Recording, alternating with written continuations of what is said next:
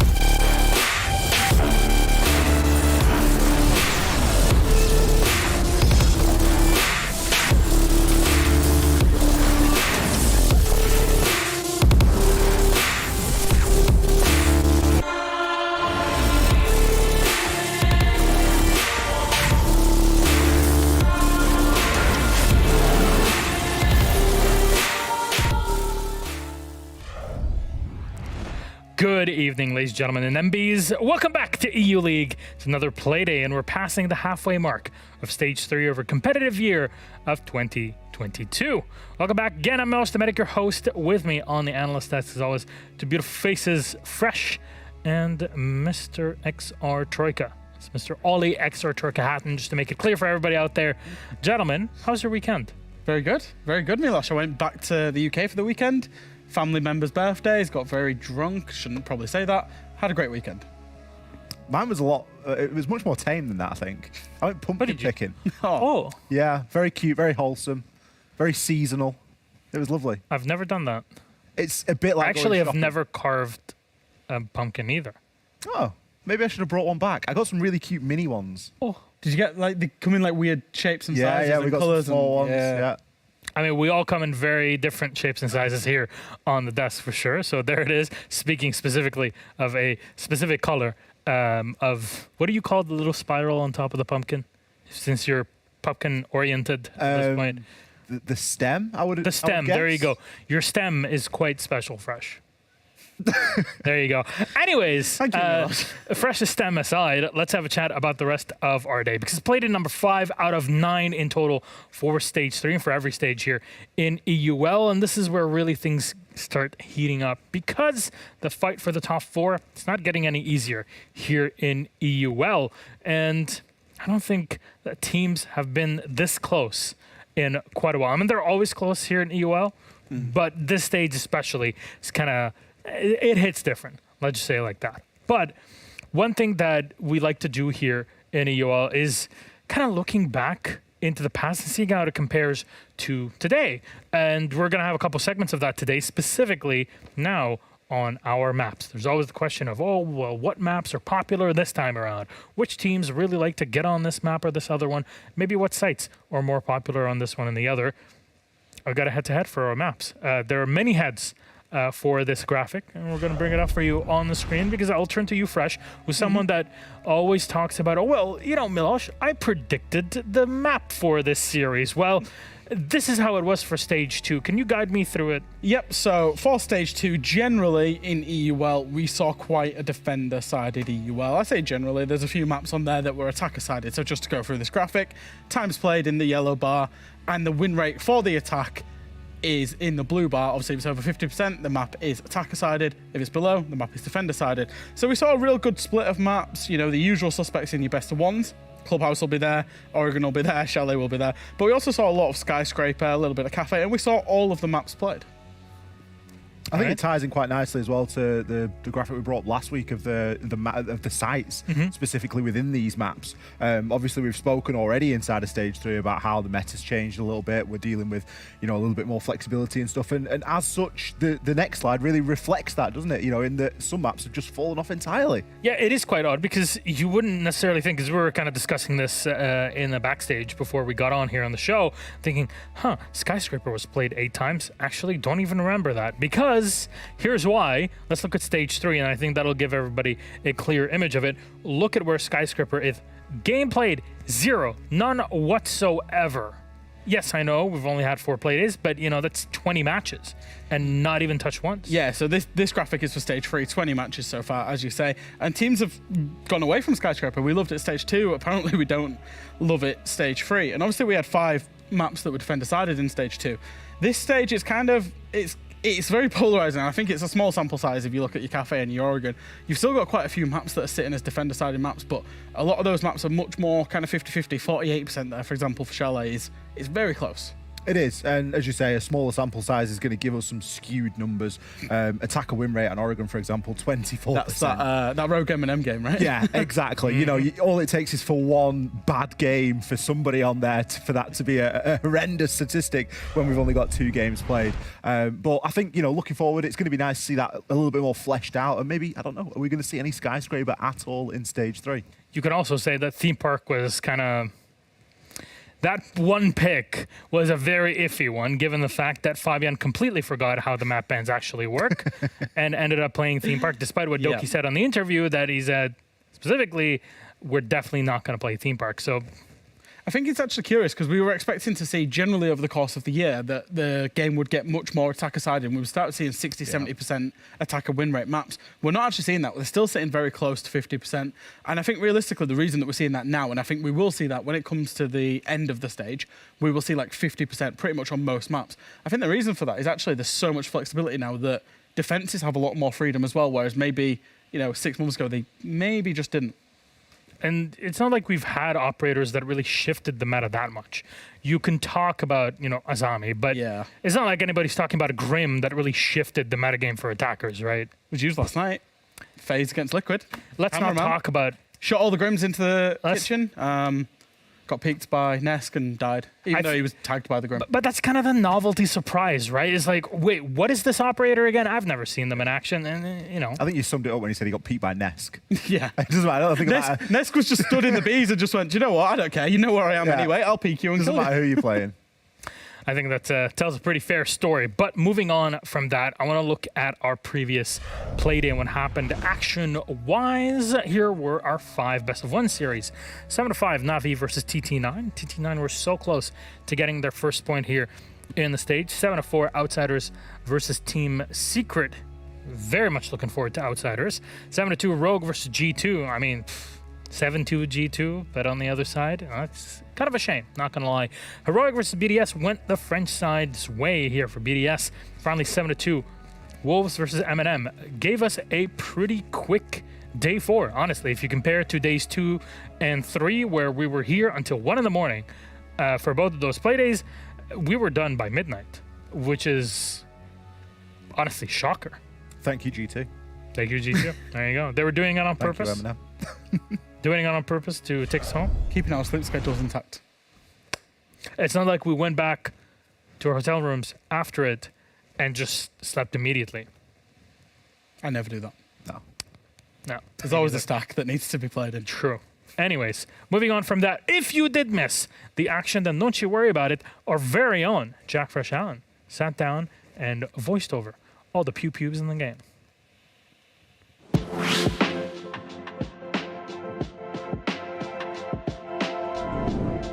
Whoa, thank you very much, Milosh. Playday 4 got started off with Navi going up against TT9, eventually winning it out 7-5. And Navi, they had a little bit of combination of Skiddy and Teb going absolutely huge on the entry, a little bit of strategy, a little bit of counter strategy, and a little bit of TT9, especially a mission, not showing up on the actual day. That's 3 clear points to Navi, who have been stuck in a little overtime loop. And for TT9, it was another good performance, but it's another performance where they get 0 points once again. Outsiders and Secret also went head-to-head on Clubhouse, with Outsiders winning the map 7-4. Outsiders once again frustrating the life out of their opponents on the defense by forcing them into these very late executes and capitalizing on them in the late round. Got themselves a 3-3 split on Clubhouse. Always, Rast, Milan, they all had great days at the office, and eventually once they got onto the attack, it really was only going to be one winner, which was Outsiders. Secret, they tried some good stuff. It was close, but it was no cigar for them on the day. Rogue and G2 went head-to-head on Border, and what a classic it was. We love it when these two teams play each other. There's always thrills, spills, and drama in this game, even though it was a 7-2 win to Rogue, was no different. G2, in 7 of the 9 rounds, got the entry kill. They had an excellent day, particularly Doki on the entry, 4-0, but their mid-round they absolutely capitulated. Rogue clutching up every single round, managed to get a 4-2 on the defense split, got onto their attacks, and then absolutely ran away with it. Rogue, our major champions, they look like they're back. The 2 unbeaten teams of Heroic and BDS went head-to-head on Chalet. A bit of an unusual battleground for BDS, as they tend to not like the map too much, but I tell you what, Efak and Shaiko, they were absolutely loving the map. 26 kills between them over 11 rounds is incredible, honestly. They got a really good 4-2 split going off on the attack, where they were using Ying to distract Heroic and then pushing in the back, Efak particularly on the Ashe. And then from the 4-2 split, they were very aggressive on the defense on Heroic, and Heroic really just couldn't hang with them. BDS controlled basically every round apart from 2 or 3 and were the worthy victors. Final game of the day saw the best attacking team in the league going up against one of the best defenses in the league. So one half was going to be really, really entertaining, and the other half we didn't really know where we were going to stand. Now Wolves, they started on Cafe, which is a defender-sided map. They started with Valkyrie opening this starting with Miro and all of these crutch operators for the defense, they still went out and got that fourth to attack even on the first half, and that really set the scene for the whole entire day, because once they got to the defense, they were flawless.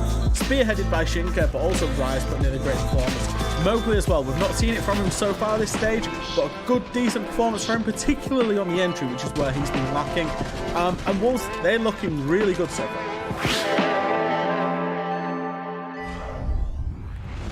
And that was it. Oh, that was a hell of a day. I forgot I'd done that right. Cool. Just threw it in.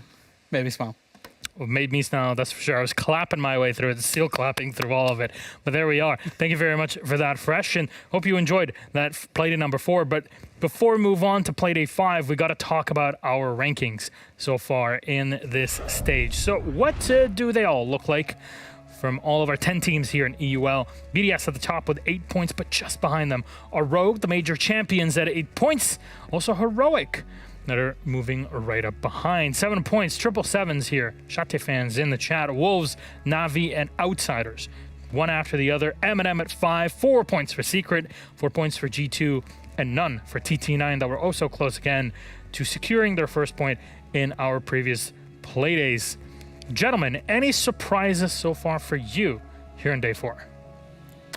I think for me, maybe not a surprise, but it's just so competitive, isn't it? Like, even after Playday 3, we said, oh, every team's in with a shout. Pretty much every team down to G2 is in with a shout of going to the top 4. Nobody's locked in. Obviously, BDS are there unbeaten. But in my opinion, 9 teams all battling out still, and we're coming up to halfway point today, for the major is incredible. 5 Playdays, which means a total of 15 points maximum that any one team can collect from where they are currently in the standings. And one thing I'm really curious about, Ollie, and I know you weren't here in the last stage, but is to talk about how things were in stage 2 at this point versus how they were in stage 3. And I really wish there was a way for us to visualize it and show it to our viewers so they can properly compare the performance of teams. Do you think that would be... I mean, fortunately, Milosh, there is a way. But first, we've got to do something. So we need to decide, do you want to be a mover or do you want to be a shaker? Because we're going to compare the movers and shakers. Is So that we're going to grower, compare... shower kind of thing? So do you want to be like a mover? Do you want to like get a little bit of dancing going? Yeah, I can or get do you a want to little be bit like of a dancing. shaker? We can Well, dance I was a about bit. to say, It's what's a the different difference? style of Jack. dancing, isn't it? Can, Oh, I don't dance. What, Yeah, you what's a can- move yeah, and you what's do. a shake? So you could be like a move, like a little bit of like just keeping yeah. nice and fluid. Okay. Or you could be a little bit more of a shake. So you could be like, Like that? I don't know, like. Just some I sort did a of- belly wobble. Yeah, I think I did as well. Let's bring the graphic. Let's see the movers and shakers here. So what we've put together for you is we've put together a graphic. Now, this is the rankings for Stage 2, Day 4. So roughly the same point in the stage as we are now here in Stage 3. And this is going to show just where these teams have shifted to. Initially, this was going to be a bit of a conversation about the meta and how different teams have adapted to the meta. And we're going to talk about that as well, but we want to mainly focus here on a couple of the big movers. Now, of course, you're going to notice straight off the rip there, Wolves inside of Stage 2, they were in first. They are currently in 4th. So they've lost a couple of points there. They've lost around 5 points compared to their same point at the previous stage. Now, obviously, with things all being so close and there still being a lot of time left to play, it doesn't necessarily mean too much. It's just comparing the start of these stages. BDS, on the flip side, they are sitting pretty currently in that top spot.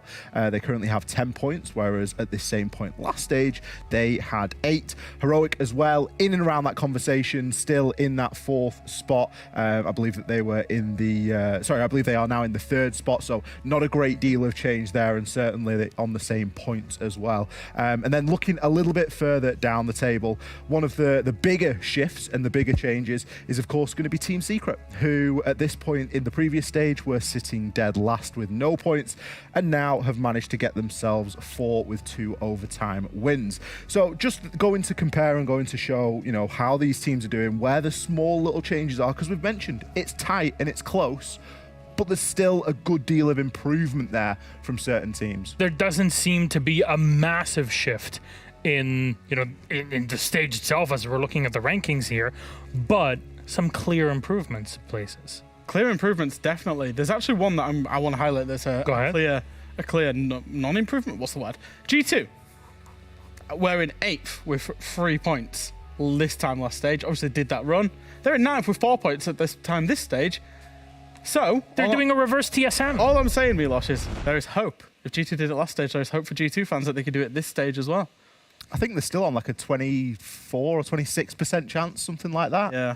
They were at 4% Yeah. at that point. If they in lose today, it stage goes two. to 5%. Do you know that? Oh, damn. Well, it's a good thing that they don't have any tough competition going up again. Oh, wait. Let's take a look at our schedule for today. I think that'll kind of ease your mind into what we have in store for you. And now. You had to do them dirty. That production are punishing you because you just did TT9 dirty. That's Why? You said they're not tough competition. I mean, you're one to talk. Hello. Have you been listening to this man over the past few months? First up, Outsiders versus Heroic, followed by M&M versus Navi, our match of the day. We'll talk about that in a moment. BDS versus Rogue, G2 versus TT9, and Wolves versus Team Secret. Now, there are shifts that we could see in that ranking phase, right? We talked about it. We just showed the graphic. Ollie, how do you see things kind of shifting today in your own mind? These matches could be either an easy 3 points or a devastating loss. Cough G2. Cough G2, absolutely.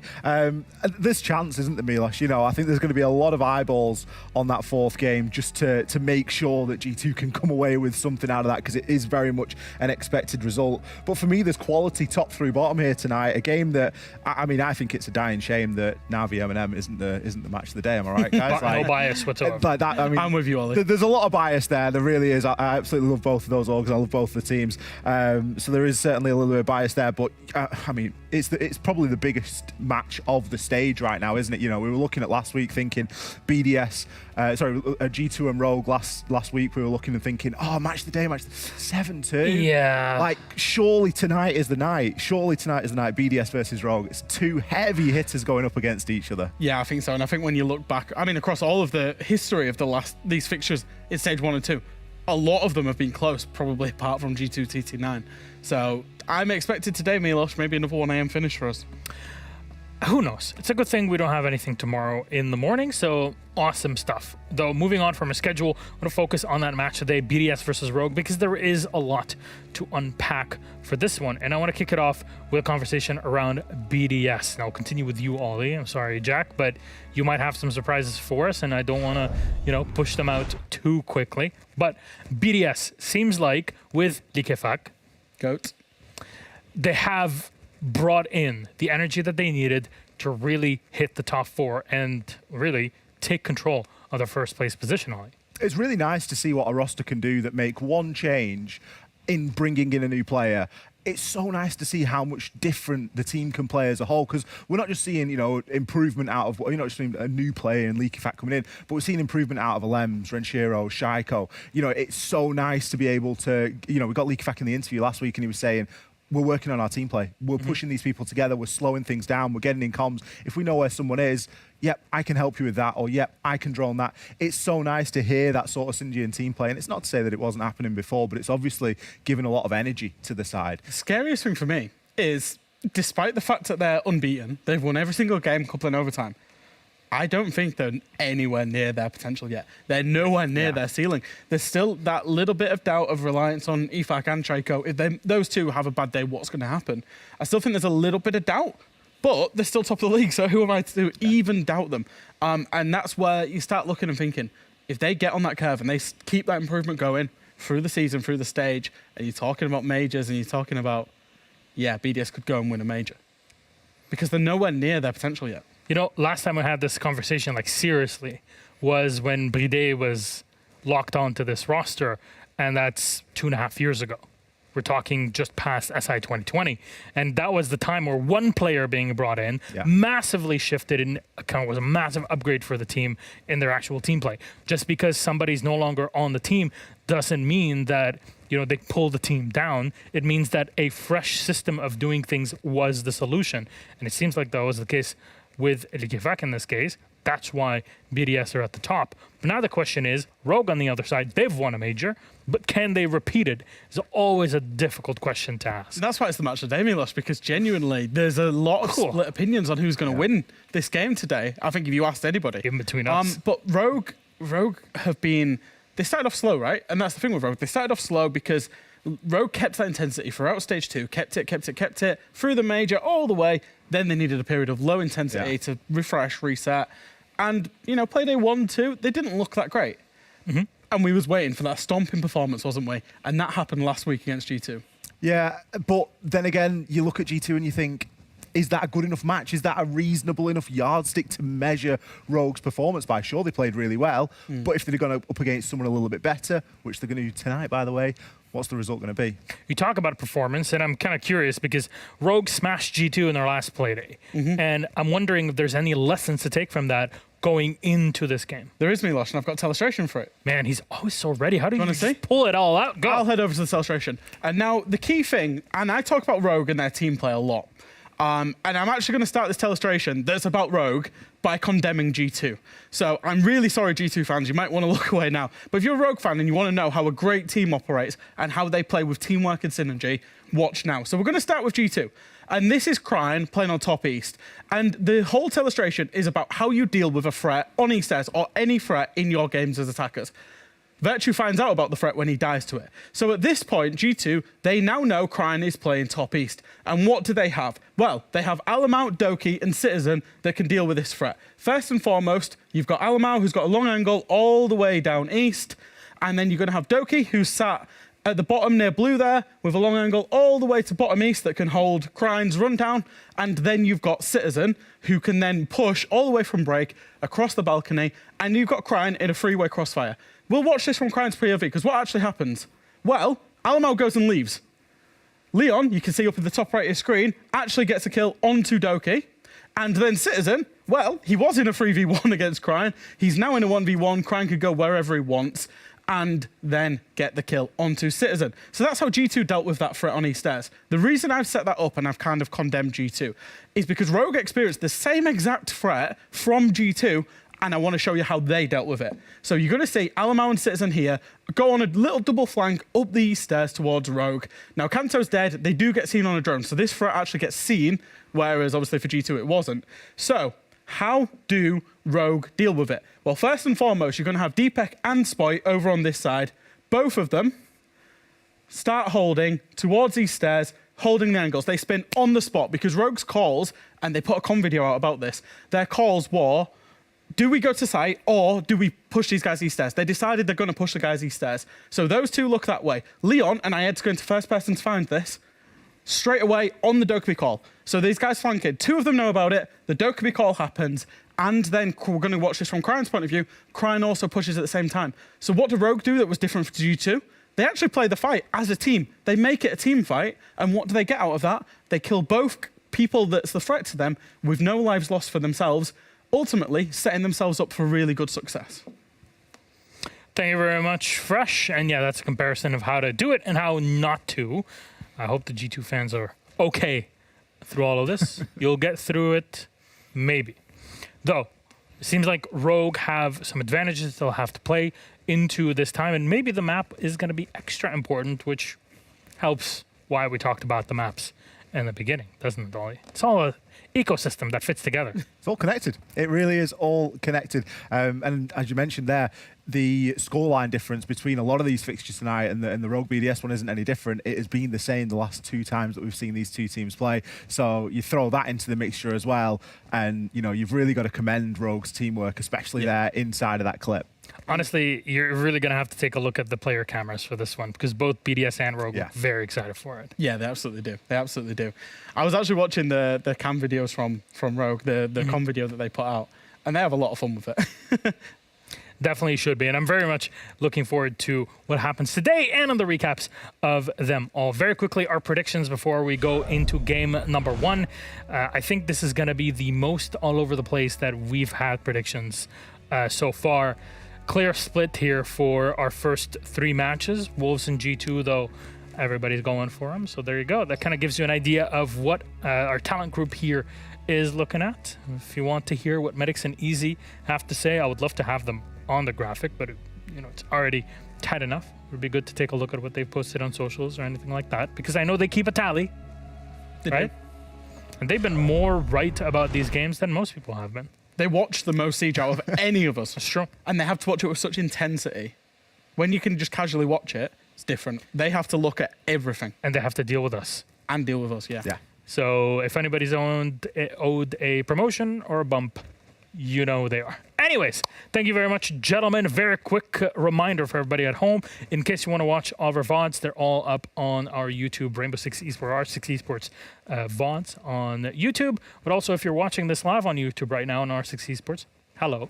2, you can go to the homepage and immediately go to the playlist that shows you all of the VODs for our regions. There you go. It's all you need to know in preparing you for our Playday, and it's Outsiders versus Heroic to kick it all off. I'm very excited for this one, so we'll see you in a few.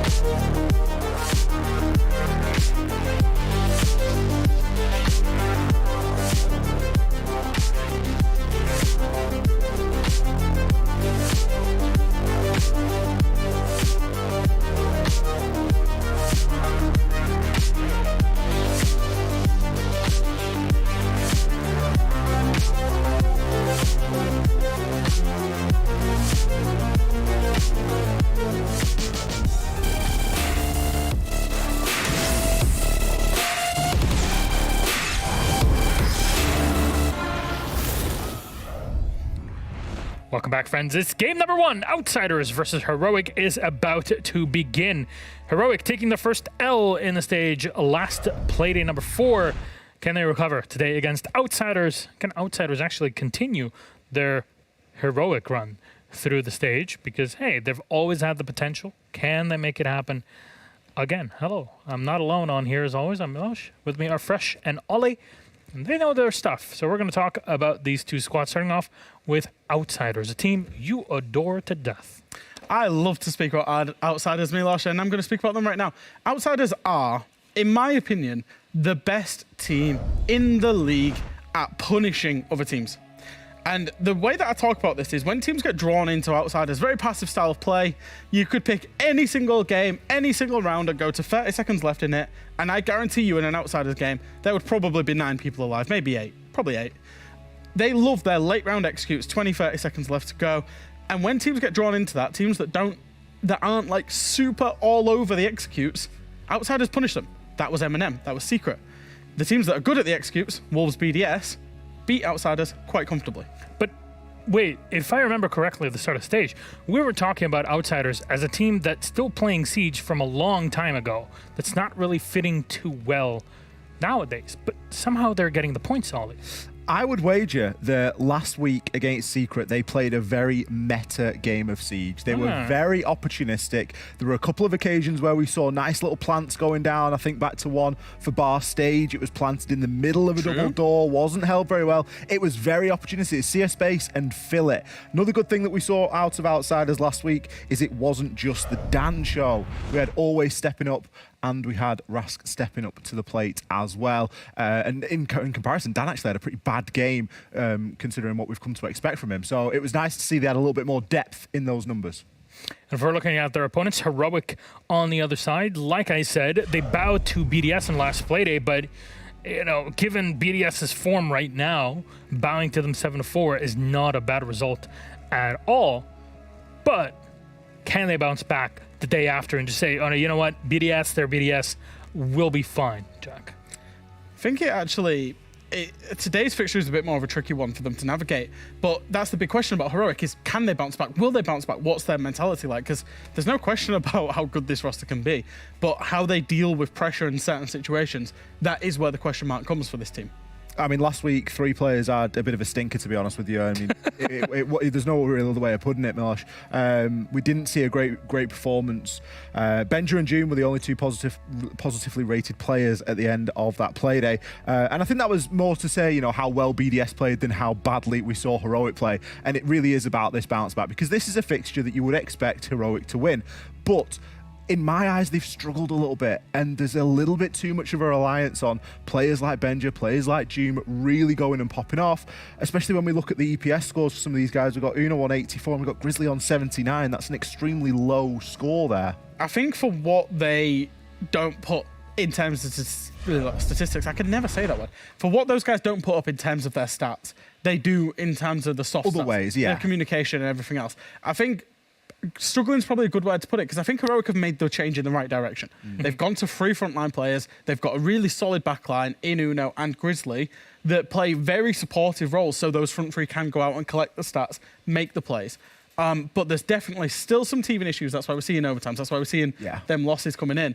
But I think long-term, this is a quality outfit. I think it's more when we start getting into that process, isn't it? You know, it's the process-driven stuff where Heroic seem to be struggling at the moment. It's, you know, we're going to do A, B, C, D, and we're going to really work through this plan. When something doesn't go quite right, when something falls off, they've not necessarily got that oomph to really fill the hole.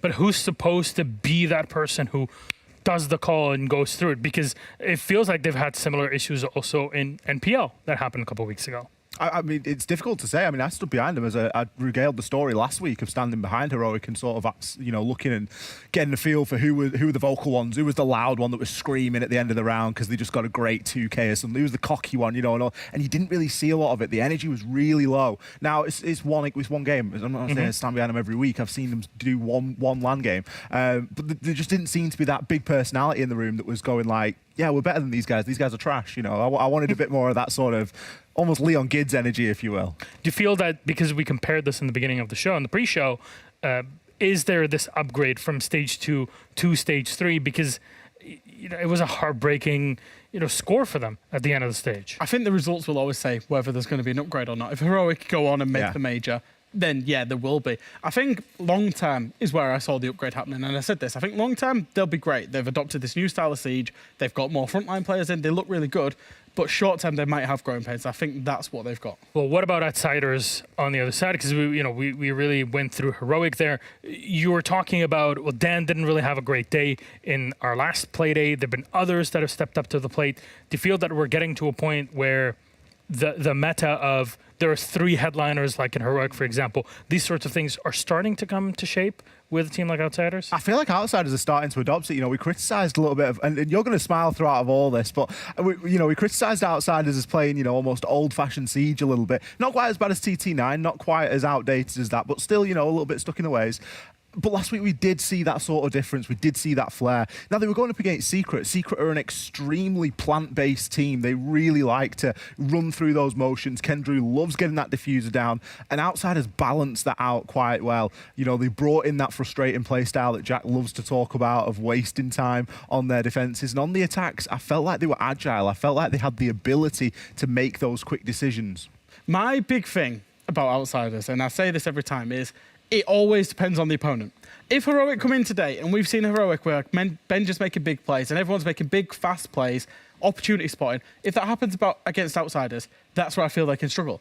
If Heroic come in short and spend 3 minutes to try and plant and work through the ABCs, that's where Outsiders come good. And I feel that when you're a team that does that, you're always relying on what your opponent does, never what you do. And that's where I struggle when Outsiders come into a question. Speaking of delaying and keeping things to the last minute, you might have seen that our timer is about to run out. Just waiting until our players are in the lobby, so we have a moment to kind of chat about things in detail. Don't you worry about it. Hap is holding back the lobby in the meantime, just so you know. So moving on then to our map for this series. A 9-map pool, 8 are out, 1 is left. Who will have the last say? It'll be Heroic. They take out Villa and take us to Bank. Starting off on the attack, Outsiders have picked up defense. Jack, does this correlate with the numbers? Yeah, both teams have taken out pretty much the maps that they don't want to play. They're very low preference maps in the first 4 bands. Then the next couple of bands is taking away a good map for the other team.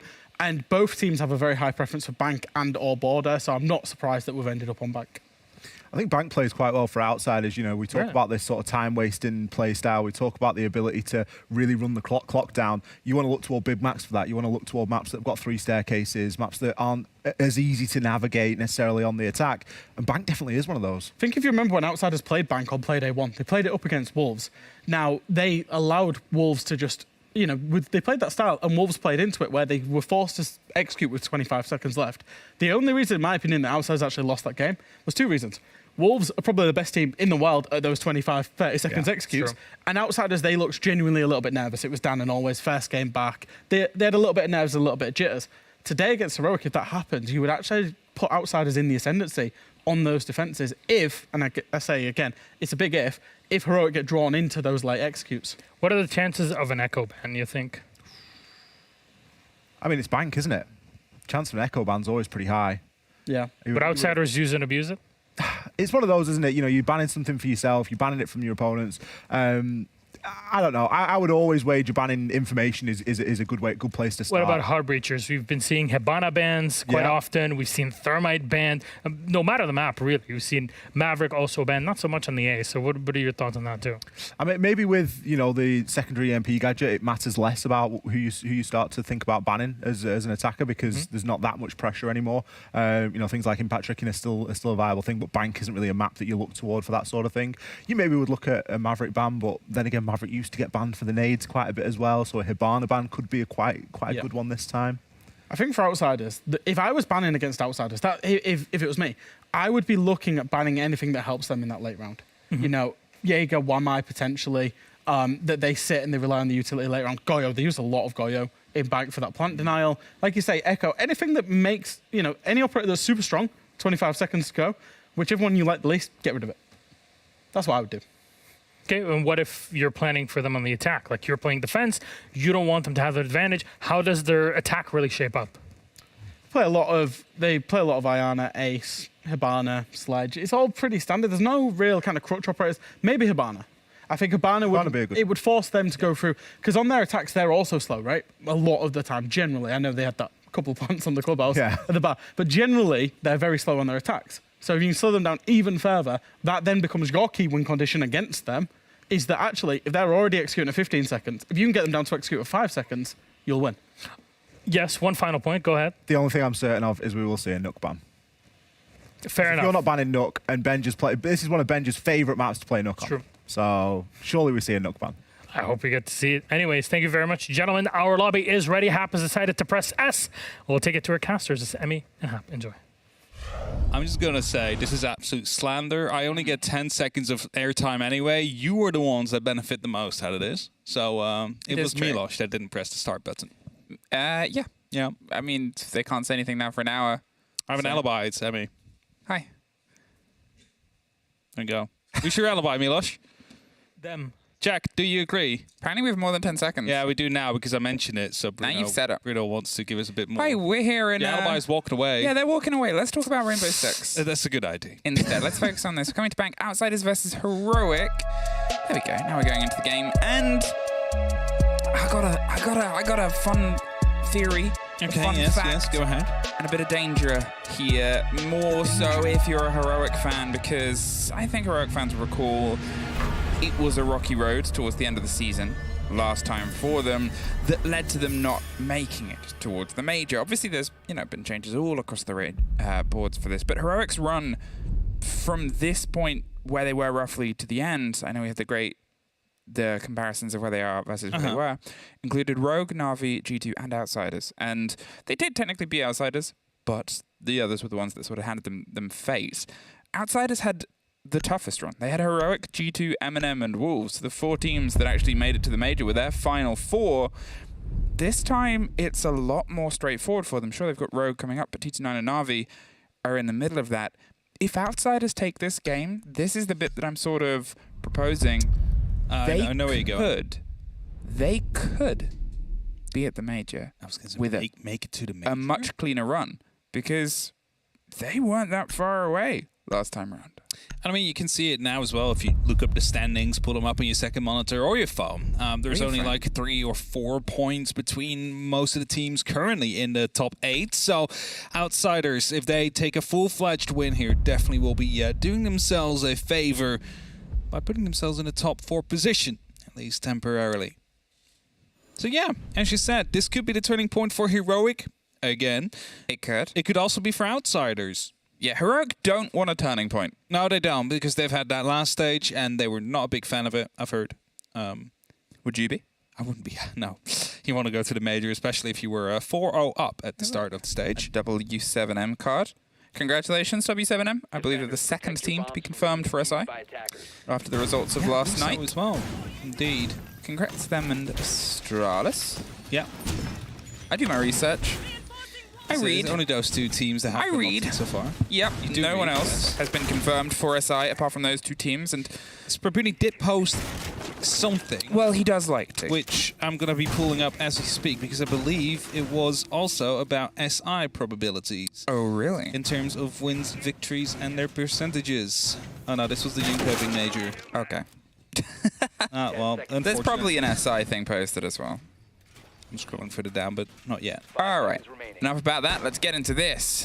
Outsiders versus Heroic here, starting themselves on Bank. These 2 teams, generally, when they've hit heads before, it's gone Heroic's way both the times across Border and Cafe over the previous 2 splits, with obviously a couple of different changes in the rosters. So this could be a very good turning point for Outsiders to start. Ooh, right round the corner, but they're not entirely going to divulge the intel there. You can see Uno has some idea of what's going on, but Doom has another. Dug himself in round the back of the pulse. Rask caught, missed.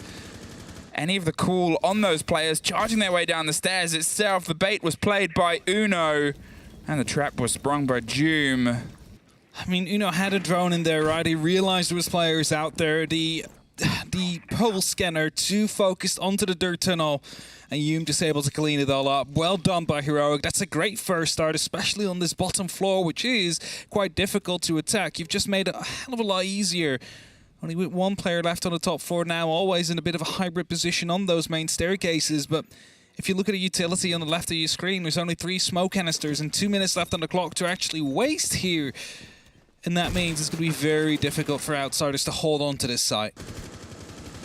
I mean, that is just absolutely blinkered by what they thought they knew. They had the read on the player playing above the hatch who's since left. They're going for a steady bit of control. They're sort of taking those 2 kills and not pushing the advantage behind them. They realize it's a gift and they're not going to squander it. They may as well still play themselves around the idea. They know what happens if you get a little bit too blinkered onto a single idea. So let's go back to the plan of spreading that idea across the board. Control over the top, over the hatches, is steadily being grabbed and coalesced into their hands. You could see always had an idea about maybe trying to punch a fight here just on the swing up on the bottom of green. Pasha's looking up towards the hatch as well. They want to see if they can try and get a gift of their own. Just one catch, put it a little bit closer into a balanced fight. I wonder if there's any Goyo canisters they have in place, because when the drone just rolled in, I don't see any. And again, I don't see any on Pasha's screen right now as the wall does get opened up. Okay, there's one on the desk right there. So that's an extra piece of utility to have to deny. Hasn't been spotted out by the Twitch drone yet. Might be crucial in the end of it. Well, they've got the pings on the player. They've got the heavy-hitting DMR in the garage position to see if it can get the swing angle. Grizzly, they're going to drop their way on the far opposite side. The kit itself is not too far away from the server swing. They're comfortable. But with 35 seconds, they've got to get more than comfortable. There's the first. Benja finds Pasha on the swing round. There's the take onto the back. Milan can't quite connect, but always does. Onto Benja. They're pushing in towards the side itself. We heard all the canisters pop, and Grizzly pops Milan too. Now with only a single player left, it is a swing round from Heroic. They take the first round. I really like how Heroic managed to slow it down there. You said it before as well. They swing in, they get 2 for free. No harm done to them. Still 2 minutes 30 on that clock. You slow it back down. You play it methodically. If you start rushing at that moment in time, if you start playing that time game even more so, you'll find yourself in almost guaranteed trouble from time to time. So by them slowing down that game, they managed to localize the last remaining defenders, play around it, make sure they had some synchronized strikes going on, and secure themselves a victory. And that is a skill on itself. You need to be aware of when to slow down, and Heroic definitely wasn't that round. Well, I guess we'll see if Outsiders can shake off the false start. Obviously, it's one of those problems that they've sometimes had getting into a game and getting themselves sort of caught up with the rhythm. And when they're playing catch-up, they're usually playing catch-up all the way to overtime and suffering at the end of it. They've got to see if they can try and swing some of this fortune, this memento into their favor here. Heroic are a team that does bite. When they bite, it's often fast and it's very aggressive. And Bank is a map that does play very, very well to teams that can be sharp and aggressive.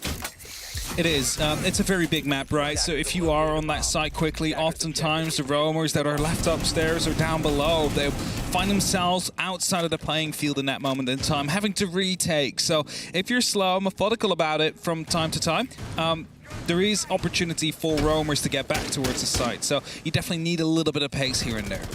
Uno opening up a bit of a width, and Dan opening up Uno. Drifted a little bit too high there, and the hefty slugs were able to kick through the man. The Buck did a little bit of structural work.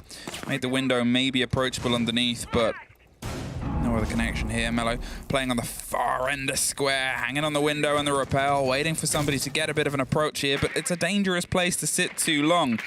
That's why they're making sure that nobody's planning a bit of an aggressive swing and jump out. It wouldn't be the first, and it would be far from the 100th, potentially. Still very occupied with whatever could be in stock. Extra keeper barriers are being set up just to provide some safety towards themselves. Dan looking to die here with the ACS-12. Hatch has been opened up, so there is an escape opportunity. But he knows that they need to get rid of him, because this is directly above the side. They'd like to have the hatch under control. He spotted out a player there, the shoulder just now.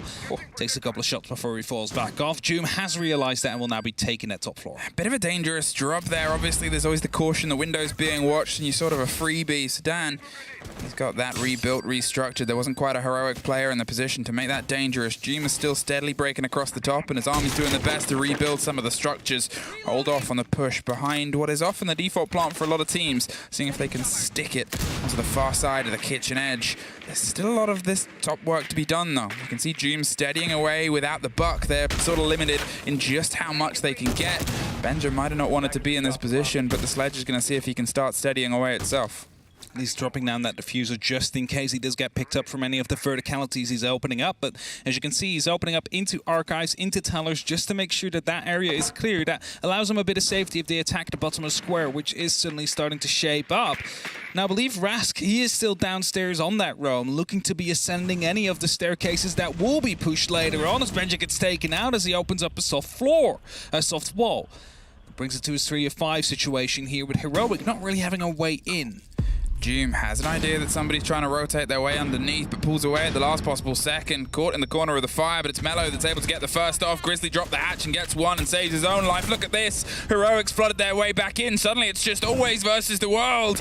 Can't quite get the full connection with the player. There's one tucked around on the opposite side as well, stuck in Kansan, but somehow Heroic pull it back with a dangerous drop on the stock hatch.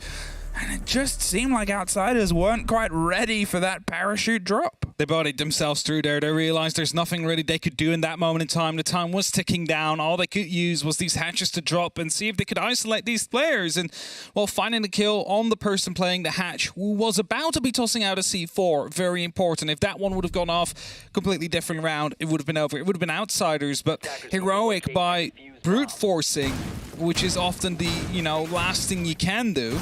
You should try and play it strategically. If that doesn't work, you just need to gun it.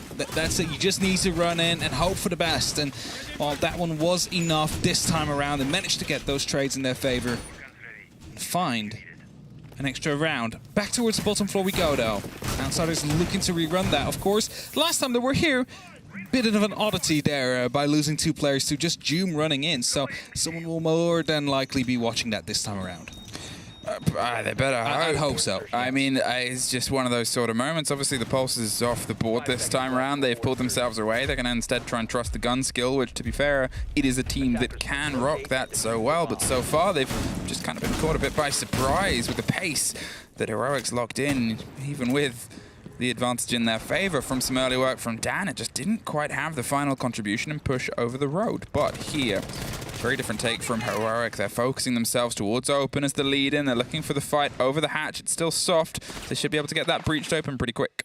The pace here is very quick on the side of Heroic. They've got drones ready to go inside of the open area and the kitchen, so they've taken it quickly under control, and that allows them to start opening up these hatches. That is going to be some very early pressure that will start to arise onto the defenders of Outsiders, and that will mean that they have to pay more attention towards any potential players coming from that top floor.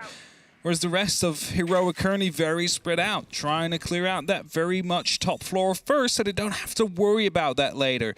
After that, of course, they put someone on the staircases, make sure no flanks will come through. And as the rest of Heroic is starting to come quite close, the first hatch about to be opened.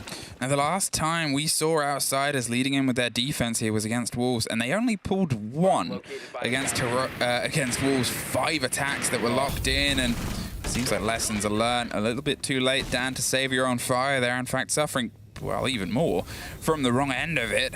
That makes any aggression very, very dangerous on the lead-in. Just the sliver of a grenade here can get the catch from Benja, but it's more so anything, really. A scrape of a bullet over a chassis is going to be enough. It's about 45 seconds. They have saved themselves on Heroic's side because of that fire is now gone. That is an opportunity to go for a plant if you do manage to take care of Dan.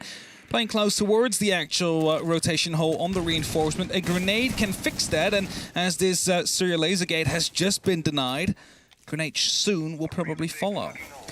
Holding close angles and hoping they're once again gifted a kill. They know Heroic can play the quick drop game, and it's just having the awareness and wherewithal to catch them before they pull it off. Uno, it's the default breach opened here. Always still has 3 canisters, and with 50 seconds left, that's enough time to at least put a lot of pressure onto the planter. They can dance around it, but it's going to come down to potentially the C4 in the pockets of Dan if he can survive the journey to throw it. Benja, he's rolling the grenade. Grizzly's rolling through. Milon gets the take on the far back. Uno's going for the plant itself. That grenade's being cut down. Dan gets the kill, and the kit isn't planted. Pulls back, and the C4's a little bit too late to the party, but still, another canister pops off around on the swing. 2 left in the pocket. Uno's trying to find a safe place to plant, but they're still held at arm's length. Grizzly is trying to get a bit of a lead in. They've got the hold over the hatches, but without anything else leading Uno in, they're a little bit stuck. There has to be a drive on the far end. Grizzly, he tries to sneak in, gets caught out. The kit once again can't make the journey. 15 seconds. Uno goes on a swing around the door. Doom is caught from behind by Always. They're trying to drive themselves through, but this time Outsiders were able to hold them off. Uno could not make the journey into the site because Heroic couldn't make the journey anywhere else. And that's quite a disappointing round end there for Heroic, because if you looked at the round, they managed to take top floor control very quickly. They managed to take office very quickly. Hatch opened up, 3 of the canisters of Goyo gone, out of play.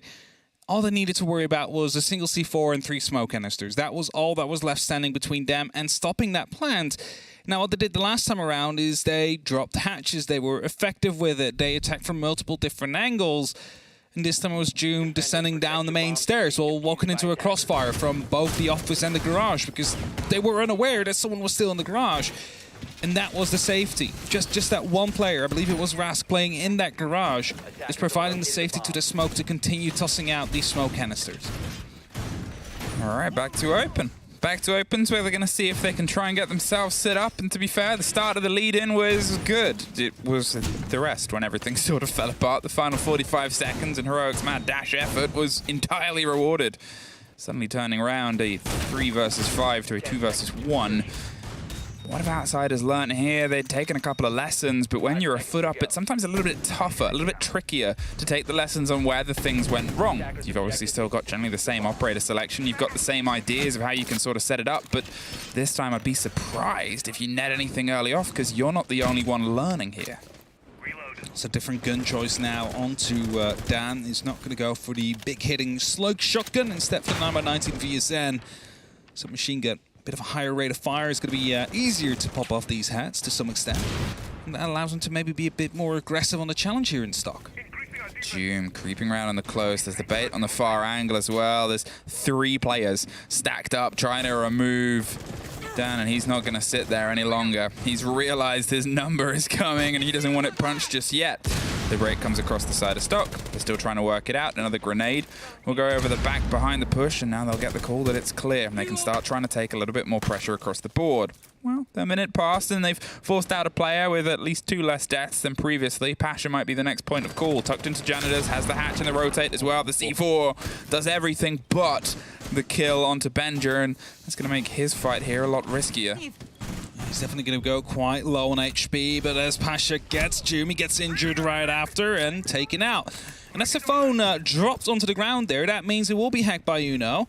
Gives them full access to the defensive camera, so any bulletproofs that might have been placed, well, they can now see out of them, so you better not be playing right in front of them. Mello taking up the role of the buck and doing the work that was cut a little bit short last time round, and Bash went for a bit of a gamble from the side of Janitors. I think he sort of expected as time goes on his position's going to become the next point of call, and he might be able to strike a bit earlier. You can see Milan is paying a lot of attention towards the hatch itself. The disc's ready to catch anything that might roll and bounce towards the power position played by Rask on the far end, but it seems like quad wall might be the point of focus potentially instead. They still have the means and the needs to try and get a breach across the board. They're sort of fighting against nothing that should directly stop it, apart from maybe the mute jammers. Try and find a tricky angle. They could do a bit of work on it. Still afraid someone's going to be playing downstairs. A good drone, still in position though. Know exactly where the castle is playing. Rask is playing quite safely though, right behind the bomb chassis. Shouldn't be threatened too much from that window. It is instead going to be the vertical play that might be of more danger to him. And here it is. The pressure comes from the close window, but it's Milan that's able to drop the kit on the far end. There aren't really any players in a position to get this collected quickly. 30 seconds. Benjer's by the quad wall. They've got a bit of control over the hatch, and Mello, he's ready to rotate from archives. They're going for something on the back line, and Mello's able to make a little bit of it work. Dan gets one, always gets one right back. Benjer over the bow. He cannot take a step into this fire, but Mello, he's taken a step right into the core of the Lion's Den, pulls out what isn't the gadget he hoped it was. There isn't anything you can really breach here, but they breach you. And there it is, 2-2. Well adapted again from Outsiders here. Managed to lock them down this time. Not having a double entry opening, you know, that happened. Still had a 1-for-1 trade, which unfortunately gave access to the cameras for the attackers, but nothing really they could get out of it. And again, it is quite a difficult area to take control of, that first floor open area. Some choke points. The hatches are not ideal for dropping either, as they're literally dropping in the middle of the room with many angles watching you, and this time they played those perfectly, not being caught victim by any of those drops coming through. And as the muscle through did not work from Heroic. And that means it's now currently 2-2. Not our first floor site to be played, though. As we're headed towards Tellers and Archives, we have seen this site being utilized by the attackers mostly over the last couple of rounds, especially when it took verticality above it to ensure it is clear when they wanted to attack the kitchen and the open area. Well, that's just to get onto the right level. Yeah, you got to find the perfect. You got to find the perfect place. Because if you crouch, it's too low. If you stand up, it's too high. So you need to crouch to get in between. It's legitimate use of quick crouch. Yeah, it is not. It's not bait. Not that when we usually see quick crouching, we're like it's testing a crouch keeper. That is legitimate use. What is always this moment here is this is a surprising sight and this is a surprising pace. Look at this. Benja, he's looking for the fight directly. He's hoping he can try and take them by a massive bit of surprise. The same way they struck early on. The pressure's coming through. If Benja's gone undetected, this is what they're doing. Trying to force the player out of stock there. The second Dan takes this drop, he's going to be caught. He's sort of holding on and praying, and there it is. The take round, the reveal. There's a player right underneath you. Very, very well played, Rask. He's looking for revenge, but he's actually looking slightly in the wrong place. There's pings, and look at the sort of presence that's coming over the top. Rask gets the catch on the back, but Benja, he still bites back. They didn't quite get the right man there, Rask, and they pulled themselves out of position. The upper hand is still on the side of Heroics. Can Pasha try and bite back here on the top floor? Sort of reckless, though, just leaving open area all the way open like that. No one there to challenge, and you kind of lose 2 players as a result of it. It's kind of a miracle that they managed to find Uno as a result of it, because that should have been a double opening for the side of Heroic. And now we see some fallback coming through. Milan playing in the elevators, at least going to be locking down the hallway, but the damage is already done. And if you look at all these long angles that Benja now has access to, any drop is just going to be too dangerous. As Pasha comes in, finds the kill, takes out Benja, and suddenly the entire open area is back under control. I mean, it was a gambit play there. Got lucky that the man was on the grenade, whether it was a call or not. I guess it could have been, and then it's not luck, but pure balls, panache, and skill here, though. Suddenly, Heroic, they find a little bit of silence, and amongst the pace that they tried to apply, Pasha's doing that home renovation that will give himself a little bit more movement here. They've got the stretch and the swing round. I was going to sort of comment on this site being maybe the lesser seen of any of the 4 in the sort of modern play. CEO is often that sort of back and forth, but with the preference of attack together.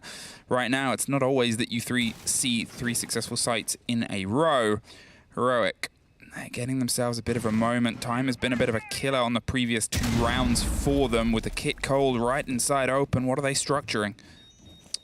Milan just falling off as soon as one of these players coming down. Mello dealing a lot of damage, but not quite getting the kill. Flashbang's being tossed in because he knows he might be double peaked, and indeed always is quite close. As soon as the damage does start to come through, it's definitely going to be a swing coming in from the side itself. That support comes in. Mello will find always. That opens up an opportunity. Joom now here to try and provide some support onto the elevator player, but do they know he's in there? That's it. It's such a sort of gambit play here for Milan. He has no route out. He's hoping they go fast. It's 15 seconds. There's nobody coming directly above him. Pasha is the line on the rotate onto side. There's the first. There's almost the second. He can't quite get the full connection. The C4 caught on the door, and Mello gets the kill on the back line at the same time. Waited and watched, anticipated, and a pre-fire gives the idea there was a call there too. Heroic, they make the best just, but it's better than the previous 2 attempts. It is, but we also have to say Heroic were kind of in charge of that round throughout the first 30-40 seconds. Open area, opening kill, found someone into the small cubby as well. It is only because there was a bit of lack of information up on that top floor, knowing that there was still a player in Janitor about to drop, that basically brought Outsiders back into that round. So that is something we do have to mention. And if only that shotgun had about a meter more range, that would have been around then for Outsiders as well. For 2-3, Heroic back in the lead, and it's Outsiders back into the basement. Now, we've seen 1 successful round here, Remy, and 1 failure for the attack. Because the question is, which one will we get this time? Again, all those Goyo canisters just stacked up on one another. Easily get taken out by the Twitch drone. You hope someone is watching this time.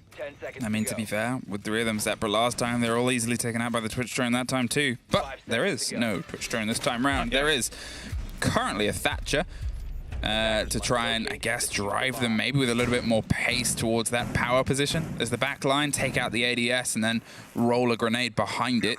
Could be the reasoning. It's, you know, you're sort of trying to piece it together here. It's not that the breach on the walls is anything, you know, struggle, but getting themselves tucked in towards those power position players has been. Yeah, maybe the Drone has not been successful enough in taking out the ADSs. Of course, the first one was always kind of sacrificed to get 3 of the Goyo canisters. Maybe the EMP grenades will do a bit of a better job.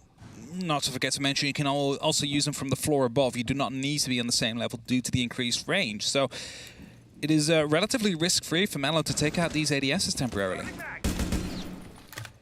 All right, Heroic, I sort of want to see the change of pace, because to be honest, 2 of these rounds are ones where you found yourself a bit stuck. Outsiders are battening down the hatches to the best of their ability.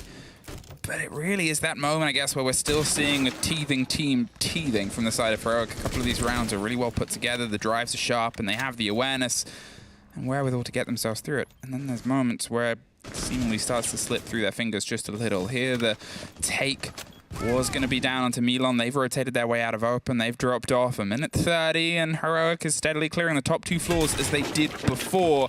What's going to be the different end to this, Spear? The last time they kind of struggled as they really wanted to focus down on getting a plant right behind the A chassis. Now, back then it was a bit of fire, a C4, and 3 smoke canisters. There's also a yokai or 2 on the board now, so it's even more utility they need to deal with. They cannot just purely focus on getting that diffuser down on the A-bomb side.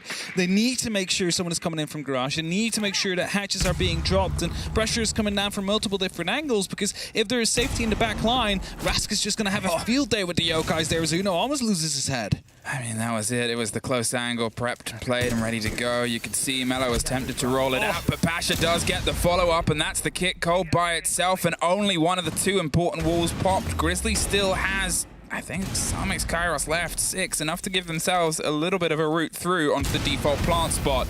But there's important other places to play. There's that. The Thatcher game I talked about before. They cut out those ADSs, rolled a grenade at the same time, didn't get the full kill and catch onto the player itself. But here's Grizzly stepping up to see if they can try and replicate the breach and the break onto the wall itself. Doom, a slow creep round. He's won one important fight here on the back line and lost the next. There's a fire and almost it. Freebie, and suddenly it's Heroic all across the board. Doom pulls back. The Echo drone stopped the plant, but it's only the Echo left. Rusk gets one, gets swung. And it's a 4-2 half to Heroic. I asked for a bit more pressure coming out from the backside. Did not quite have that, but Joom able to sneak in from below the main stairs, getting the first kill onto the vault, and then the injure with the hip fire last 3 shots onto the Aruni. Difference maker there, because suddenly they need to be dividing their information and their guns towards 2 different positions, and Heroic, they find their 4th. And that is the lead they were looking for. And of course, you said it, Outsiders, last time they played this on the fence, only got a single round. They got 2. It's improvement, but I think it could have been 3 in total. And that will definitely be hurting throughout this half, because that is still that 1 extra round they do not need to get now. And that means a full 5 if they want to be taking full 3 points here.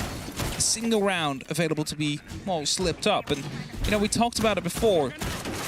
They have an opportunity to make it to the major. If they win this game against Heroic, that is that turning point that they need to bank on here, because that will push them into a top 4 position. And that means that this half needs to be really good from Outsiders. Their attacks need to be on point. 5 seconds to go. It's technically an improvement. It is from the last time Heroic. Yes. Last time Heroic. Outsiders were here. This split.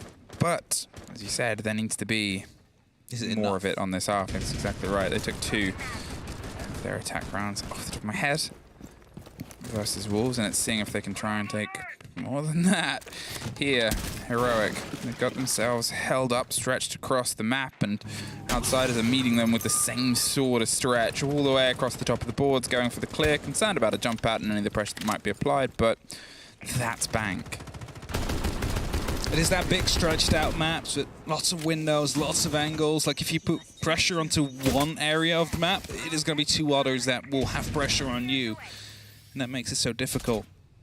Benja has been spotted there though, and that is the Orcs now, no longer being a surprise.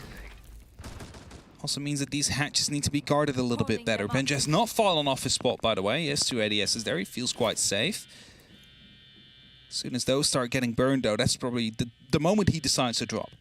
Yeah, it's a lot of an aggressive hold here, and Heroic's sort of trying to bait them into it. And Well, Outsiders are trying to work it out. They're going for a steady approach. There's the single player tucked around the corner. There's also a All My disc on top of those two ADSs. And this, Grizzly providing all the intel. Benja knows exactly what danger's coming, how much of it, and from where. And, well, now that there's two bodies here, they're about to have this. The first catch on the first ADS and the first bit of movement. Though my disc didn't get anything from the end there, whether it got shed out or not, it doesn't matter. Look how much time was wasted at the start of a fight, and they still haven't cleared open. It's going to be even harder now with these Kiba barriers up, but I believe that these two Excars are going to be taking out both. Nope, just one actually. Instantly replaced here by the Aruni of Doom. Still trying to hold on tight towards the hallway there. That grenade is not reaching the point it was supposed to reach, and that makes the job of Milan a lot harder. I mean, look at this. How much utility just for the position above it. Doom still is able to find one on the way out, and now they can retake this position. The top of the hatch, they still have, obviously, both ADSs there. Doom, the pre-fire is coming through. He doesn't quite hit it. Milan goes low, Doom goes high, and Milan goes through him. But here, 40 seconds, Grizzly with a C4 over the top, Rask! Caught entirely out, and if a display of a pulse missing the mark was in the first round, there is one finding it. And Benja's still playing on that Oryx near the elevator. He could be jumping up at any given moment. He feels like to go for a bit of a flank on these two here around the sites that they're looking to get the plan down on. Information will be there. They know exactly where these players are going to be located at. Milan on top of that hatch. Last two inside of the servers as it's a dig in deep from always, trying to get that plan down. Are they aware? Grizzly, all he has to do is go for the swing. He does. Finds the kill. Time is about to be running out. 4 seconds as a full-on execute comes through. A quad kill, but it is the last player hiding. Grizzly needing to find that last shot as the cover is on the wall. He does not reach it. It's the ace of Milan to lock it off and find a round on the attack, which was looking so dire before. Unbelievable play by Milan. The drop on the hatch, the fight around, all of them were stacked up on the corridor. I don't know if you saw it. I did. They all lined him up, and the last player stuck in the vault, hiding. All he had to do was hit one shot, but the cover was there. It was huge. It was huge. And that should not be allowed from Heroic. That was handed over to them. The drop on the hatch, they had the cover over the plant itself, a bit of a gambit. They swung themselves in and fell from the heavens of the hatch. You know, we're talking about a gift that Heroic received in that very first round from Doom.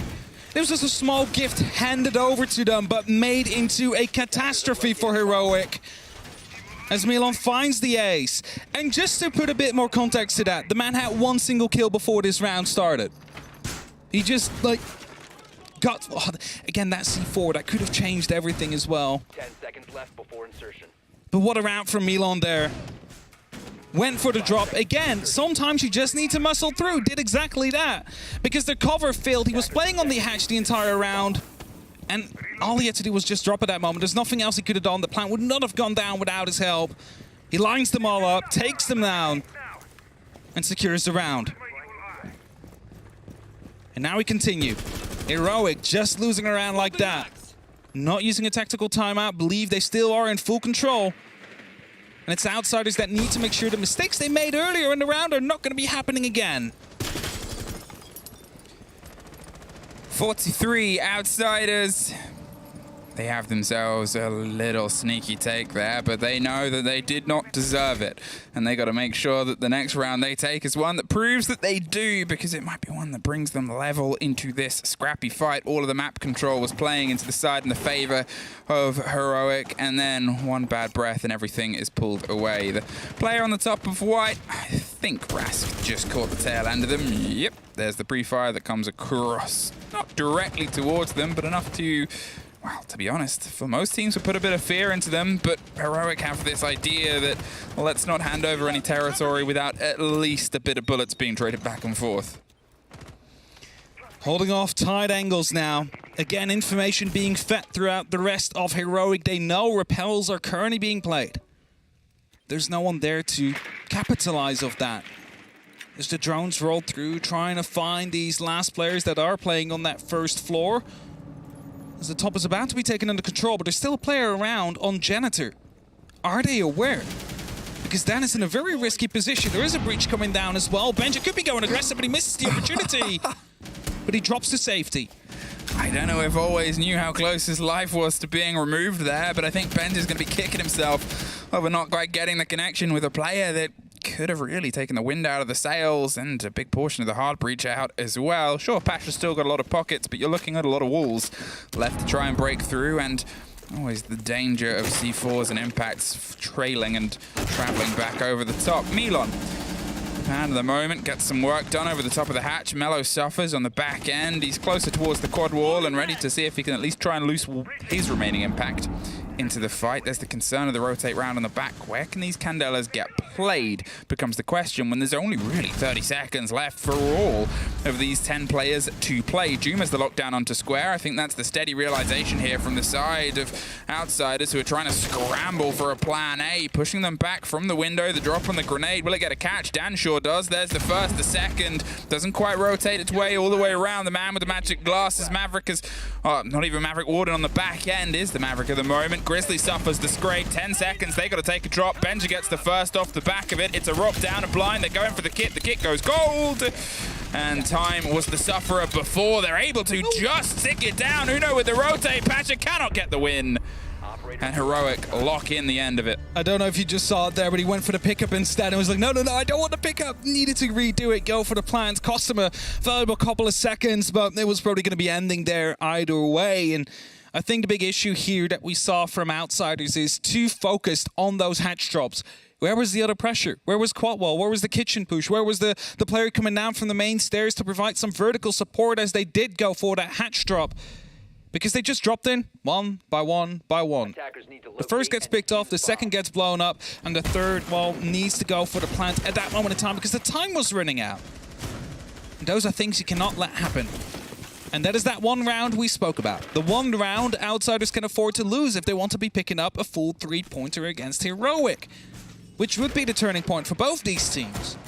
For Outsiders to stop their, or to start their chase towards the top 4, and for Heroic to potentially signal bumps up ahead again.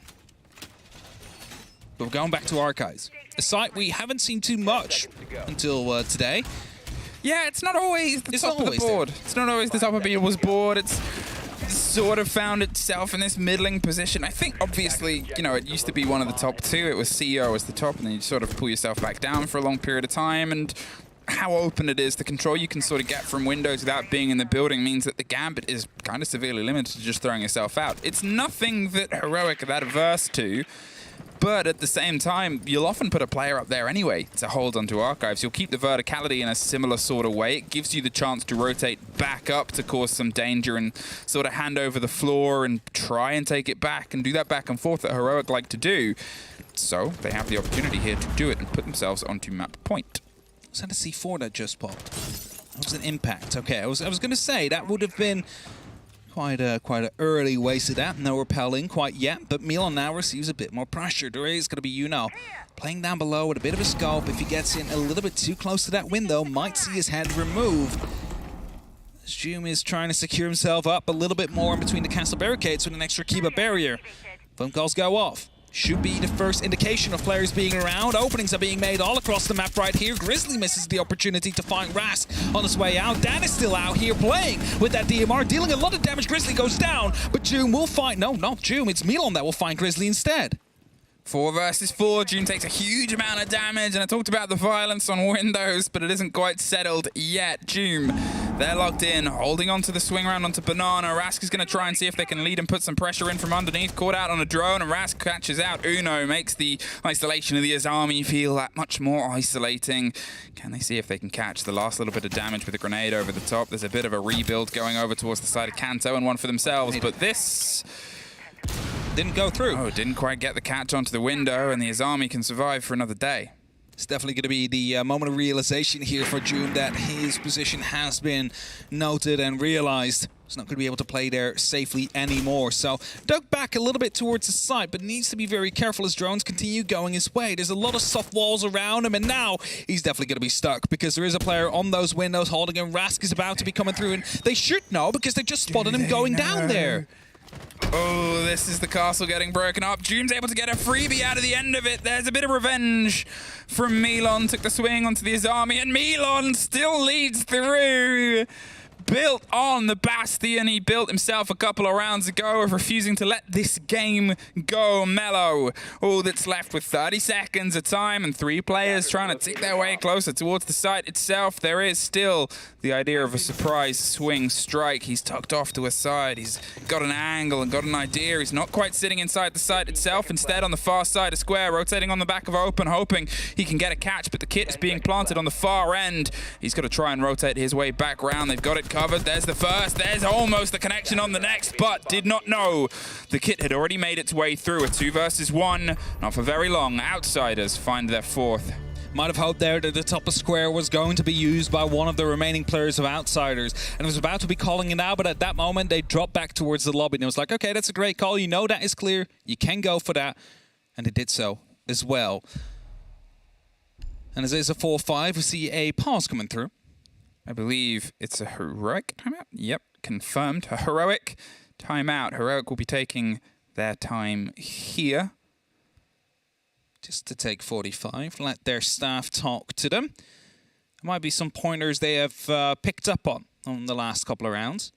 Because they themselves as well, Emmy, want to be looking out their 3 points. We said it before, this was where the turning point started last stage. They need to make sure that that doesn't happen again. They want to be going to the major. We said it before, like 15, 16 points is what you'll be aiming for. They are currently on 10. 3 points, 13 total, 1 more game, and you're in the major. That will be taking place. We can say it now in Jönköping. And they'll be more than happy to go out there, see if they can qualify themselves for the 6th Invitational as well. As Milos would say, the granddaddy of them all. It's a long while he said that, actually. He does love saying, Yeah. the granddaddy of them all. Especially when he's talking about SI. It's been a while. I haven't heard that phrase. He'll say it as soon as we get back into death, I hope so. if he's listening. Otherwise, my day is ruined. Back to lockers. Heroic with the timeout, and probably some of that reminiscing on the absolute hero play that they fell on the wrong side of there. Milan pulled the ace and then has since then found a little bit of a rhythm, and Heroic was trying their best to break it. It should have been their round. It's not even a question of could have or would have, it should have, but it wasn't, and that is that important etch in the top middle of our screens here. Heroic, what are you going to change up? What do you think went wrong?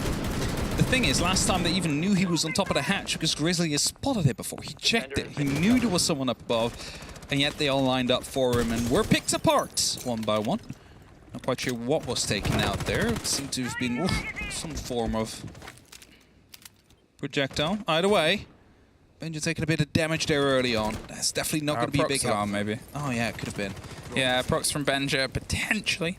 Up in that corner, the swing round, they're doing a bit of damage. Remember how long they were juggling this position that Benja's in before. There's still Doom on the back line as well, who was able to get the early lead-in kill, holding on to beepers too. They've got themselves pockets full of keeper barricades, and they're going to make use of them when the time comes. Hasn't felt that that is yet. I think they're weighing up just where the pressure's coming from, because it is an invaluable resource. It is something that you really want to operate and isolate the same positions that you think they're trying to drive themselves through.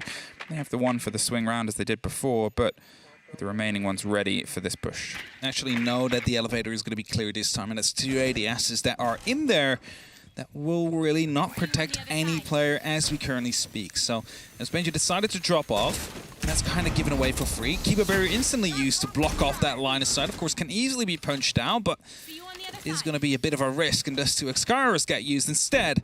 Spasha is looking to find a way around to challenge Doom in different avenues. Wow, there's talking about these army barricades. They're putting the structure in and getting everything remodeled just in time. There's the players and the pressure above, but you're still looking at 2 minutes around that time wasted here by the Heroic players. As we said, things were going well for them. A little bit of damage from the opposite side of the hatch, but not enough to really deter Uno, who pulls themselves back in. They're not quite able to catch anybody from the second story all the way down to the main core hatch. So instead, they've now got to start putting the pressure onto the site itself. Still aggressive positions played by Heroic, and still a bit of a chance here of the Oryx maybe popping up around the hatch. And I think that's exactly what Grizzly is currently looking for. Is the lobby going to be safe? If it is, what I believe is going to be called out now to get over the elevator, Benja might be looking to go for a bit of an avenue up, but that spot is going to be ruining that plan. That is going to be making sure that Benja is not going to go back up top. Yeah, they're just locked round on the side there. They don't know if they're holding the elevator angle or what, but it means things are awkward. If they can double time it, well, there's a take and there's a grenade. The revenge comes back against them. They lose. That pulls everything has got to be from the air, but you're looking at 15 seconds. So he's up. He's rotating around on the back end. They've got it covered by the Iana. The plant is going down, though. Always has it locked in a 3 versus 3. They've got the cover. They've got the angle. They've got the idea, and now they've got a bit of a problem on their hands, Heroic. Maybe they thought they hadn't quite been able to weasel their way in. Takes a shoulder of damage from the far end, and the heavy hitting side of Dan Uno. He's back up and fighting fit, but still 30 seconds. His army causing a little bit of problems there on the hatch itself. They're watching, waiting from above. They still have Dan playing the long angle with the hefty DMR. 2 players above, and they're going for a 2-person rotate up white stairs to see if they can try and retake open here. The ping of the beepers will give the call to everything they know. They just have to time it, and there they go! Rask with the double, Dan with the last, and Outsiders pull level 5 of 5. Well done by them. This was way more in control of Outsiders. They managed to take control of what they needed. As soon as the trade kill came down from the elevator, Emmy, they also realized, oh, there is an Oryx on the board. We quickly need to be retaking that position before he jumps up and wreaks havoc. And as Rask had that cover, the plant went down. Uno, the closest member, injured, could not respond. And that's a retake position.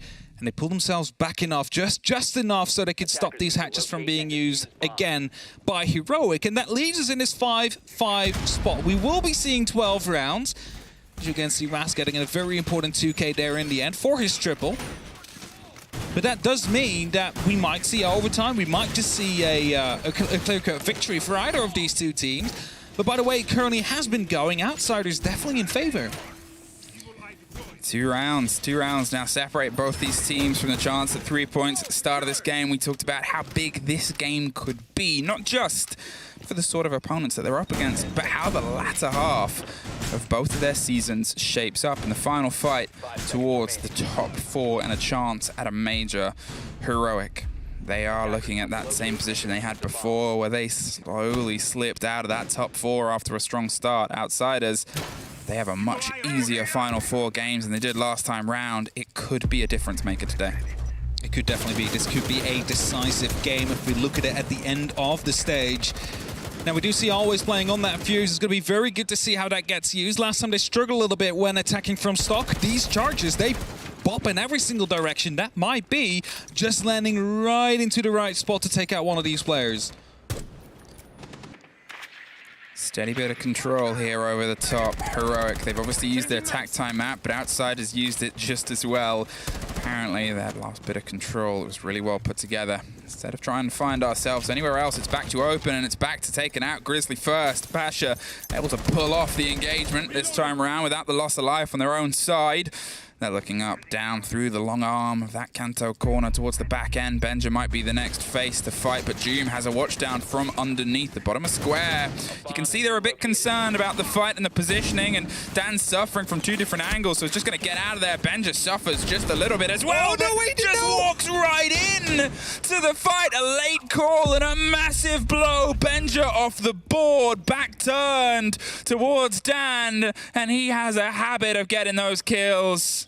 Dan snuck out. He had no clue he was back on the top outside of square.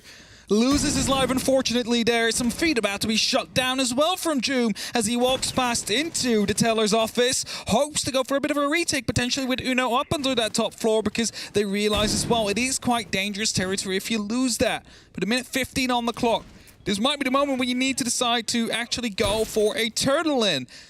And this time we do see Outsiders attacking from multiple different angles. We have them outside on the window. We have them near the small stock room. We have them about to be potentially going through. No, actually, Always with a fuse charge on the quad wall. That is going to be definitely problematic. I mean, that'll open up the idea of it. Melo's now realized he cannot quite really stop this in the same manner he hoped to. The close roll of the grenade doesn't quite get the catch on the player they hoped was tucked up onto the shelf itself. 40 seconds, 2 bodies are theirs, but it's still a big lock on the site. Dan, he just kept firing. Melo was stuck. Doom finds one back. Rask taken off the board. Uno doesn't quite get the C4 catch you'd hoped. They're focusing up towards Square. They have the pings on the player. There's one. Can he get the second? He's going to keep on holding and hoping, but he's done just enough to try and stretch this game back in June. But there's the catch from Always, and there's one back from Uno. Suddenly a 1 versus 1, but Always, he's always there when he needs to be. And now Outsiders sit on map point. And even though this round still came quite close to the end due to the almost perfectly played last two-man hold from Heroic, this is why you need to be attacking from multiple different angles. He cannot just all go for a hatch drop one by one because you just get picked apart. Now you need to worry about all these different angles coming through. You peek at the same time, there's no way they kill you both. And you see that the live rankings at the top of your screens. The second place is within reach for Outsiders. Of course, that will change throughout the day as the other teams that were above them might be starting to pick up some points as well. But you will be clearing Heroic, and that will be a massive one if you've been looking towards that major. And all they need is one extra round now. They've had that round where they slipped up. They've had the ace off Milan. And they've had proper team play ever since after. So if they manage to, well, get one more round on the board like that, it is going to be a full 3-pointer they can be very proud and happy of. That's really that moment right now for the side of Heroic. If they lose this and fall down to 4th, well then they'll potentially fall down to 5th when Wolves play. They'll potentially fall down to 6th when Navi play. That is how the rest of their day could shape up. And at this moment, at this sort of time when things, as we said before, were dangerous before, one round is all that separates them from just trying to carry themselves towards the opposite end. Little mistakes have a big price to pay at points. Outsiders, they are so close to netting themselves 3 points in one of their toughest remaining games statistically. Their run might start here. AP is going to be taking out the Gemini replicators. Not often something you see. No. But just a drone to send through instead to find the information down. He's going to get stunned out as well. Uno looking to go more aggressive now because he thinks, well, that might be a reason for a bit of a face check. But Rask had his number there almost. Managed to find a headshot onto Uno. That could have been a very early loss. I mean, it might have started the end of this pulling together. You can see that they're trying to play this aggressive game that they've done well before. They have themselves locked in. Rask might be the first focus. There's 2 stories of danger that he's got to go up against. Milan is hoping he gets swung around. Another pop of another EU1D, and this grenade tucked around onto the far side as pressure comes across Square as well. They're knocking on the door. It doesn't quite get its way through, and there's a C4 that popped off from underneath. Dan is caught out. A big blow as he was able to pull a couple of big kills previously round. It was the C4 we last saw prepped on a quad wall, and then it got pulled off and peeled into a different engagement itself. A minute 30. Heroic, they've been able to get the first. They're in a good stead. They've somehow made some of these ends a little bit more dangerous than they can be. Just not to keep it very. I don't think that's the direction he wanted that to be in. No, definitely not. Benja now loses his life. That's going to be huge. As the Oryx gone again, a whole lot of pressure. They do not longer need to worry about. These hatches will not be jumped back up upon. Joom still playing aggressive though. He is a key factor in this round. If he manages to stay alive here, he could be huge. He could be going for a giant flank.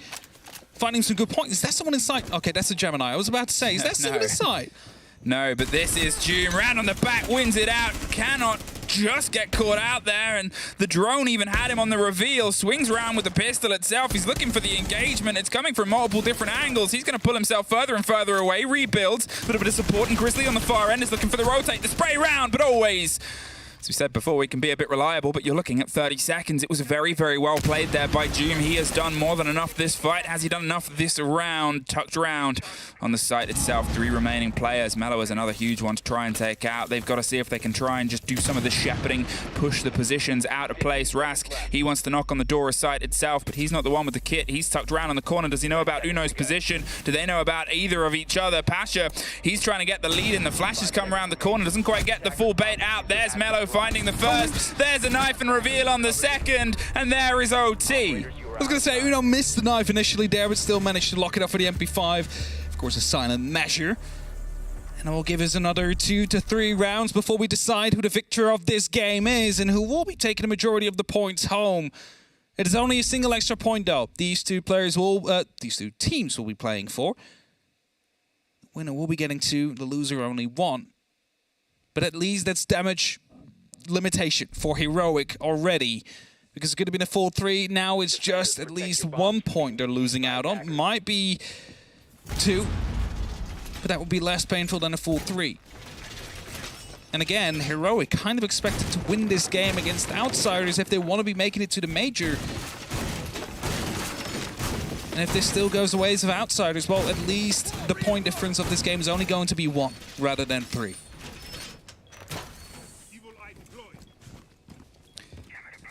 Oh, Outsiders.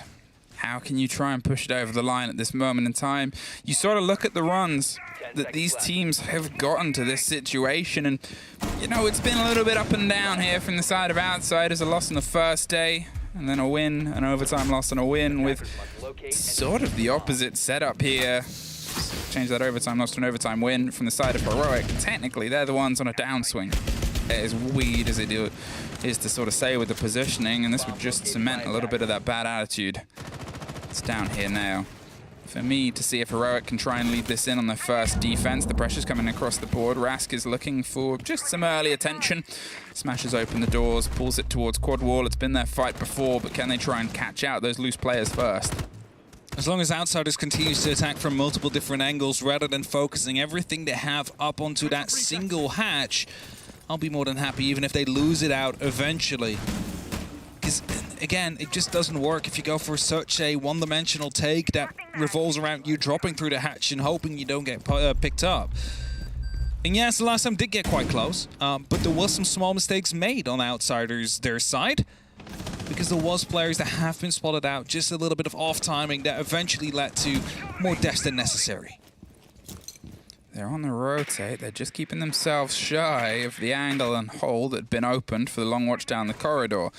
But there's always the risk of an Oryx with a rotate up and down, and that's the sort of game and the gambit that is being played right now. Rask, he's knocking on the door. They know that a player's close. Do they know that Rask is here? The spray through, the angle, there's a second one stepping in. They're seeing if they can isolate. The third comes together. Mellow just gets saved there on the tail end. The kill came onto the staircase itself. They tried to double down here, and Heroic have been able to just have that extra player ready for the fight itself.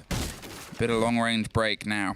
The 5 versus 3 advantage is into the favor of Heroic on their first defense. This is a massive round for them to see if they can carry it through. Always is able to deliver one more, but can they get the final structure together? It's at least a bit of a trade, and at least a slight part of the map locked off, but the flank of Doom could still be on.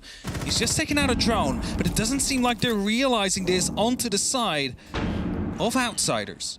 Doom has decided to fall back, though. He's not going to be right up back on these staircases, even though it does seem quite safe. Probably thought that because he took out that drone, they will be aware of his position. That's it. But Doom, ooh, he got himself set up, and there's a reveal always. As soon as the call came through on that player, this played out. There's the mute jammers gone. They can start the wall breach, and it's going to fall all the way across. No way to impact trick this. 20 seconds and 3 versus 3. Mellow could be huge here, but Grizzly starts it off. Takes care of always. They're being pinged consistently by that bubble, and Grizzly's going to make the most of it. Milon, all that's left once again in a clutch situation for the end of a round. Baits the drop onto the hatch. Hope the player would swing into him. They are not revealing themselves at this point in time. They know how much it cost them before. It's not going to cost them again. Heroic once again, one step ahead, one more round, and they get the OT win. It was at least 2 or 3 guns aiming at him there as he dropped that hatch. There was no real way he was going to be winning that. And now they'll find themselves just that one round away, as you said, for an OT win. That is 2 points. A very good leading in defensive round. Now up to the attack they go, as it seems like the basement is the site choice of Outsiders. Now, we did see this go quite wrong for Heroic at least once. So they need to make sure they get rid of that utility in time. And again, not just all attack from one side, but have a bit of pressure coming down from the vault, from maybe the elevator, and also the main stairs or garage. So you can at least divide the attention and not have every single member of Outsiders aiming at you as you try and get that plan down. It's, I guess, a bit of a moment here to go back to lockers. They trust their hold here more than they trust their hold over open, the other one that they want out. their hold here that they won was based on time. The first one, they were massively punished, and Outsiders had good control. Some of the best control that they've had across this game was on their very first take here. 5 seconds But remaining. twice it was pulled away from them. Outsiders, they know that they've got to at least win one of their defense rounds. It's the only one that matters to them at this moment in time. Changes that come across the board. The Echo tuck once again. We saw him make an appearance rather than the Pulse instead. And then all the use of the long-range utility that worked so well for them before. A lot of deniability out there. Uno taking a small scrap of damage, just not worried too much about it. Melo tries to get into a position to cut down Pash as he rotates, but there's someone down on the main stairs already. It's Benja that locks him off. An entry kill again for Heroic, a massive one. Very, very pacey there. We can see the pressure was coming across from Uno on the top end, and well, it was just that Outsiders sort of fell victim to the game. Heroic plays super well, which is get a player into position, get ready to catch them, and we'll just force them to move. We'll force the rotate faster and earlier than they expected, and trust we've got the gun swing to win out the gunfight that ensues. Not a lot of teams are sort of ready for that style of aggression, and removing Pasha that early on is a massive, massive blow. 2 minutes remain. 2 minutes of time for them to go for the clear over the top 2 floors. There's plenty of time to get all this cleared out, especially with the amount of roamers that are still there. If you manage to pick up a kill, or maybe even 2, as Jim goes quite aggressive here, doesn't drop, but a down comes through. This will be confirmed as well. He is instantly going to get traded out, though, but that's one less player to have to worry about on the site. Massively important take there by Always. He has just kept on popping his head up at these massive important moments for the side of Outsiders. They're still one body down. It was almost a 4 versus 4 as well. A scrappy throw through a soft wall can be anyone's game. Grizzly takes a bit of damage there on getting some of the breach, I assume here. They're paying some attention now towards the hatches itself. They're going to open up with the same width they had before. They have all the utility they need to try and cover off their plant itself. They're going to see if they can now, I guess, try and play against all the utility to stop it. A C4, 3 canisters in pocket, and echo drones. Everything that might be a little bit dangerous as those hot pockets, those Vulcan canisters get popped open. Again, the one on the desk is still alive. Could be shot out from the hatch, I believe, but then taken out. That's a massive pick. That's a C4. Currently not in play until they do get the pickup. So they might want to be quick on this. They might want to get a grenade quickly in place. As Always swings up, finds another important kill vertically. And that is then to be recovered as well. Smoke and assist to go out. And this is definitely a huge time pressure point for Heroic. Always is doing everything, as I said, to keep the team in the fight. 25 seconds and what seems like a last second rotate, because they know that there's so much utility being thrown this way. They have to pay attention towards the hatches, a vault, or the far side of the staircase, the coverage of the smoke, the C4 over the top, but nobody is currently home. The drop inside the vault, and Rask, he doesn't quite win it out, but Dan does get Grizzly. Uno cannot get the plant stuck. It's Dan striking forward. Uno, all that's left, but we are going all the way. The 15th round will be needed until we find out who the victor will be. As that pickup, and Always again finding that vertical kill, crucial towards finding yourself that extra time, that extra round, and, well, less worrying as the execute comes through. And now on round 15, we will have a quick rehost. It's a mental reset for both these teams as well. Have a bit of a quick chat, not with your staff. You're not allowed to do that. And Always, again, blocking off. He's going to be talking, doesn't want any lip readers to come along with him, to determine the next strategy. Wow. It is do or die right now, pushed to the brink here by Outsiders. A team that, I guess, before, it was a fair comment to sort of say always the bridesmaid, never quite the major attendee. Then they pick up 2 of the most famous major attendees of all time. Yeah. And then obviously a third who's now behind them as the coach. It really is this sort of moment potentially for this roster, and as I've highlighted before, this is a game that is an integral one to that ride, that route through lockers. One more time, our most seen sight over this engagement, and one that, well, that hasn't been Heroic's decent sight. They've won open, they won archives, they lost all of their holds here onto lockers itself. They go with these big holds. They played against the time. One of them should have been theirs. A round that probably haunts them more than any other throughout this split so far. I do see currently 2 or 3 players off-site for the side of Heroic. If this does get realized by Outsiders, it could have been a very quick-paced round, but I don't think they are currently the team to do so, especially Grizzly trying to get some early information out, and knows that there is some first floor pressure, hard language sometimes, coming through. Windows being opened as well, so they know it's going to be a usual take, a top-down approach where they try and clear every single floor before they start hitting the site. And the more people you do have upstairs, the more time you will be wasting, because the more drones that need to be rolling through, the more utility that needs to be cleared out. The calls come across the board. Benja, he's on the 2nd story elevator. He's playing above where he previously was. He's going to see if he can try and bait out a little bit more of a time waste tactic on the top floor. Takes the drop as the pressure starts to come across, but always has the option to head up or down. That's the power of the position, and the call now, the pulse underneath. We'll get a bit of the reveal here. All of Heroic is sort of anticipating this bout of pressure. They're just trying to work out where the fight might come from. There's a reveal on a player. And we're going to see a spray through on the soft. Uno takes a huge amount of damage suddenly through the soft wall. Has to pull himself back there and drops off. We can hear a very quick bout of his armies, making sure that they have some safety. The spray comes against the board. Doom is the only one currently left and isn't really a fan of that, so pulls back. The whole Heroic team forced out.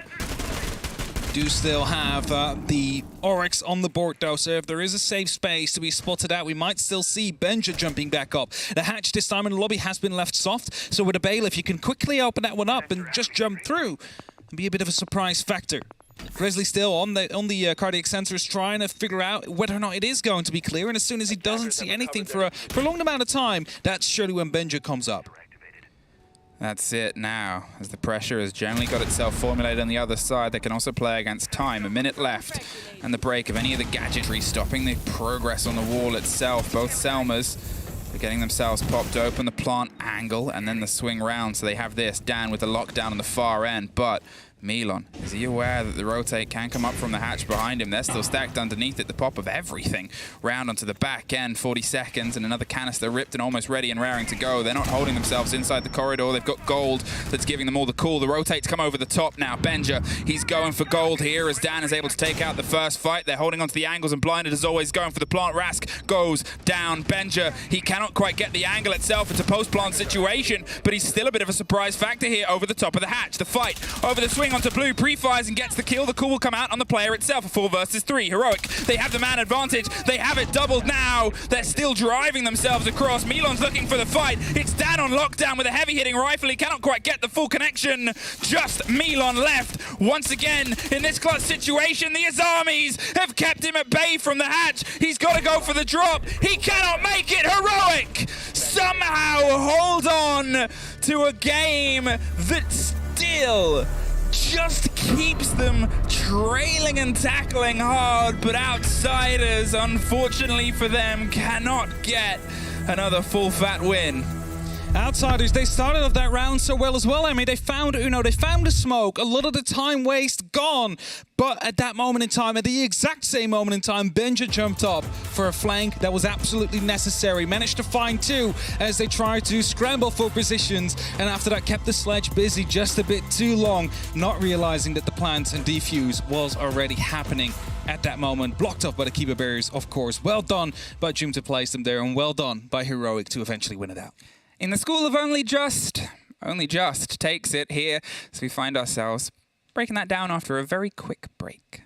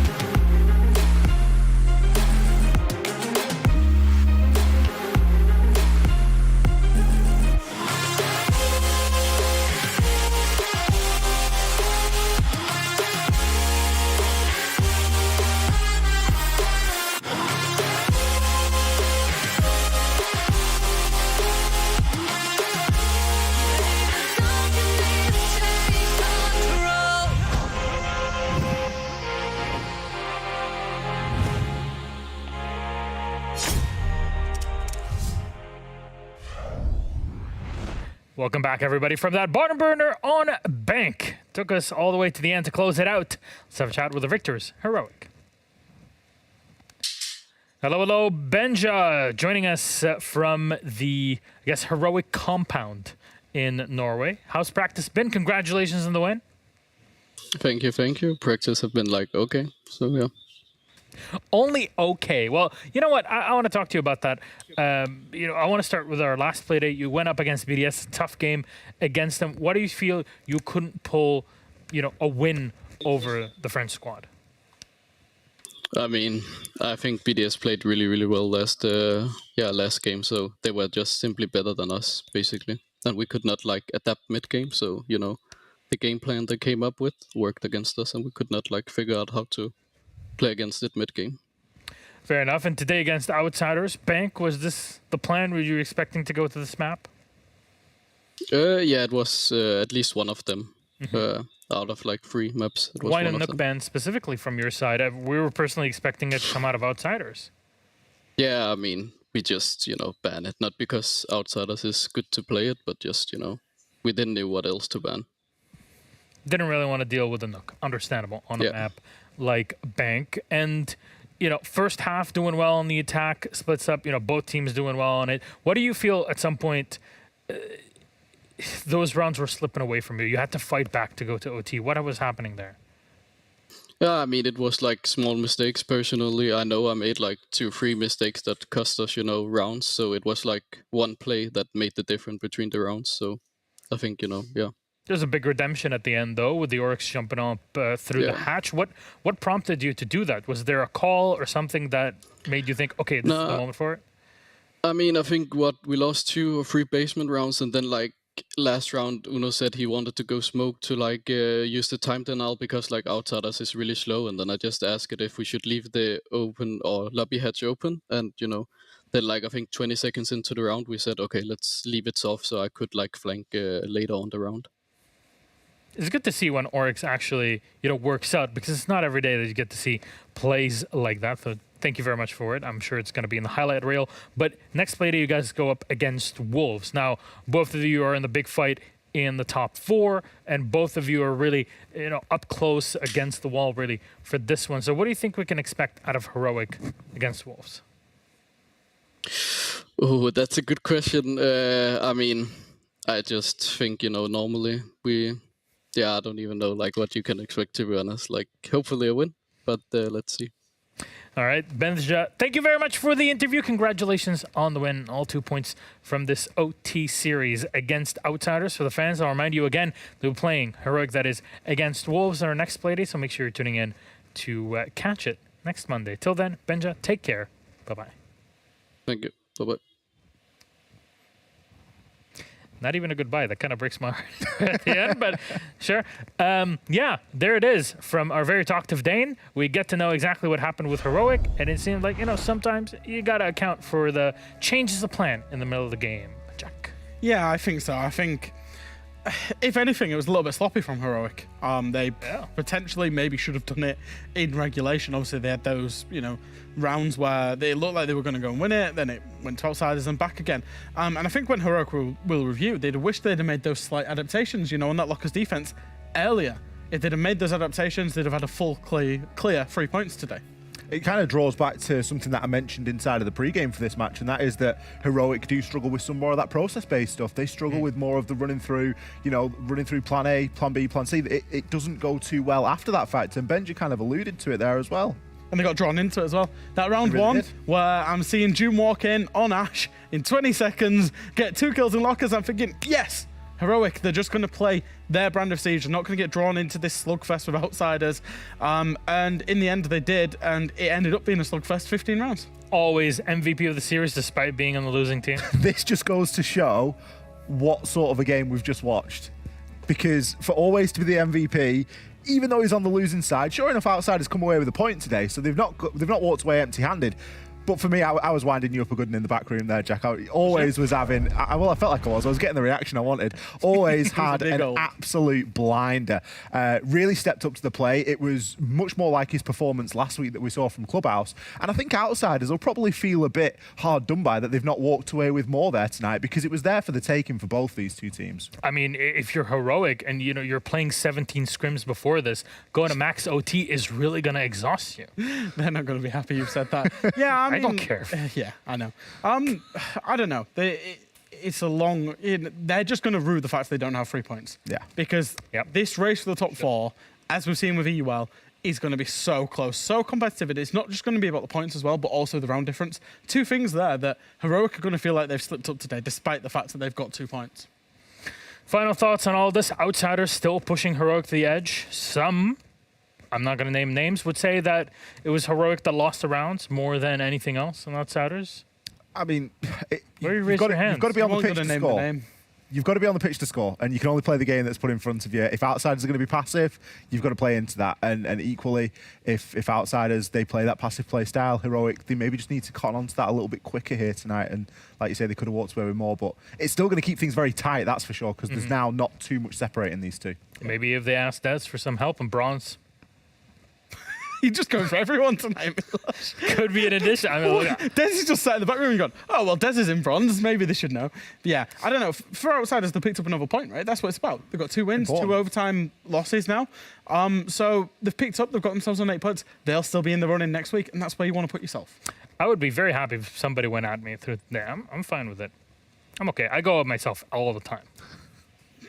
My own worst enemy. Anyways, that was our matchup, Heroic versus Outsiders. You'll be catching Heroic versus Wolves on our next Playday, and Rogue versus Outsiders. I'm very much looking forward to that, just to see if Outsiders can change their game plan for that specific game. Eminem versus Navi, which I know both of these people here will not be biased for at any point in time, in any way, shape, or form. We'll take a quick break, come back to you in just a bit.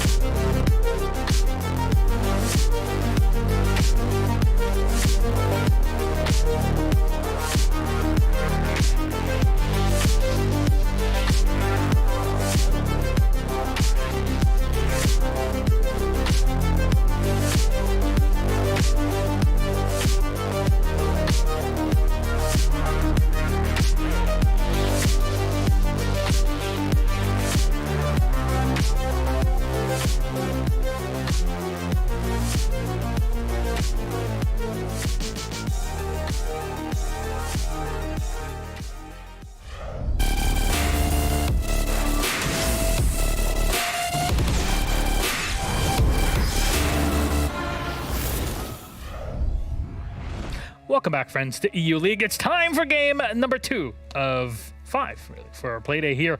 Before we hit our match today, it's M&M versus Navi, an all-banger for all the UK people out there that love themselves a bit of bangers and mash, as they call it. Love yourself some bangers and mash. I actually had bangers and mash on Saturday. There you go. I went for a pub lunch for a family member's birthday. Ooh. Bangers and mash, pub restaurant food.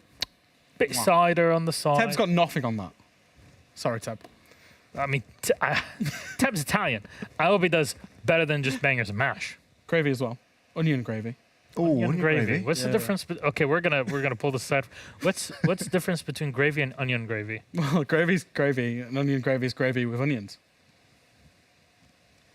Fair enough. I don't know how I didn't see that coming. Anyways, Navi versus M&M, and let's have a chat about these two squads, starting off with Navi. Here they are. See them up on the screen in just a moment.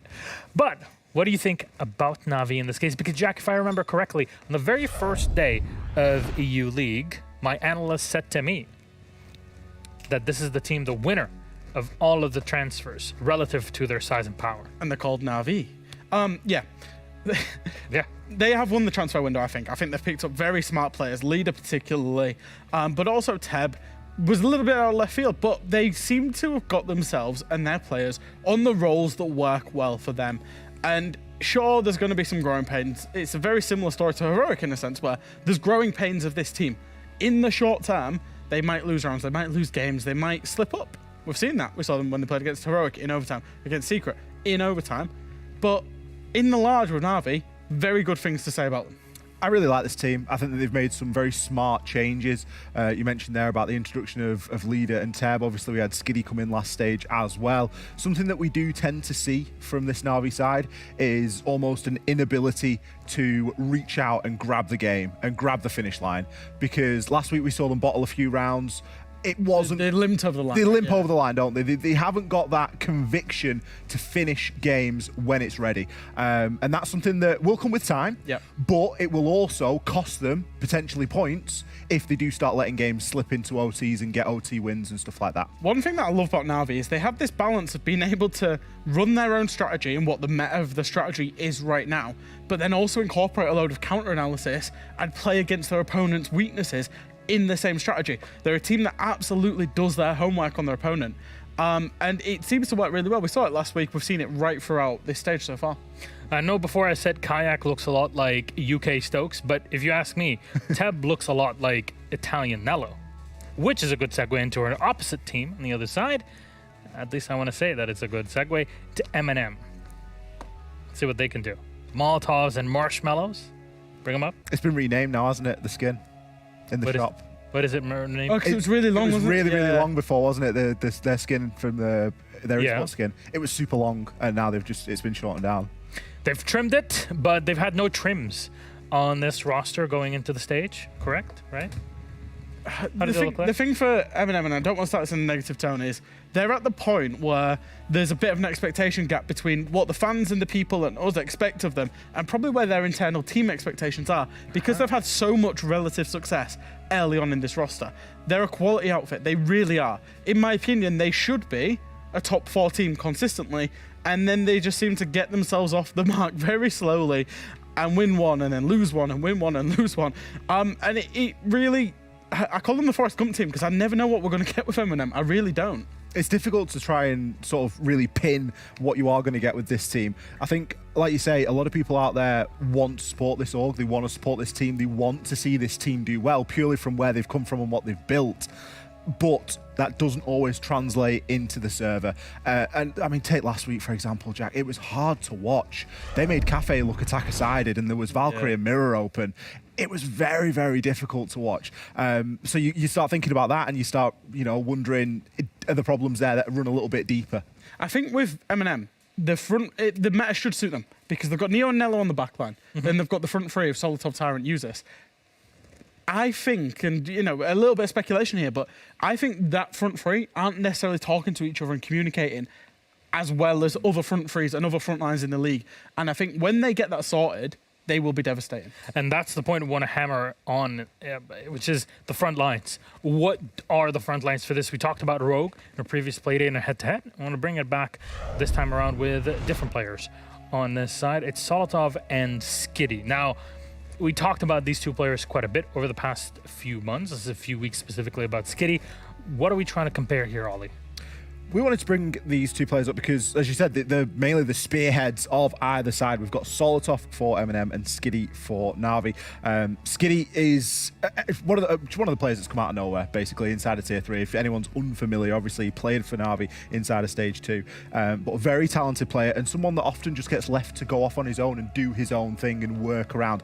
And it doesn't always fit into that sort of frontline, backline that we've started to talk about a little bit. Often he can be caught out on his own a little bit. But, you know, his KD speaks really there for itself. Solotov on the flip side, fantastic on that entry, and really is someone that M&M look toward to make big openings into the map. I think a big part of this game will actually be determined in that battle between these two players as well. Yeah. Because if you look at the stats of these two players, particularly survival rate, Solotov's all the way down there in 17%. Skitty's at like 24%, I think it is. They don't survive much. They have that big high impact moment in the round, and then they're on cams because they are the playmakers. Yeah, really if you're going to turn it into this, and it's always the game of how do we try to compare the playmakers, because pure kill is not enough, pure survival is not enough, cost on its own when they're also factor in what's the cost for these two players, because if you're saying survival is so low for both of them because they're explosive and their cost is high, then this is the only thing that brings it down below the 100 mark. Yeah, this is one of the things that's really weird about Skitty in particular. This one really sticks in my head. He's on like an 83% cost with a 33% survival rate or something along those lines. It's ridiculous how much of an impact he can have and then just fall off. You know, how can you have such a great cost and such a low survival rating? And he's just playing old school entry. It really is as simple as that. Whereas we've moved almost, and some teams have gone into sort of new school entry of get a kill, get yourself out of the way. You know, you don't have to go and find another. You don't have to give yourself up. Fair enough. And you might have seen again that our timer has expired. That's no issue because our players are getting ready as we speak. So don't you worry. It won't be too long before Hap gets us into game. But if we turn around and take a look at our map bans, I'm very curious to see which one this will be. Sorry for the slender Hap, by the way, but it's real. Skyscraper, picked out or banned out by Navi, will be left with Theme Park. All right, this time I hope that it's an intentional pick for Theme Park. Thank you very much, Fabian. Starting side, attack for Navi, M&M on the defense. Jack, thoughts? Yeah, I think it makes a lot of sense. If you map these two teams by preference, Theme Park's 1 and 2. 1 for M&M, 2 for Navi. Both teams have essentially, the way they've banned it is they've just got rid of their 4 least preference map out of what was available. Boom, on Theme Park. I did expect it. Any preference sites for this? Because it feels like if we're comparing it to Stage 2, it's like not played at all. Yeah, we don't see too much Theme Park. No, we've seen it and once. it's these teams that generally are 2 of the teams in the league that will play Theme Park. I think they did last stage, not against each other. You know, it's teams have generally on the sites of Theme Park gone away from the initiation side. So I think the team, it's kind of weird Theme Park because the 2 primary sites, Armory and then Bunks of Daycare, are so defender-sided. But that third site, teams can't seem to get a lockdown on that. So that's what I'll be looking for in terms of whichever team can defend that third site, I think will ultimately come the winner. I think I'm going to be very critical today of M&M's defences because we didn't see great defences out of them last week on Cafe. Cafe is a map that you've got plenty of opportunity as a defender to really take control and lock things down. Theme Park, again, falls into that wheelhouse of there are a couple of sites on Theme that are really defender-sided and you have a lot of potential there. It can be a bit of a trickier map to attack. Given that they start on the defence tonight, I think we should be keeping a close eye on those rounds. Nook ban, yes, no? Probably. Nook's the new thinker, if you want to think of it like that. If you want to think about it that way. You know, in the same way as when Rogue banned away Finker last stage, teams, even though they'll be good with Nook, will just get rid of Nook. I would expect that probably. Perfect timing. Our lobby is ready. So, Ollie, Fresh, thank you very much. We'll keep the rest of our stuff until after the game is done. That's Navi versus M&M, Classic UK. We've got Hap and M. Enjoy. Thank you very much, Milos. And yes, we find ourselves here in the Classic UK Showdown. In the other side, Theme Park is where we're going to be going down. And I kind of agree with the big jolly green giant Ollie there about I want to see more from M&M's defenses.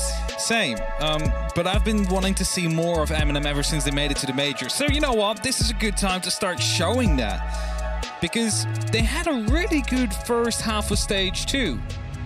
Yes, and after that, it just started slowing down a little bit. And I want to go back towards that first half, see if they can back into that rhythm to potentially make a far run again for a major and see if they can improve over there. Okay, these two teams and how they've hit heads. M&M has taken both previous ones throughout this year. Obviously, it's very different rosters that we've seen from these two. Well, generally from Navi, actually, more than anything. Yeah. But still, it's different fights. It's different setups. And obviously, friends between the two rosters there. There's 2 C's between them. I'm just trying to figure out what they're Kayak, exactly talking they're about. bonding. They are bonding, yes. Oh, either way. Bans continue. Ying gone, Mute gone, Thatcher gone. Last one will be a defender. Now, Mira wouldn't be too crazy. Valkyrie would not be not pick as well. Or maybe even Arcade. Who knows? You said 3? All wrong. Sammy. What did I say, Sammy? No, you Mira? said Mira. Valkyrie. Oh, yeah, Valkyrie, sorry. Okay. Azami should have been in there as well. I mean, it's a fair ban. It's a There's smart so ban. many bans you can toss There in now. is. It's no longer Thatcher banned. And There's enough like, bans now that we can talk about the idea of more bans. Yes, exactly. It can be more funky now. As they Again, used to it call would be so cool. It's something that I've wanted for a while, but I'm not a pro player, and I don't get to make these What did you decisions. want? I would like to see more bans. Yeah, 6? Is that too little? It would be a good amount. Defenders, protect your I don't know. I mean, this is just my 5 consensus. Please, nobody put any weight behind my words. I mean, here. I agree as well. I want 6 bans. You agree? Yeah, I agree with you. Yeah, there's opinions about it, but you do think that because now, you know, it used to be that there was set bans, and set bans can, in their own ways, be boring. But now we're getting slight set bans, but there's enough possibility of set bans. There's a couple that really no team would like to go up against, and having a flex is like an extra option would just be cool. Anyway, either way, hey, here we are, theme, starting on what is one of those lockdown sites, and Nook, the operator they talked about on the desk, is in fact free in the hands of Skiddy. Yeah, it's going to be playing that. We've seen it to be very successful, especially the map like Theme Park, which is quite big. There's lots of cameras around. If you manage to sneak your way through into just the right angle, you might be able to catch off one of these rotates, one of these movements on the defenders. And 1 kill can make a huge difference over an entire 3-minute round. So let's see if we get to see any of that from the side of Navi. Spray through and pressure towards the top of Dragon Stairs. A fair start towards a take here onto Throne. You want to try and force some of that width control. Most common takes are done underneath this territory, but do they know about the Nurk? Skiddy's going to see if they can try and potentially strike here with a grenade from underneath. As long as they go undetected, there can be a bit of danger. They have an angle from the stair set itself towards where Skiddy's playing, but they don't know where Skiddy's playing.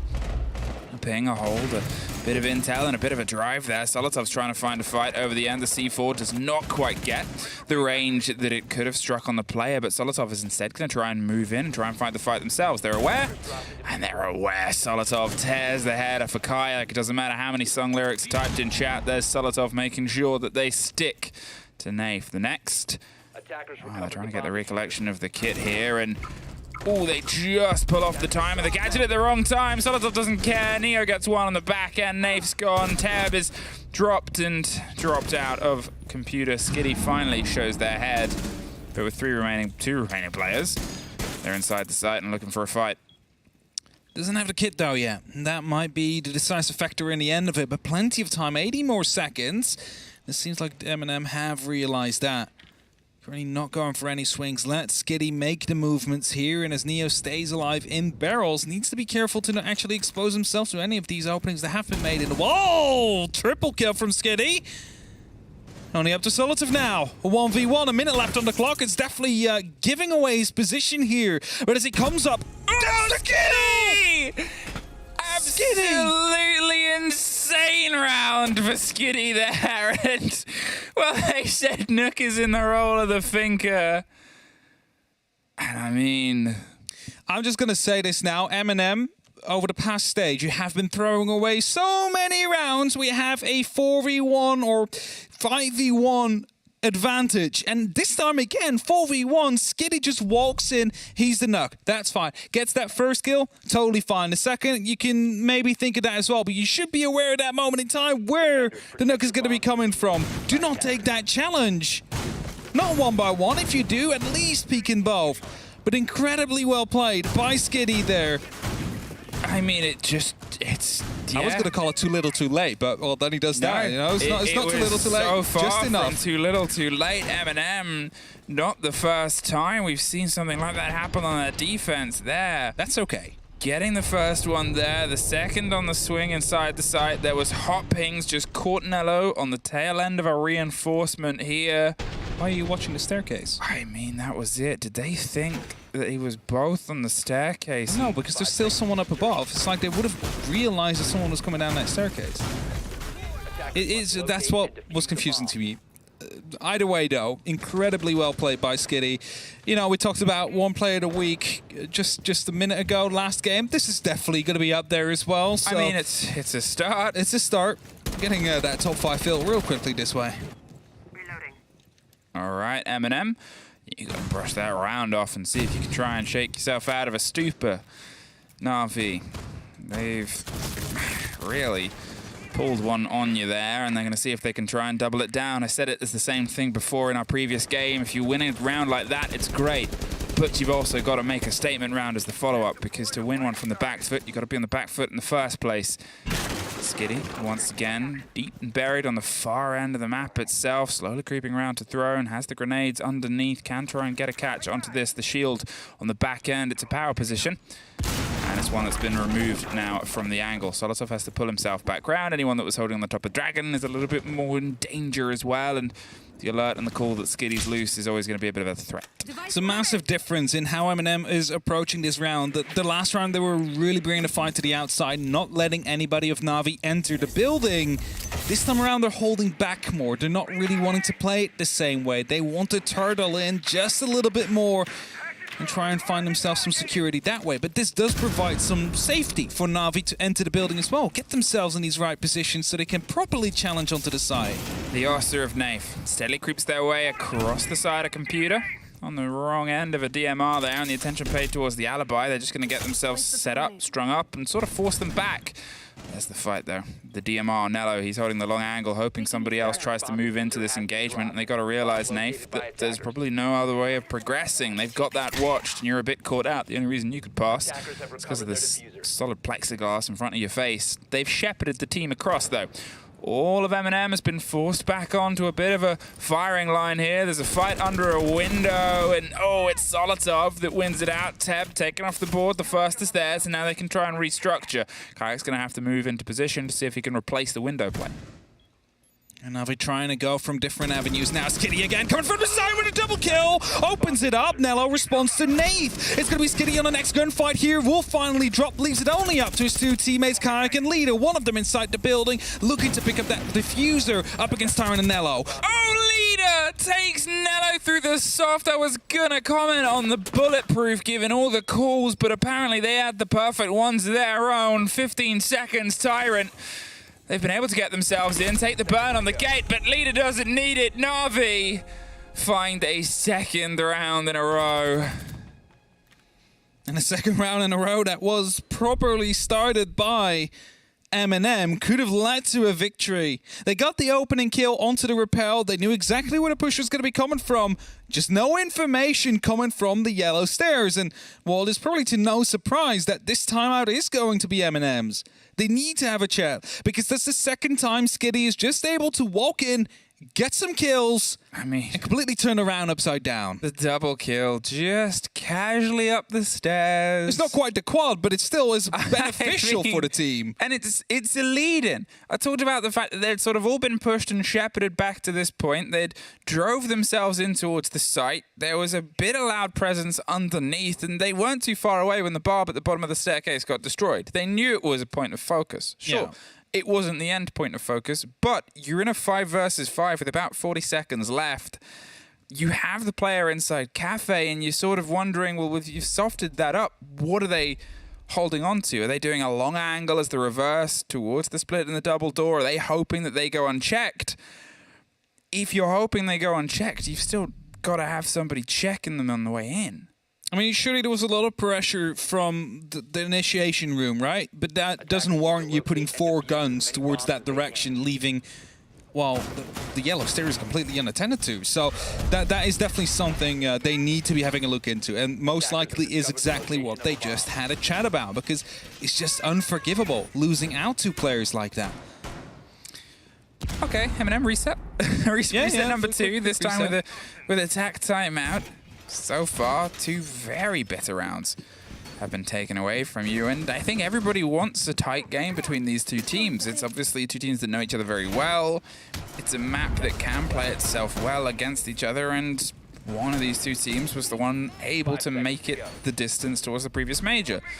The other one was just sort of on that tipping balance. They had a strong start, but again, if I'm going to talk about and highlight those must-win games for one of those top 4 spots, taking a previous top 4 team out of it is that difference. It is. It is definitely working towards that goal that Navi wants to reach again. And of course, back when they lost Saves and they lost Doki, it was a big blow to the team, and they had some giant shoes to fill. And just decided to go for some new talent that hadn't seen Tier 1 play before. And so far, it's been working out quite all right for them, especially if they manage to take a full 3-point victory here against M&M. That is putting them on the right path towards a major appearance.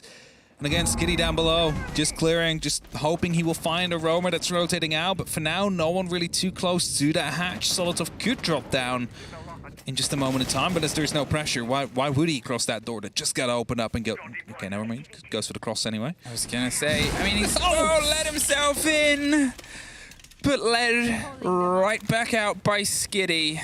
Was able to get that kill, that cut from underneath. Solotov took 2 bodies for his previous pressure on that position last time round, and this time doesn't even get the grace of that. M&M, they still have some presence on the 2nd floor. They're still holding a bit of a stretch here, and they can sort of loose that drone in amongst the debris and hope it doesn't get caught out. Just a bit of a distraction move right there. As Navi, they have the entry. Yes, there's still players up at the top floor, but that's one less you have to worry about.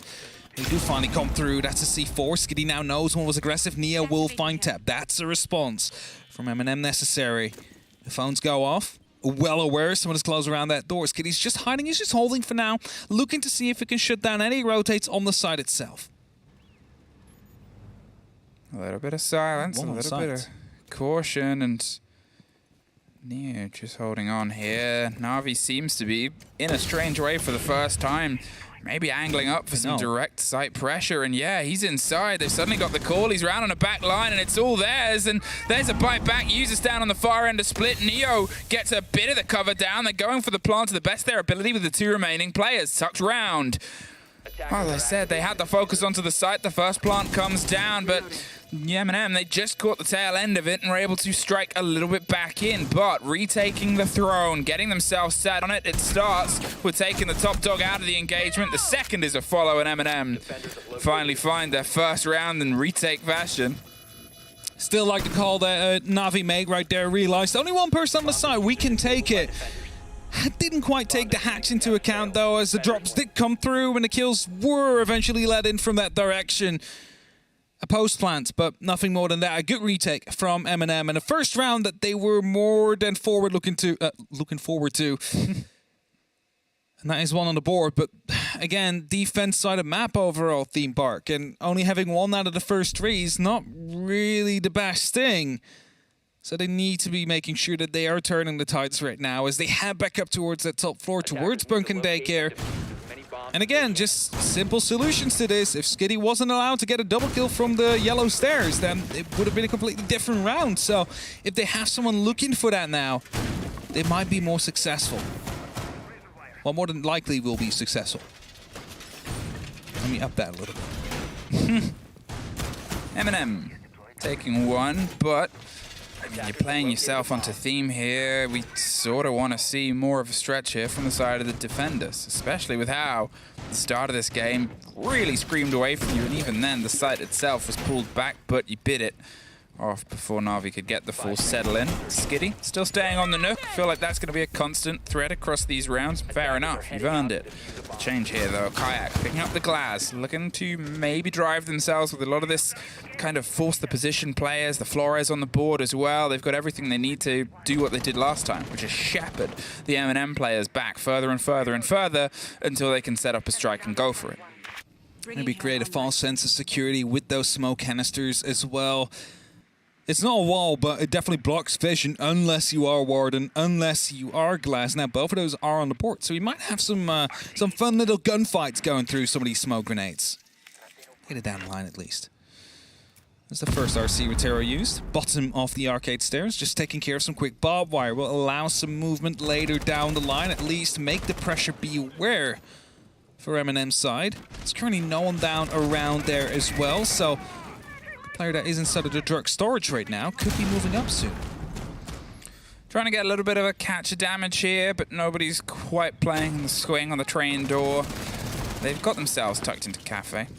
And it seems like that wants to be a little bit more of the focus here from the side of Navi. They didn't quite like the push from all the way across the top last time round. They've kept some security underneath, so nobody's going to get a cheeky C4 down, and there goes the players just drifting out. The shield gets caught out. Oh, no way! The drone hole! So does Users! Oh, the head removed, and well, there it was. We just saw the light up there on the far end. I don't know if that was the drone hole or just the corner. It's just a small pixel at least.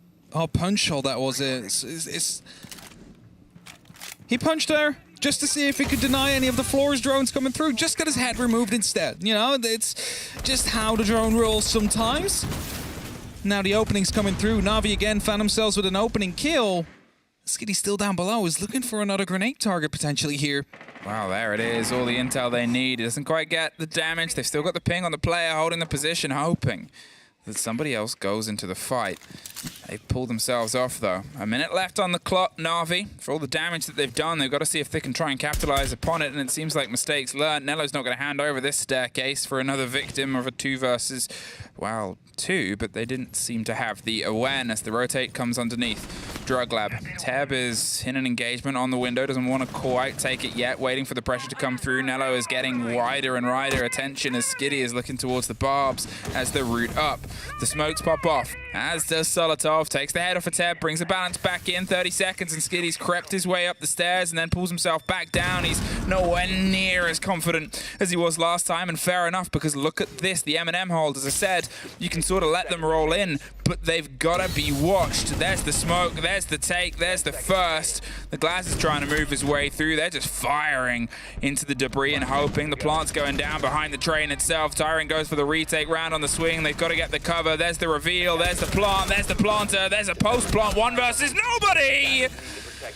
Neo just gets the tail end of terror there.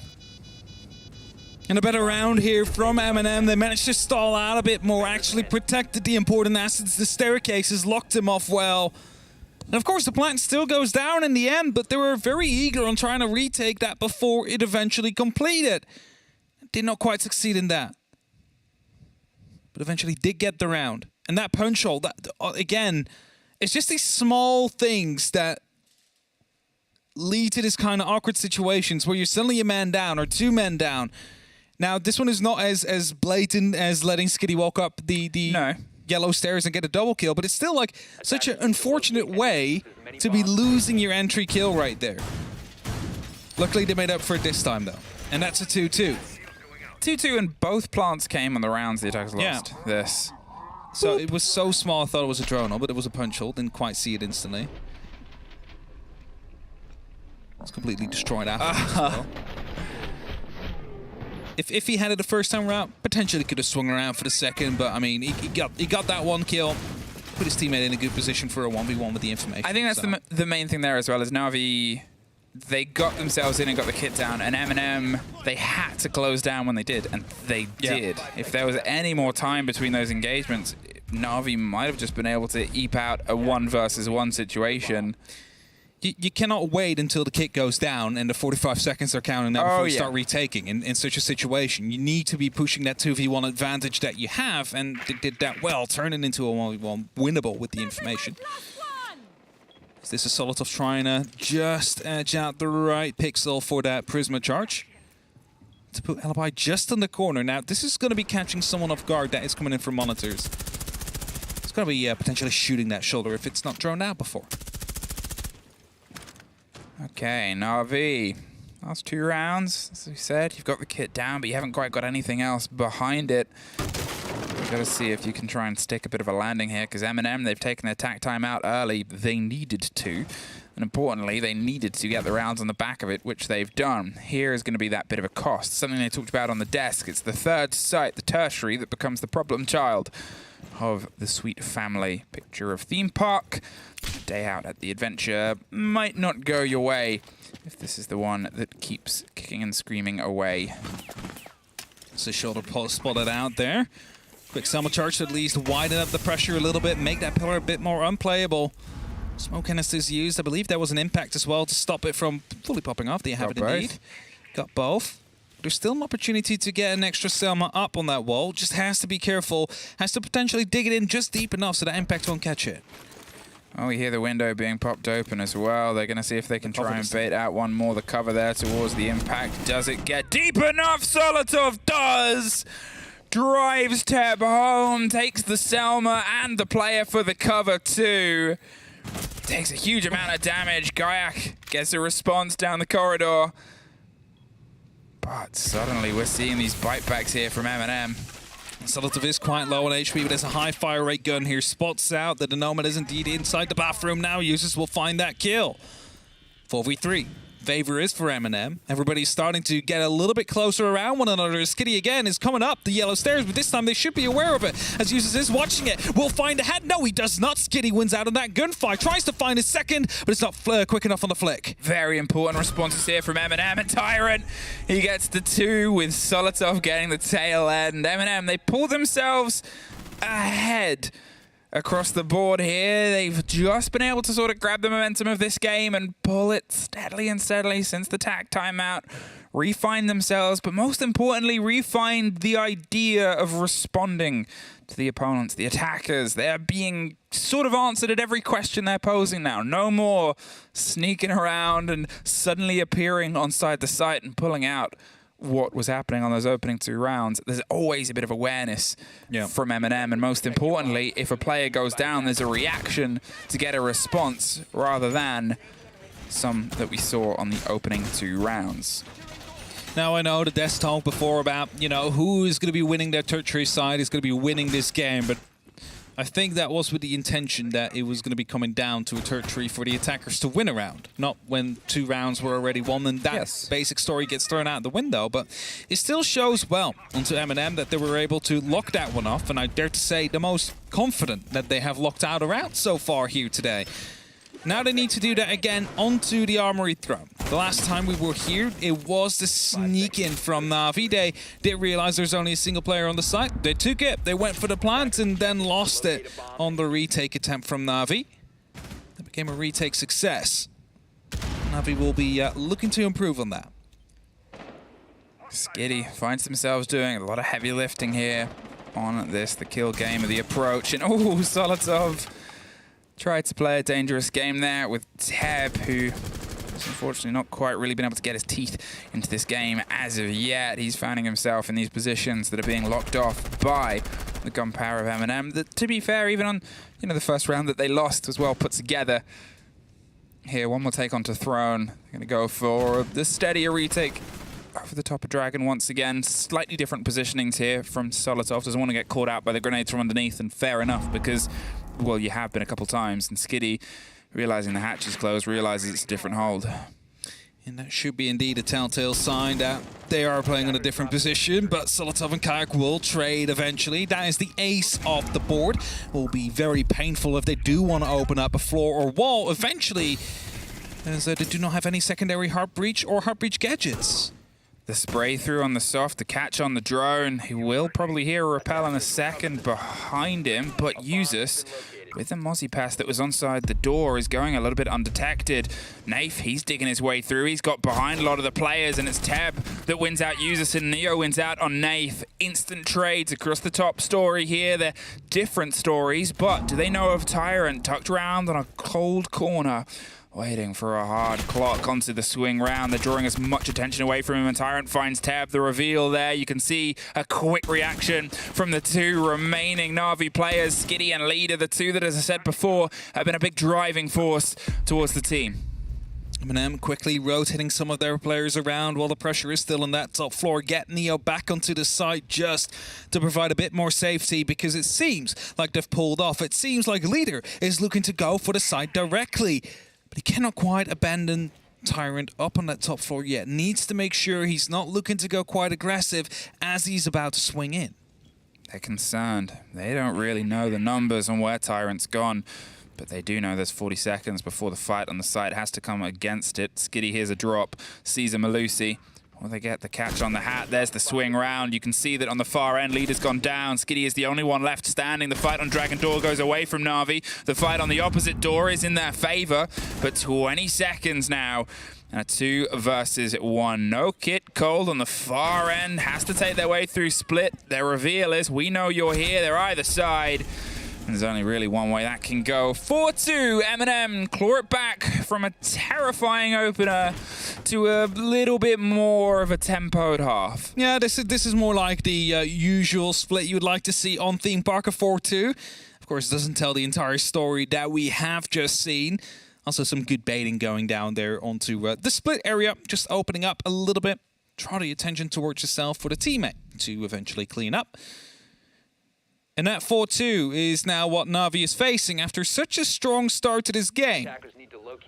They do still have a tactical timeout available to them, but what I think is that they had a goal of 2 rounds in this half and managed to at least achieve that. So are looking to use this for a bit of a later round. Let's say if M&M is going to be able to win that first attacking round, or maybe the first 2, when it's really starting to get very tight on that scoreboard. This could be a little bit telling here. As we said, the true test is going to be on your defense on this game, and Skitty and Leader have done a lot of work. Now's the moment for the remaining players to have some of that, the angles of defense, put a little bit into their favor. It's felt a bit like a 5-sided game from the side of M&M. All of them have dug the teeth in, as you usually expect. But again, they're on their defense. It's a very tricky mistress to handle. Theme. Yeah, in the meantime, Nath and Tab not really having the best of games as of yet. Tab does have 2 kills, but he's also been the opening kill twice or 3 times in the round. It's not something you would like to suffer, so hoping that they can get back into it a little bit better throughout this defensive half to help the rest of Navi on their way to at least some points today. Well, quick pace in, doesn't quite get the shot onto the goo that was tucked around, and also the hope of anything else that might have been there. But this is a bit of a direct drive. They're trying to get control of Drug Lab, see if they can force a bit of the players above to find and hammer their way down. A slightly louder approach that comes with the cover of the E1D. They have the extension here. Nath is playing around the Dragon CEST side. They've got some of the focus around Arcade as well. They're going to see if they can try and catch the reverse of this. Get a back fight and make sure that those fleeing players are not fleeing confidently. They want to still force them across the top and into the hatches, but this way, who knows if somebody is watching. The Gon 6 hits the shield. Didn't quite caught out. And as the ADS indeed has been reset now, 5 seconds before it comes back online, but I don't think there's another piece of utility they can actually use to get rid of that shield. Nath sees the barrel right there, but he gets his head taken off. Solita finds it, instantly jumps in, taking the ground right here as Teb finds a response to use this. Teb does very quick and very important response there. Uses and the Jackal is gone. They've crept their way in. The Warden's just going to pull himself and rotate round. Will he pre-fire? Not well enough. Nello takes the head off. There is still obviously a loose thread, and there it is. Neo gets Kayak. Teb, he's tucked in, hiding and hoping the train gives him enough coverage. They're watching the hatch drop. This has been a very clear and concise, well, clear across the top. They're just missing the one loose top floor player. It is the Gambit. If they go unchecked, they can define this round. If they get checked, they'll probably very quickly be removed from it. That's a foot. Almost went out hidden there. Tab takes a bit of a wall bang. Eventually will be taken out from the other side. Solitov shuts down. But Leader, he's rotated back up to the top floor. He doesn't actually want to stick in the side. Realizes he needs to make something happen right here and hopes to do so on a bit of a flank. But as he doesn't find anybody currently, he also knows the cams have been hacked. They know now he's not on the side, so they try and pull the trigger here. That was it. A very quick game. They're going down split, and he's going the same way. Finds one. One's already slipped by. Oh, There's two! There's one more! It's all thread together in a 1 versus 1. The reload and Leader is somehow clutches it out. Eminem has had 2 miracles taken away from them by the blessed play of Navi. I don't know what to say. I mean, they had the cams hacked. They knew exactly he was not offside. They pulled the trigger, tried to run in, just a little bit too slow. Allowed him to get back onto site and do what he just did, a quad kill. Lines them up onto the split, finds the first, then 2 as one drops and one walks in. It's just a 1v1 at that point. Attackers need to locate and defuse. And he wins it out just in time as he reloads. You have it again on the replay. So he finds the first as he walks in, pulls back ever so slightly because he doesn't want to be in the same spot. And then these 2 just line up. Eminem. Why does this keep happening against Eminem? Well, fool me once, shame on you. This is like At least the 3rd time. the 6th time or something. There's 30 seconds left, and the call has come out. He's on Dragon Stairs. Let's push split. There was the drone that was dropped on the run through on the site itself. You know, I'm not sure. Again, perfectly played there. Right place, right time. There's no two ways about it. He went exactly where he needed to be and did exactly what he needed to do. But that is 2 of Navi's rounds have been huge clutches. Huge clutches. 4 versus 1 rewritten. And that is infuriating to suffer. Again, it just keeps happening against Eminem as well. It's a mission that we had in one of the first play days. It has happened over the major as well, where they got a 1v5 ace clutch against them. It keeps happening against them every single time. Every single play day it almost starts to seem like. And that is something that is going to be costing you games in the end. And that's going to be costing you qualification if we continue going down that path. Tyrant has just snuck by a camera, though. He's about to be coming up the yellow staircase. He's quickly recovering. Not quite sure if the camera is still being watched, but he wants that hell to be up and running so he can start ascending the staircase. Yeah, tucks himself in. There's shield dropped in. There's Solotov dropped as well. Skiddy with a very important take.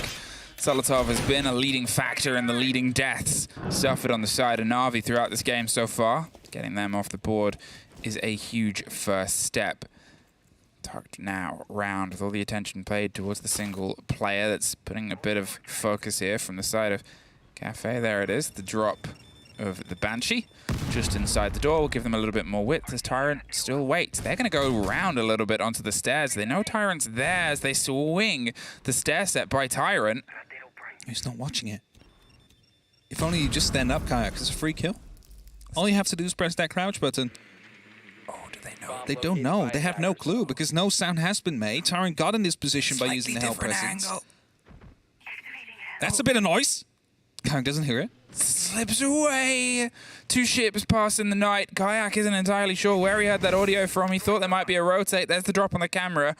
There's definitely a bit of noise that they'll hear. The pressure comes around. The grenade hits the stairs. The second hits Kayak. He's going to swing round into it. Takes a shoulder full of damage. Oh, they don't expect him to be down there now after that grenade just popped. Probably think it's going to be clear. There's also no grenades left for Tyrant. Will be watching upwards as he ascends these stairs. Shouldn't be watching his direct opponent. Kayak will find a kill eventually. That was a very long engagement. Played it patiently, perfectly, and now it sets us up for the pros of what's going to happen inside the site. There's a strike there. Kayak down on the long end, gets the kick cold. Neo's down as well from that, popping their head up. They still have that position, so Nello's got to see if he can try and take the fight first. Tucks round, gets the reveal, doesn't get the hit. And that is Navi bringing themselves back level with, to be fair, one of the only real rounds they've had it in solid control. That's exactly it. This is the one round Navi has been in control almost the entire round so far, because the rest did come down to some clutches and then, you know, the pop-up of Skiddy on the yellow stairs then. But hey, a 4-4. They are trying to get back into it now. They were behind just momentarily ago. And now, as we head towards the tertiary site, which is going to be the Dirt Lab and storage, it's a site we do not often see as well, and we did kind of hear this from Jack earlier on. Teams are starting to shift away from initiation as their tertiary site. We see it coming down right now. However, I still think both do not have the success rates they could have But this one is a bit more difficult to attack due to the fact that the bathroom entrance is a window or a door that's deep inside the map. And the same goes for the drug storage, which is also a window jump in or the direct sides next to it. So it is always a bit difficult to attack this because you never really want to go for a hop in on your opening engagement. If Navi can pull this off, they might be able to pull themselves back into the lead. Obviously, M&M have used their tack timeout. Navi still have theirs in their pocket. And to be fair, the bit of fights that they've pulled back is sometimes the best energy that you have. That hero play is the drive through. That drone, smart, get itself touched through just in time. They destroy the gadget. Yeah, so if you use the armoring that is on that drone right before it jumps through, it wastes. Vincere laser gate still gets what's on the other side of it. This time, nothing, however. But it's better always to try and see if there's maybe a barbed wire or a benchy on the other side. All right, 2 little quick pockets of damage, and now attention paid towards the second story. No surprise to anybody that's tried to take or attack this map or knows what's locked in, but it's a lot of vertical attention. The shotgun makes a statement. Says, I'm tucked around on this corner, and you got to see if you can try and dig me out. There's the smoke grenade that's just going to stop a bit of movement behind it. Another grenade, see if it can get the catch round of anybody that's in that position. That smoke is in a very aggressive position. That grenade is in 1-2. They both tuck themselves out of there, but Leader takes scraps of damage for the exchange. But that's at least the close corner now cleared out. They don't have to worry about that anymore. The next target will be that shield. Need to find a way to get rid of that one somehow. As Skitty goes aggressive and finds the kill on Solotov. Again, the opening here for Navi. Now Users needs to decide, am I going to be challenging the window or am I going to be challenging the cafe door? Either way, Skitty is happy to take the engagement here. I mean, that's it. 2 times in a row. The gate is almost reactivated, but Users was holding onto it and holds onto it. Skitty removed as the final ends of the exchange. They're inside the bathroom and inside the defense. Takes out one. Nafe suffers as well on the door itself. They're sort of caught in between a tricky situation. He's doing everything to try and hold on with the SMG swinging the corner. Kayak's got a bit of a watch on anyone else that tries to join him. Teb held at bay. Currently at the top of the stairs, they have a body advantage here, M&M, but it would not be the first time it's gone away from them, so they're taking their time to rotate round onto the window, put pressure onto that player from 2 different places, checking just where they are. They're lying down, holding the very aggressive place there, the pop and the pull round, the E1D, the movement and the pre-fire. Tyrant gets the connection, and they're over the top. Kayak can't quite find one of his own. They're holding onto the window, hoping they find it. Neo does find Teb, though. Another 4 versus 1. M&M, 30 seconds. We've seen this struggle. We've seen this suffer before, and they have seen it more than anybody else. So they are not going to throw this to a tricky situation. Nello's the man with the kit. He can really quickly get himself planted now as Kayak's found his rotate round onto the back end. His position was revealed. And M&M pull ahead once again. Think of the impact was tossed there towards the planting spot. Could have actually gotten the injure onto the planter. And after that time would have been off the essence. But well done. M&M do manage to pull that one across. They are back in the lead again. And the tertiary side for now has been avoided. Because that would have really been telling for Navi being able to get this win in. Need to work a little bit harder now. Pushes towards 12 rounds if they want to take this in overtime in regulation. And they start off again on their first site. On the Armory and Throne Room, which was a 1v4 clutch by Leader on the alibi with the MX4 Storm. The second 1v4 clutch that M&M has suffered throughout this game. And surely they'll be looking to have none of those happen against them anymore for the rest of this game. If another one happens, then I don't know what to tell you. It's like M&M just isn't able to close out 1v4s, it seems like. It's like, you know, when teams have a curse of, like, they're on map point and then there's a curse of being in 1v5 or 1v4 situation. Yeah, for them it's a curse of if they're in a 1 versus 4 especially, they're the most worried.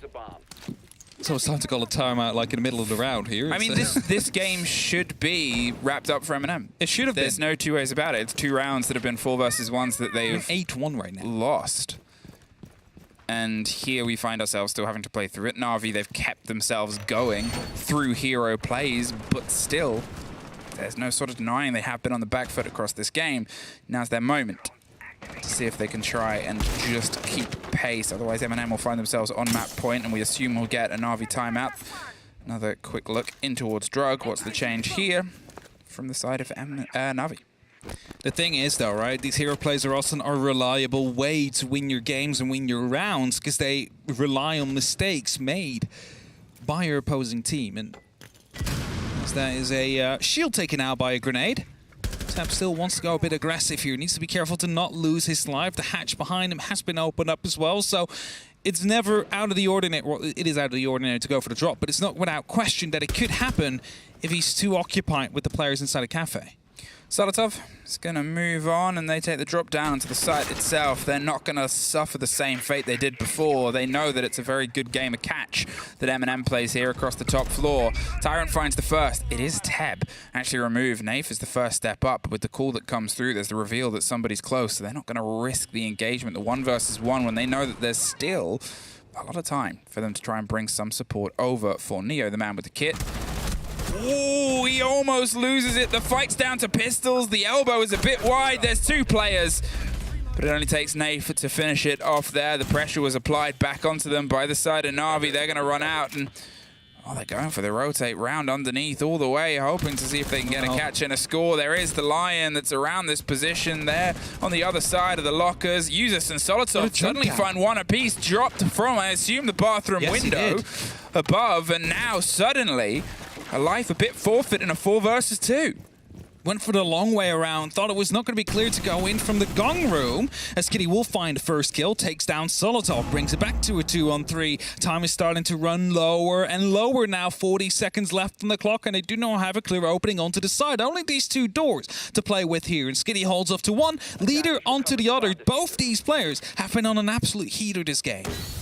Wow, Skitty, he's holding off. He has all the eyes that he needs over the side of the smoke. There's the pulse of the E1D. They've got the confidence to go for the fight. They're stacked up. This time it works out in their favor. The 3 versus 1 lead is the back line. He's looking towards getting the catch, and anyone going for the default plant spot behind the main core pillar.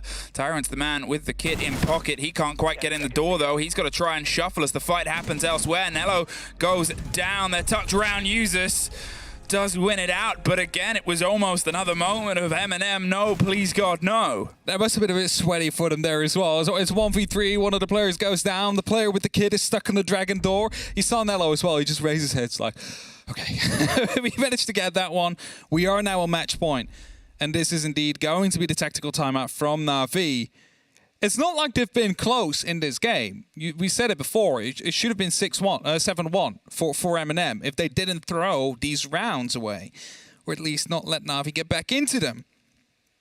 But Navi, they still feel like points are on the horizon, and they're not wrong with it. They're only 2 rounds away from picking those up. So taking that tactical timeout now is more than deserved. I mean, fair enough, M&M, because you kind of need this as well, I think is probably what they're thinking. Their executes going down like warm Skittles. They taste sweet, but it's still kind of uncomfortable to what you want to happen, and things are sometimes going away from you. Navi, it's worse on their end, but they know that they've sort of squeaked through a couple of these rounds. 6-4. Either way, Navi are not looking at a full point take from this, but M&M have the chance here of getting themselves leapfrogged up the table. That's the big difference, is with how the games have gone earlier on, with how Heroic didn't quite get the full take, and Outsiders was still able to try and eke some points from the game. M&M need this to just jump the other team that lost earlier today. Yeah, they really need to get these points in. But if you just look at how M&M is playing, there's just so many mistakes they've made. And I know we were looking at this game here today, and we're like, we really want to be seeing the improvement from M&M compared to the last couple of play days. They are winning, sure. But like, how are they winning? Most of the rounds that they are playing are just, like, 3 of them they've lost on their own merit. And a hero play from Navi. And that is something you can just not... You need to get rid of that. You need to iron out that mistake. And I don't know what it is, but it happens every single play day, and it's just frustrating to see. It must be frustrating for M&M players themselves as well. Yeah, because it's a mental thing to a degree, isn't it? You can see the calls and the comms. You can see the moments. Yeah. And when calls go wrong, it's a call gone wrong. And it's a hero play at the end of the day for the opposing team. They are sort of, you know, dug in, stuck out, and they're pulling a clutch. But at the same time, that's almost one of the most frustrating things to have to reset, because when you get into a mental funk, when you get into the thing, we talk about how important the mental game is for teams, for players. There is nothing more unfortunate than doing everything right and then failing at the last hurdle. I mean, you're expecting like maybe 2 of them to happen over a stage. Yeah. Not 4 of them to happen in like your last 9 competitive play days you've played. And then that's also including, of course, the major where they happen against them. It's just too recent, too many from M&M. You don't want it to become a thing. You don't want it to become your thing, like the trademark that you carry across. And it started to kind of become that way. But hey, you know, if they win here, then no harm done. They still get the 3 points. They still work their way towards the major. And they still have that time to iron out these mistakes. It's as soon as it starts costing them games, it starts to become problematic.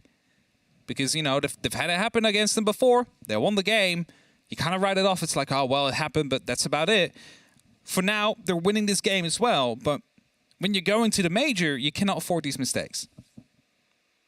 Enough rant about that. Because they are doing quite well, besides those mistakes made. We said it before, 3 of the rounds that Navi won were quite on the edge, were due to a small mistake made by the opposing team, and they just capitalized off it well.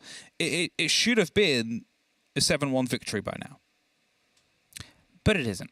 But it isn't, and that is the painful thing here. So 7-1. Yes? Your math sucks. I'm not going to say 8-1, because that is not possible. 9-1. How's that possible? Can we stop at 7, Emmy? No. It's not like a 12-round scrim where you play every single round. There's just a quick rehost. It is. We got back out of the tack timeout, and obviously something wasn't working, so we're having a quick rehost. It's more time for the players to talk amongst themselves. The coach obviously cannot add on anything outside of the allocated seconds they had. Now back in. I like the thing that Solotov was playing on his PlayStation there. Just in his view. Sorry. Was it Rainbow Six? Attackers need to What? locate and defuse. No, I mean, it's like you have his monitor and you have the PlayStation like as where normally a PC case would be standing just in front of it. Maybe imagine if he was playing on PlayStation. Crossplay, you know? It's, Imagine.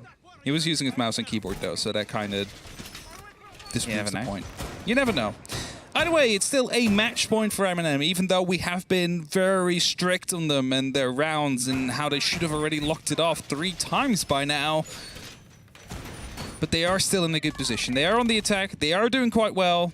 Navi only won 1 round very decisively. The rest all coming down to a hero play or a strike at the right moment in time.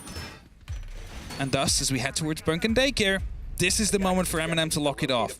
To say, these points are ours. We are looking to close up the gap towards that top 4. We are looking to go to the November Major. And kind of kick Navi out of that dream. All right, M&M. 1 more is the distance here to try and pull yourself a full fat win. Your first since the opening. Playday. Here, Navi, they've been on a bit of an upward trend at points. They had a bit of a dip, but theirs was on the previous one, and you can sort of force that back out and make sure the fight around the middle is one where you really start defining yourself as the top on it. Quick break there. Raising the Banshee just inside cafe door. You can see they're opening up their rotate round onto train as well towards the default plant. They're sort of playing and vying for the attention, but the Nook of Tyrant is going to see if they can maybe have a little bit more luck on the strike around where Kayak did a massive play last time around. Kayak was very patient back then. Managed to just dance around the grenade, stay alive, and after that, well, they thought it was going to be clear on those yellow stairs, but nothing was farther from the truth than that. Grenades again to be tossed up here. Taking care of that barbed wire. Not a second one used this time to use quickly around that half wall to make sure it's going to be cleared. That one will be kept in pocket. As in the meantime, we also have Nath ready with a nitro cell to be tossed out onto the balcony. There's no one there currently. As more of the pressure of Navi seems to be coming, or seems to be received from the cafe side. So M&M starts to open up on some shields over there. The calls come across the board. Waiting impatiently, but this, the slow crouch walk towards computer, hoping to get the drop, and maybe the drop onto Nath here by a bit of surprise. otherwise still just hoping to get the first flourish of information. That grenade will get caught over the top. There's not somebody else to offer some support. The EMP pops off, and now they've got angles in towards the site and across the long corridor itself from the upside down rappel. They're causing a few more problems for any of the players that might be in that situation, but there's the first. Nello gone. Doc will be caught out by Skiddy. They're getting themselves still tucked in onto that corner. They could have maybe put a little bit more pressure in. Do they know how close somebody is? The drop comes round. The audio is silent. Naif, he's hoping somebody has made the journey, but Tyrant's actually kept on pushing, which causes problems later. Teb suffers in the scrap and the scrape of things. There's the ping on a player and the reveal of the one just tucked in. A massive reaction there from Skiddy to get the fight back here. They're inside Cafe, but they still have the man disadvantage. It's pushed further by Skiddy. The grenade catches out the one round on the side of Train, but with 15 seconds left, they're angling up to see if they can get the kit planted behind the Train itself. The 3 versus 2. Naif could be massive here. Solotov gets an important one, gets one more, but it's just the kit to be planted. A 1 versus 1 post plant. Doesn't quite have the reveal on where the player is. The drop comes round. And a misthrow and C4 there. Naif. Oh, maybe you didn't know about the hatch. They have the call on the player, rooting his way around. The fight is scrappy over the top. The pre-fires, both are massively injured, but Solotov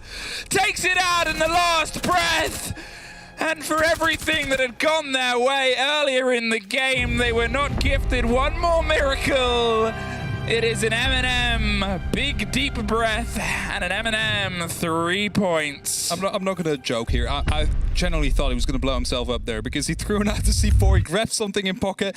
I thought it's over at that point, but eventually still locked out. Well done by M&M. They grabbed the full 3, even though there was many mistakes here today that they need to be working on. Cannot let those 1v4 clutches happen again, boys, if you want to go to the majors. So for now, it is damage limitation. They managed to get the full 3 points. More than happy with that. Up to improving next. Well, actually, up to a break next, before we're back with our desk.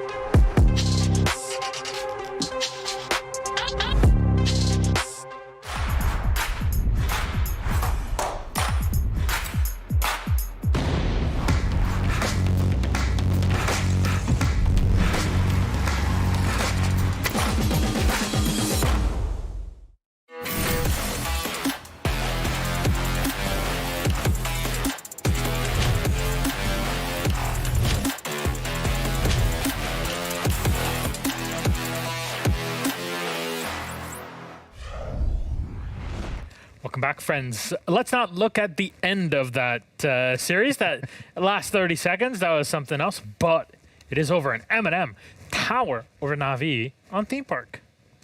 They were, I think they were just, over the course of the game, they were better quality, right? Even a 7-4 win with 2 1v4s lost, they just take them apart. That's a 7-2. Take them away. Yeah, I'm not sure if it was much of a tower. It was certainly fun in games on the theme park tonight. Well, I'll be back to you, beautiful boys, in just a moment here. Let's have a chat with our victors, M&M. Hello, we're joined by Eden, our French coach for M&M. Bonsoir, Eden. How are you doing? Bonsoir, Miloš. Good, and you? I'm all right. How are you? Congratulations on the win. How are you feeling after all this? Honestly, I'm feeling a bit stressed after this game because it was very, very tense. But I'm relieved that we took the win and finally managed to take another 3-point win. Was Theme Park the plan from the beginning? Yeah, it was one of the few maps that we have selected to like possible playing against Navi. It's not the one that we have made top 1, but we managed. What do you think teams haven't really been going to theme park much this stage, or really overall? Well, especially against the theme park, our attacks are not really on point, so it's easy to take more points and more wins against us on theme park. And yeah, I don't know why. Most of the team are a little bit behind, I said, on the new maps, so I think that's why we don't see team so often. And from your point of view, as of course, coach behind the players, how do you prepare them for a game against Navi? Because players from M&M and Navi have kind of faced off against one another in so many different ways over the years. Is that an extra layer that you have to account for when you're prepping the team? Well, obviously, also because Navi, we know that our people, our player previously in M&M are now in Navi. We are close to the Navi boys also. So that's two lineups that know each other as well. So you not only have to predict what they do usually, but kind of predict what they are going to predict for you. So kind of a counter prediction. Sometimes it's hard, but yeah, mostly lately we focus on ourselves, to be honest. So not that much prep focused onto Navi. Seems like that's the strategy overall for most teams in really any league over the past 6 months, really. But you're looking at Navi over the past two playdays against Secret, against TT9. What do you as a coach look at and see, okay, these are things that we can use and abuse when we go against them? Well, we mostly look for moves that they always do, some entries that are always here, stuff placed at the same place, people making the same nades, same position, etc. That's what we aim for, at least when you're prepping for a team. And yeah, automatism. Now the game is mostly into adaptation and knowing how to respond to what the other team is doing. So you can't do the traditional way to have their setup put on paper and just say, okay, we changed this. So it's more adaptation and small things that we look for. Now, you're watching the series from the outside, of course, not in the middle of the game with the players directly, but did you hear anything when, I guess, the 1v3, 1v4 was happening in Armory? Because it seemed like on the camps, things were relatively quiet. It was quiet. That's one of our problems, to be honest. Not going into detail to why, because that would give infos, obviously, but we are losing a lot of 4v1, and I've seen the memes on Twitter from the Rainbow Six Esports. Yeah. So yeah, we have an hard time in 4v1, even in 5v1. So we are trying to fix it, but yeah, it was a bit quiet. Understandable. And well, for the next Playday, you guys are going up against Team Secret. Again, another opponent that, player-wise, you know quite well. What do you think we should expect out of M&M there? Well, against Secret, I personally hope that we can make also 3 more points first. And what you should expect, well, us to fix our mistakes in attacks so we don't lose attacks this way. And that's it. That would be enough. I mean, it's already that, and then the challenge of next week on top of it is being a super week where you're playing G2 also at the end of it. So yeah, hopefully we'll get to chat again at the end of M&M vs Secret and seeing what you have in mind for your next matchup. But with that all said, Aiden, you want to say anything to the fans out there? Yeah. Can I make it English and French? As you wish. Yeah. Well, thanks for all the fan, M&M fan, all around the world. I know we have a lot of Chinese and Asian people following us. Our skin is still out, so remember to buy it. And thank you for the insane amount of support you're all giving us. We had a tough game and we are still not playing as we should be playing, but this is great. En français, merci, je sais qu'on a une grosse communauté française qui nous suit également. Merci de nous supporter et merci à SX Frenchy qui vote pour nous toutes les semaines malgré nos défaites. Voilà. That's all for me. Thanks. Tous les fans sur SX qui vote toujours pour l'équipe. Voilà. It's the French influence for all the French fans out there that are voting on E6, which is the, I guess, French Rainbow Six news or R6 Esports specific news outlet. Big fans, and we got good friends of them, of ours that run the show over there. But Eden, thank you very much. Congratulations on your victory. For the fans out there, make sure you're tuning in to next Monday's game. It'll be Secret versus M&M. Again, a big UK bout. Till then, Eden, take care. Bye-bye. Bonne nuit. Thanks. Bye. Bye-bye.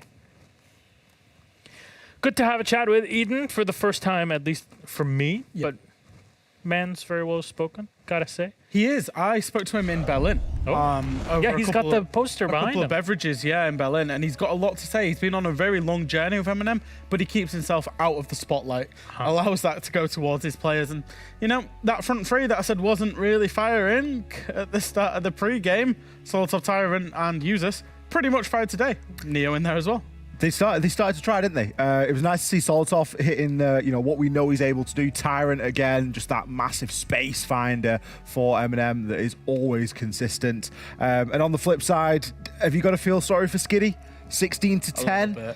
What a game Skiddy had. He single-handedly kept Navi in it on multiple occasions, and it's no surprise to see him as our map MVP here. 165 EPS. Unfortunately, too hot in the kitchen for Teb. Should have had his bangers and mash, shouldn't he? Then no, just kidding. I think, from Navi's perspective, there's always been this kind of viewpoint of Navi is they do really good things, but in the end, sometimes they could just be that little bit outclassed. They can be overwhelmed with pure gun skill. And I think we saw a little bit of that today where they pretty much just got overwhelmed. They got overrun by Eminem, who had a good day, but for a couple of clutches, and it would have even been a better day for them. Eden spoke about it there. It's Eminem's biggest problem is losing those clutches, losing those huge man count advantages, 5 versus 1s, 4 versus 1s.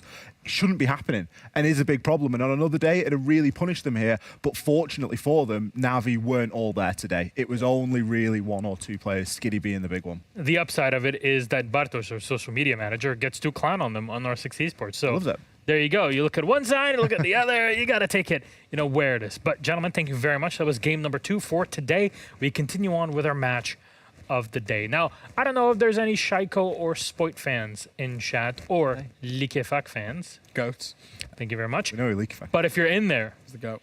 I want to see you in the chat. Let's toss it then to a quick break. BES versus Rogue in a few.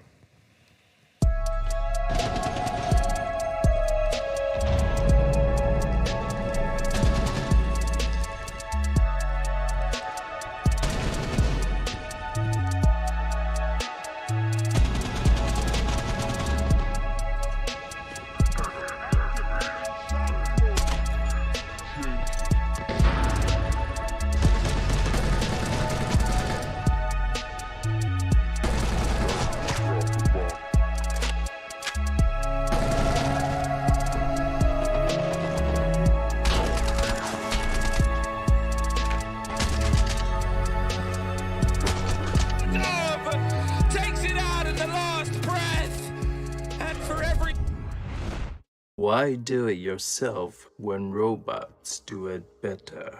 Robots do it better. Robots do it better. Why do it yourself when robots do it better? Robots do it better. Robots do it better.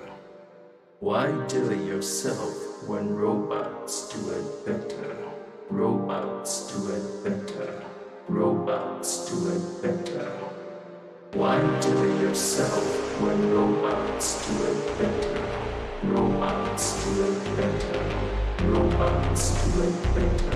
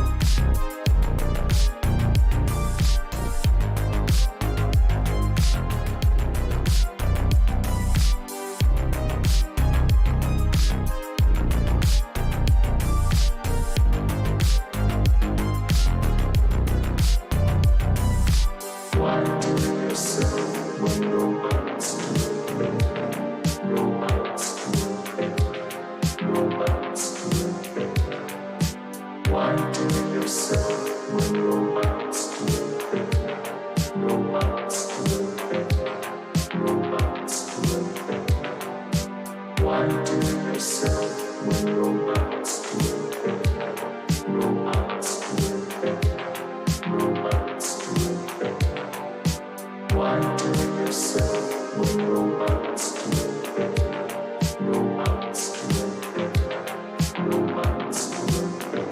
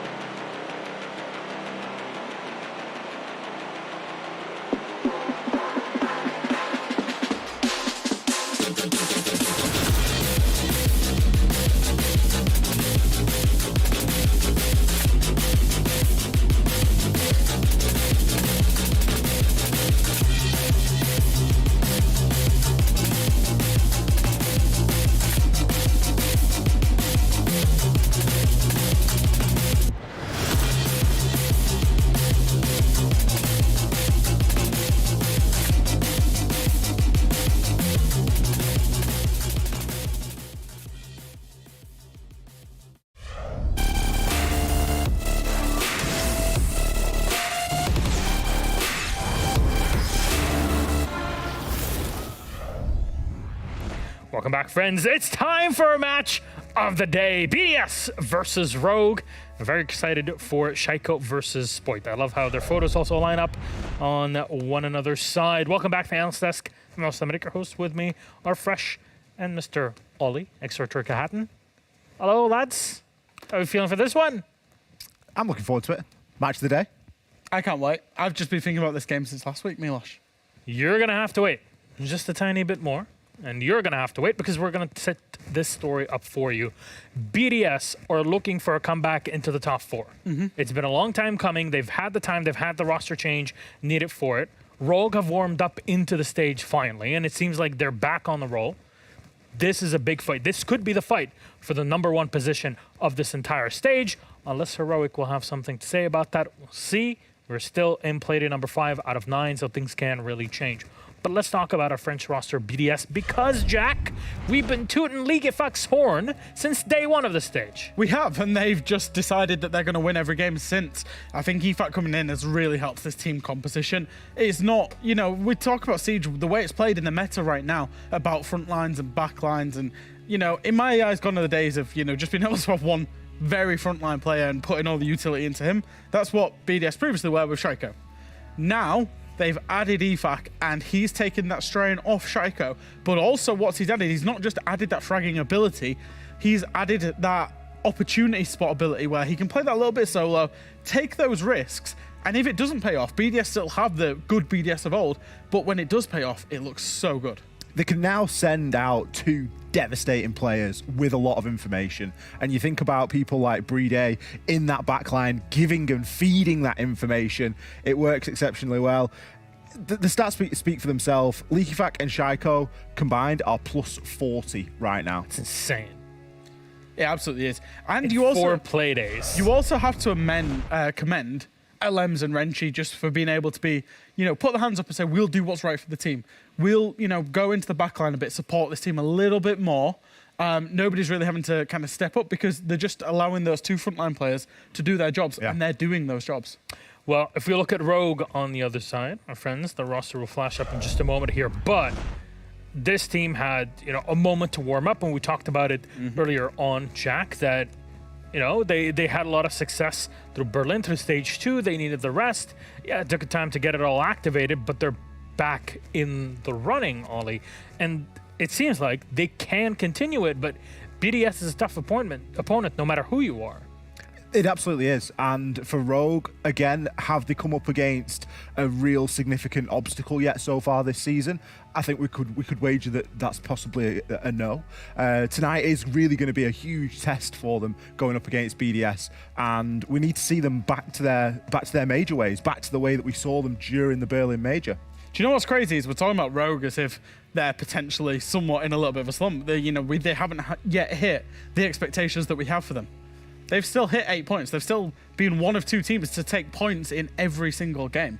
And that just shows their quality, that they're still there. And it's similar to BDS, where I said, oh, we think of BDS, they're not out of second gear. Rogue are very similar. These 2 teams can elevate themselves so much more, despite the fact that they've had points in every game so far.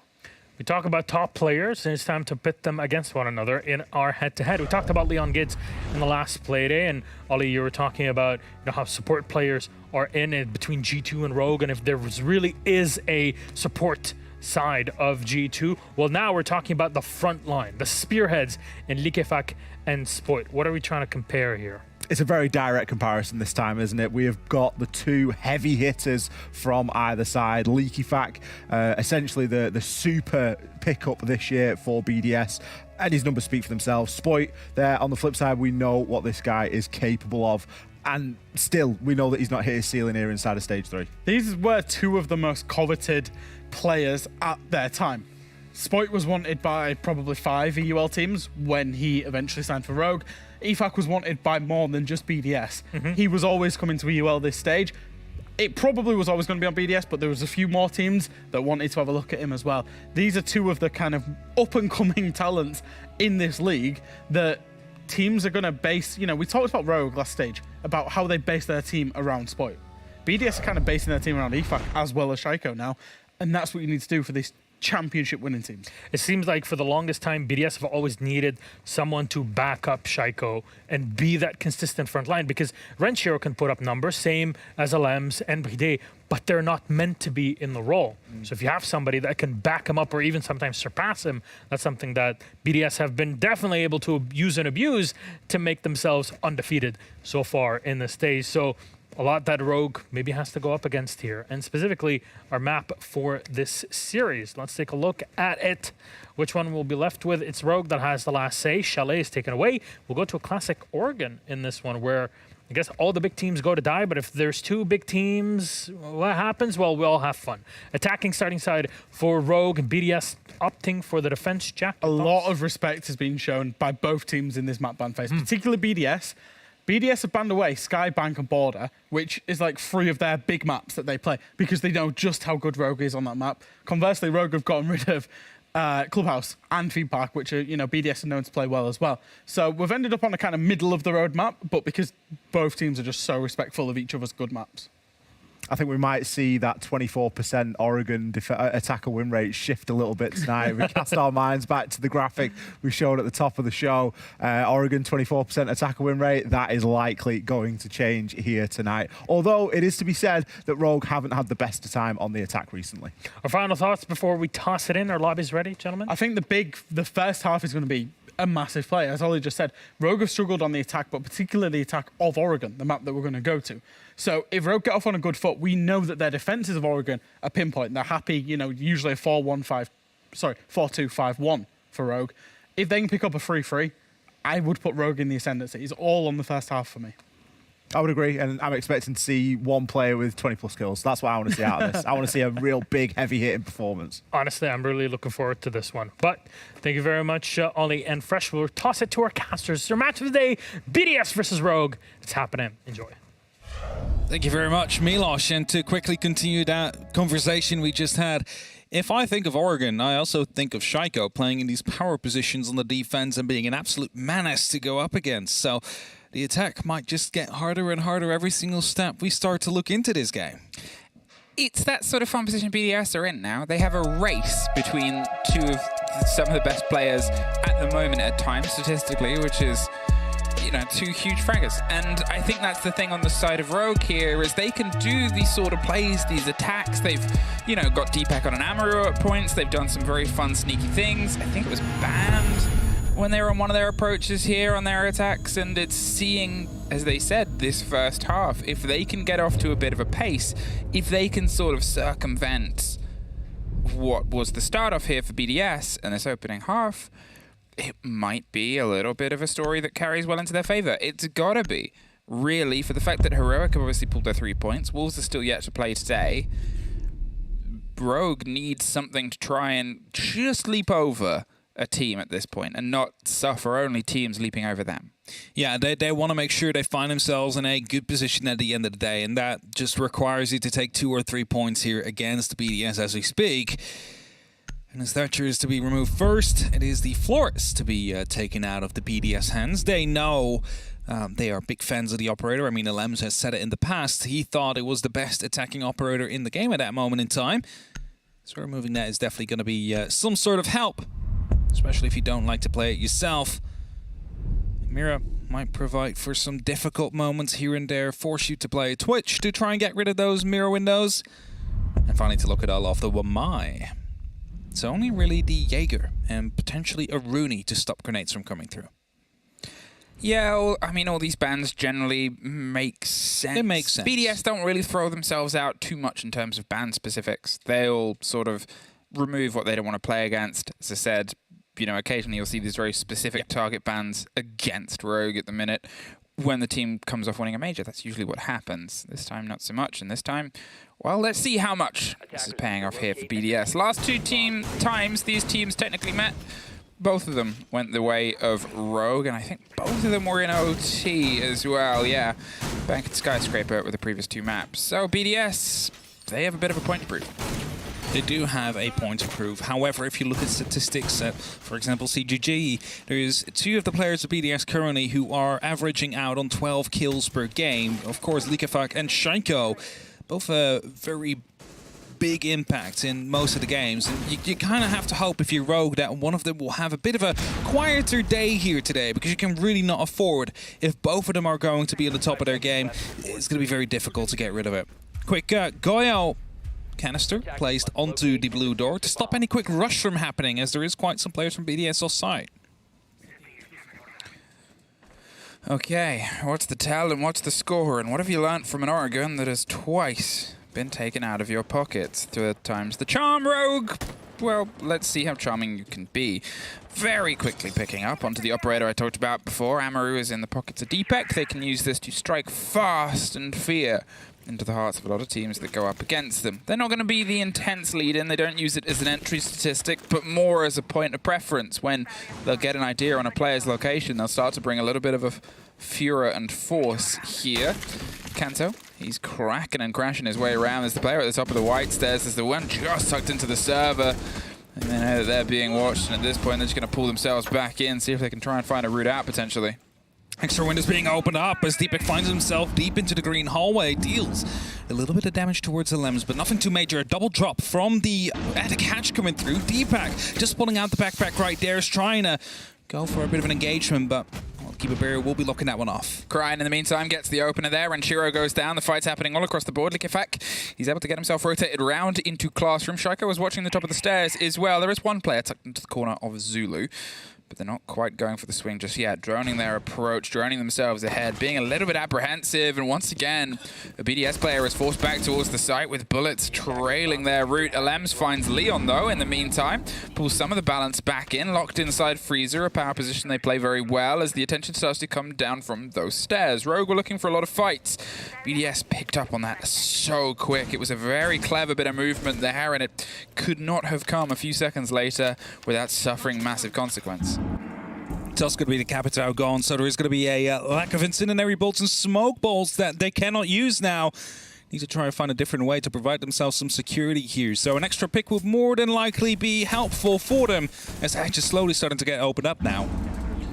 Wow, Spoit, he's going for a steady approach down. There's a bit of a swing round from the far end of the washroom. They seem to have all the awareness of where this is coming from, and that grenade, unfortunately, won't go all the way through towards that pillar position. Just to rotate between the corridor and the freezer side itself. Spoit's still holding off. Deepak is the one that's going to rotate his way around, maybe try and draw some attention from elsewhere. Burn something on the far end. That grenade doesn't quite get the catch. It does. No, Alems was close enough, but Playday was even closer. Gets the double with the swing round. Caught in the fire. Likafak's able to catch one of his own, but there's the last. And Playday keeps the lockdown there. The first round goes into BDS's favor. Proper lock off there from them, even though they started losing some of those players to the grenades. Still plenty of utility down there. Also not really any entry point for Rogue, as the defenders were still spread around. There was not a gap in any of the defenses there.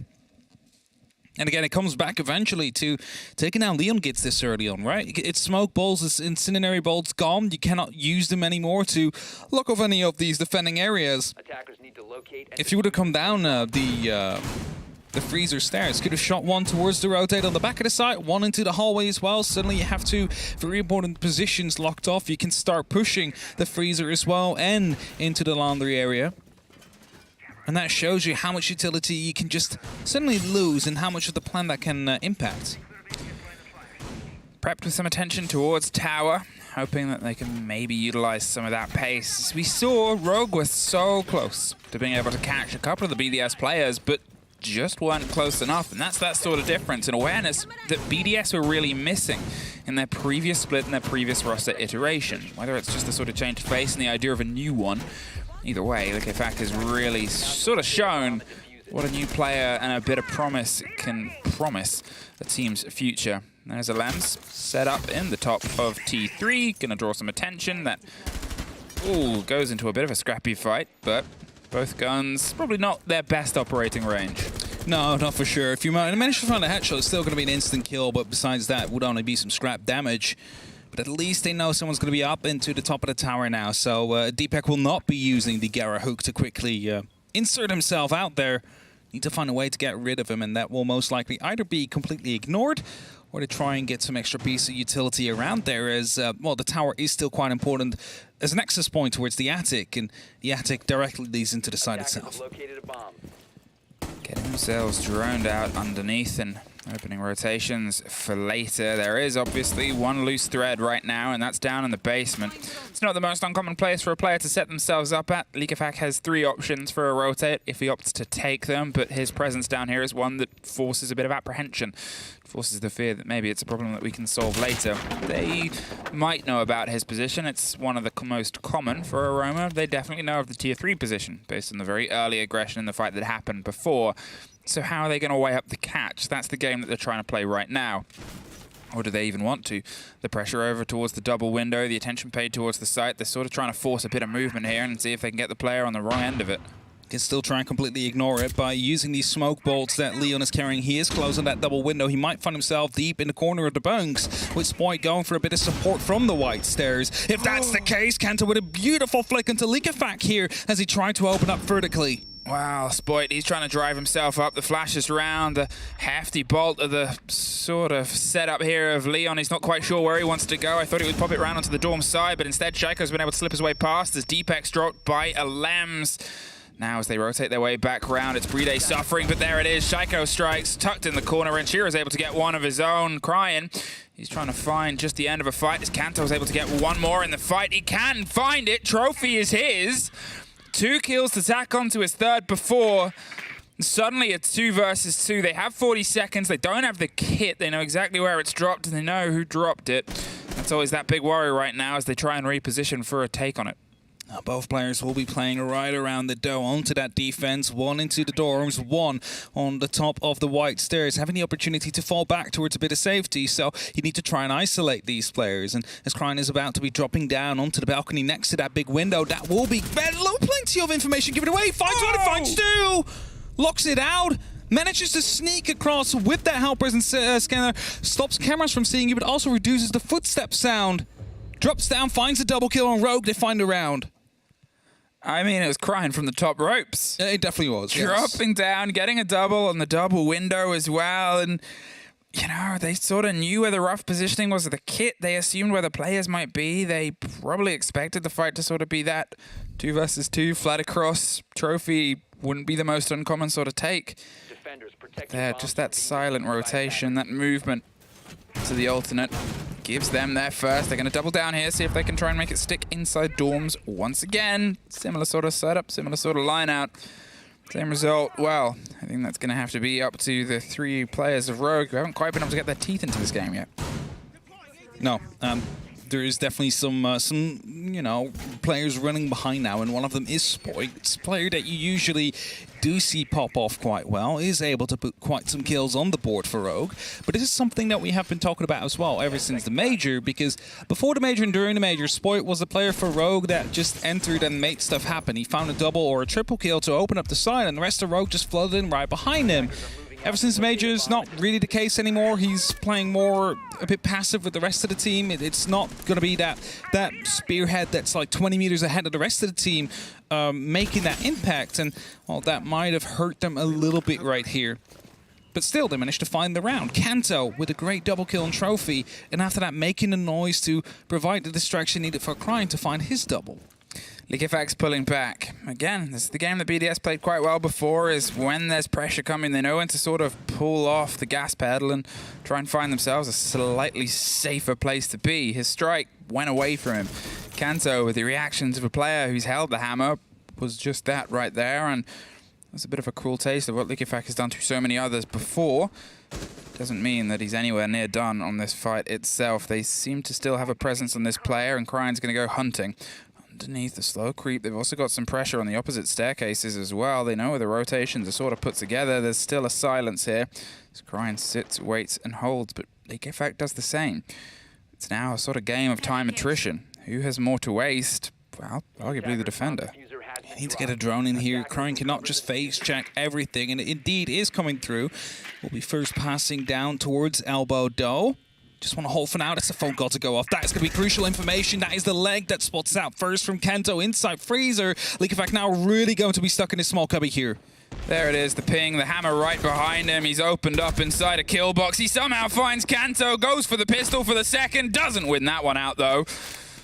And he had that little moment there, but Alems is trying to offer a little bit of support. Crying hasn't opted for that rotate. They seem to know that there's always the chance that a bit of pressure and presence coming through it, and Crying's paying keen attention towards that as a route forward, minimizes the angles and ways that could be played against them. You have to give credit to Liquefax being able to get one out of a situation where he also took 2 minutes from the approach here of Rogue. It's definitely a big win for him there, as right now the pressure really starts to mount up from the eastern side. Spoiled on the top of the armory stairs, about to swing into the games room, the armor trophy room right here. Shaka goes aggressive through the rotation in the breach. We'll find Leon Gids.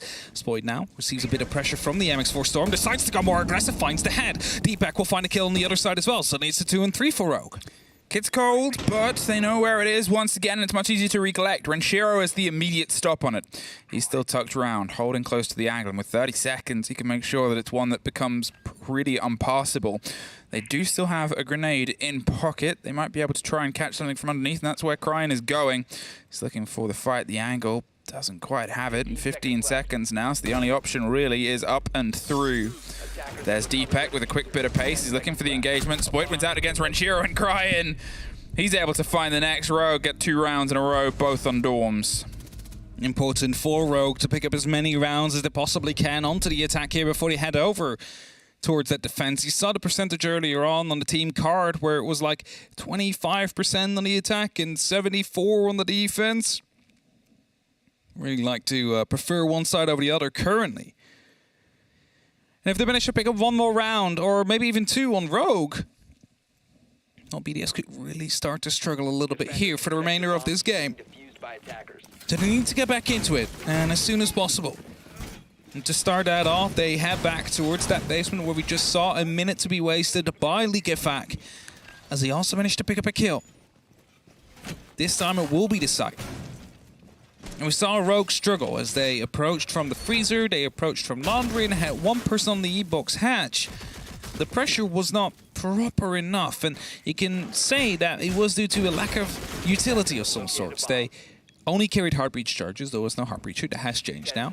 Leon died early on with the Capital, which means that those smoke and incendiary bolts could no longer be used. Is that a Cade on the board? It is. So that hatch is going to be more difficult to open up because there's no EMP impacts on the board. Oui. Yes, in French, that is.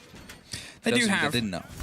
the Twitch drones. They do have a chance at sneaking away around. It's a bit of a drive, and it's not the easiest to find your way through to, but Deepak's pretty good with the drone. So I guess we'll see if he's able to try and win out this steady approach from the opposite angle. The first is the drift do. The call that is softed is going to bring a bit of awareness. It's whether the hatches as well might be the second bit.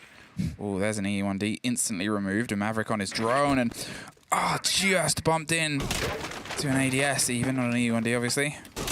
Can't shoot that one out. No, for sure not. But the ADS is definitely going to be a bit of a help if they want to be approaching that take later on. Different angle now for the Twitch drone to come in from. Seeing if he can find some more success here, but Playday is ready with that shotgun. If only one of those pellets hits the drone, it's going to be game over, and will be the case. Oh, nope. Second shot will definitely connect, though. And that means that that Cave Claw is not going to be removed, at least not as of yet. A grenade could still do that job. Yeah, they took a gamble. They tried to sort of just beeline towards it and hope it wasn't being watched from an angle that they could get it past. If they're back on elbow, then you can make that route. If they're on the front, well, that's what happens. So the attention is now going to be paid towards Laundry and Freezer, the way it was as before, as once again. I think there might still be a little bit more presence around onto Tower, potentially. Yep, the drop onto Blue. The folks to try and pull them away. Liquefac is in a position to try and juggle this in case they go against it. Has the claw ready, and Cryan, he wanted a push to come round, just peppered the angle in case he was gifted it. BDS aren't gifting them anything right now. So Shaiko and Playday playing around elbow, though. So it's going to be quite difficult to remove them as Kenta finds one. Is about to go for the second, but Vincere only takes some shots to the leg. Lives for now. As I think Adrenaline Surge gets called out just to heal back up the players of Rogue a little bit and also provide them a bit of extra pace. There it is, the flash is over the top. They're seeing if they can try and stick it. Kanto's able to find Renshiro as well. Alems, as I said, is very good in this position on Freezer, keeping his cool, and that's what he's got to do right now. The kid itself is trying to make its route past Liquefac and the smoke work of Playday. Another player who's very good in that position. Liquefac knew where he needed to be, and he makes sure it sticks. The second and the C4 caught round the corner. Spoit wins out against the Lems inside Freezer. There is a drop down, and suddenly Rogue have 3 in a row. Just have to say, it was a very clean double tap onto the staircase player by Liquefac there, but Oh, yes. that was very quick. I didn't know they could get fired out that fast. And now, Rogue, they found those 3, as you just mentioned, and those are also the 3 rounds we kind of hope for them to pick up, to at least improve on their attacks. As a tactical timeout has been called, 40 more seconds for BDS to have a bit of a chat. Because they started off strong. The second round started off well as well. Because they managed to isolate that diffuser into the site, and it had to be recovered. But then Cryan dropped from the heavens above and managed to turn it all around, and ever since, Rogue has not stopped winning. And it's starting to get more problematic with every round that passes. It was what they sort of said on the desk. It is. 3 on the attack spells a good story here. For Rogue. And 4 even better. But like the way it's going, 5 could even still be on the cards here for Rogue. We're really finding ourselves in some problematic territory for BDS, who would see themselves fall to second place if this is how the game would end. I believe, regardless of the result, I think Wolves might be able to push them down on third. They're on 7 points. I mean, BDS has won every game so far, right? So it's like they find themselves. They find themselves on the top of the table regardless, or like top 4 of the table, not. Oh yeah, there's no way they'll fall out of. So they're probably not too worried, and this is one of the teams you will play that you expect to go to the major as well, considering they are the major champions. You can afford to lose 2-3 games, and if you lose against the current reigning major champion, that's fine. You don't have to worry about that. But you prefer to win. You prefer to pick up those points and be the first team to qualify yourself for the major from Europe. All right, Rogue. They've had a moment to talk, so have you, and you've been able to start to right some of the wrongs that people have said about how the attacks have gone for you on this map. I mean, third time's the charm. You have to try and have a lot of confidence about a map if you're willing to go back to it this quick succession after suffering your 2 losses on it, regardless of whether they were overtime or not. Quick direct focus paid now towards this. The first time we're seeing this core sort of hold, this setup and extension on the site round on the ground floor. There's the verticality that needs to be covered and watched by BDS. They have themselves locked in above around dorms. You've got to try and force them out. And that's the attention paid onto White as this might start knocking soon. Kento quickly checking if there was any PC utility behind him he was unaware of. You never know if there's going to be a Valkyrie cam or something up on the wall. Because they haven't seen at this moment in time yet if there is a Valkyrie. Spoit missed the Gon 6 there, had to punch the barbed wire in the end. I don't know if he was trying to hit utility that was further up or not, like a Banshee. Oh, well, there's something quick. Here we go, straight into the site itself. They're able to find the strike. There's the down and the drop. In the meantime, there's a second one that leans into Deepek. Cryan's got a kill of his own on Likefak. They struck within a breath of each other. They're playing around the hatch, but not any longer. A flawless is the response to attack timeout, and that is maybe one of the most put-together attack rounds we've seen from Rogue since the Major. That is a round where everybody knew what they had to do. Everybody knew where to enter, how far to walk, and what angle to pre-fire. And it all starts over at Deepek just yeeting himself in deep into the green hallway, finding the cover onto the person that was holding down the big window from above. And suddenly, like, so much opens up with just a single kill.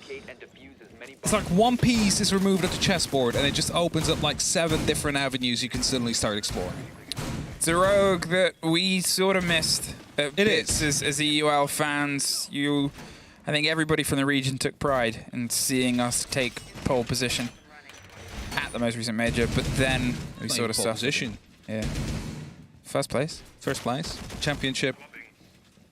Clap, clap, clap, clap, clap. Lots of claps. Lots of cheering. Lots of chants coming out as well.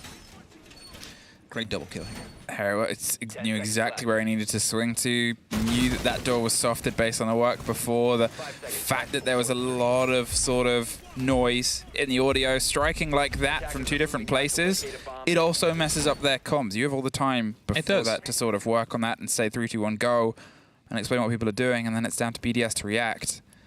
They had the right ideas, but it's very different trying to swing into 1 panicked dead player than 2, and here Rogue, as you said, there's the chance of a 5-1, and it's going to be back down on Laundry, where it started this map off. BDS's only round win. Will it be their second? That is very unfortunate to lose Likefak like that. And that is a free entry kill for Rogue that they do not have to worry about too much. And Lems now has to debate whether or not he will come back towards the site, or if he's going to stay active on that top floor. And he chooses to go for the latter due to the fact that if he finds a kill, he equalizes that scoreline, brings it back to 4-4, and really keeps them into the game. However, if the execute starts coming down onto the direct side, this could be very problematic for them, as it seems like they want to go down the tower stairs. Oh, there's the drop over the top. They're just able to take the head off the player. Lems was caught out. The camera finally pops into life. And Renshiro now, he's holding himself a little bit aggressively on the stairs. He wanted to see if he could try and get 1 for the money before he had to pull himself back, but now he's got to pull himself back. Rogue, they were gifted a foot in, a lead in, and based on the time that it happened, they knew that they could just try and keep putting pressure on it and see if they could get it locked in. At least the claws were deployed before he was unfortunately separated, so they get some semblance of thanks. But they probably would have preferred to have him alive and kicking. For sure, they wanted to have him alive and kicking. He's literally one of the top fraggers currently of the European League. The thing is, though, there's EMP impacts on the board now, so they can literally bypass those electro claws that have been placed. As the C4s come out, will not find anything as of yet. It's Spoit that is looking to find themselves an extra entry here.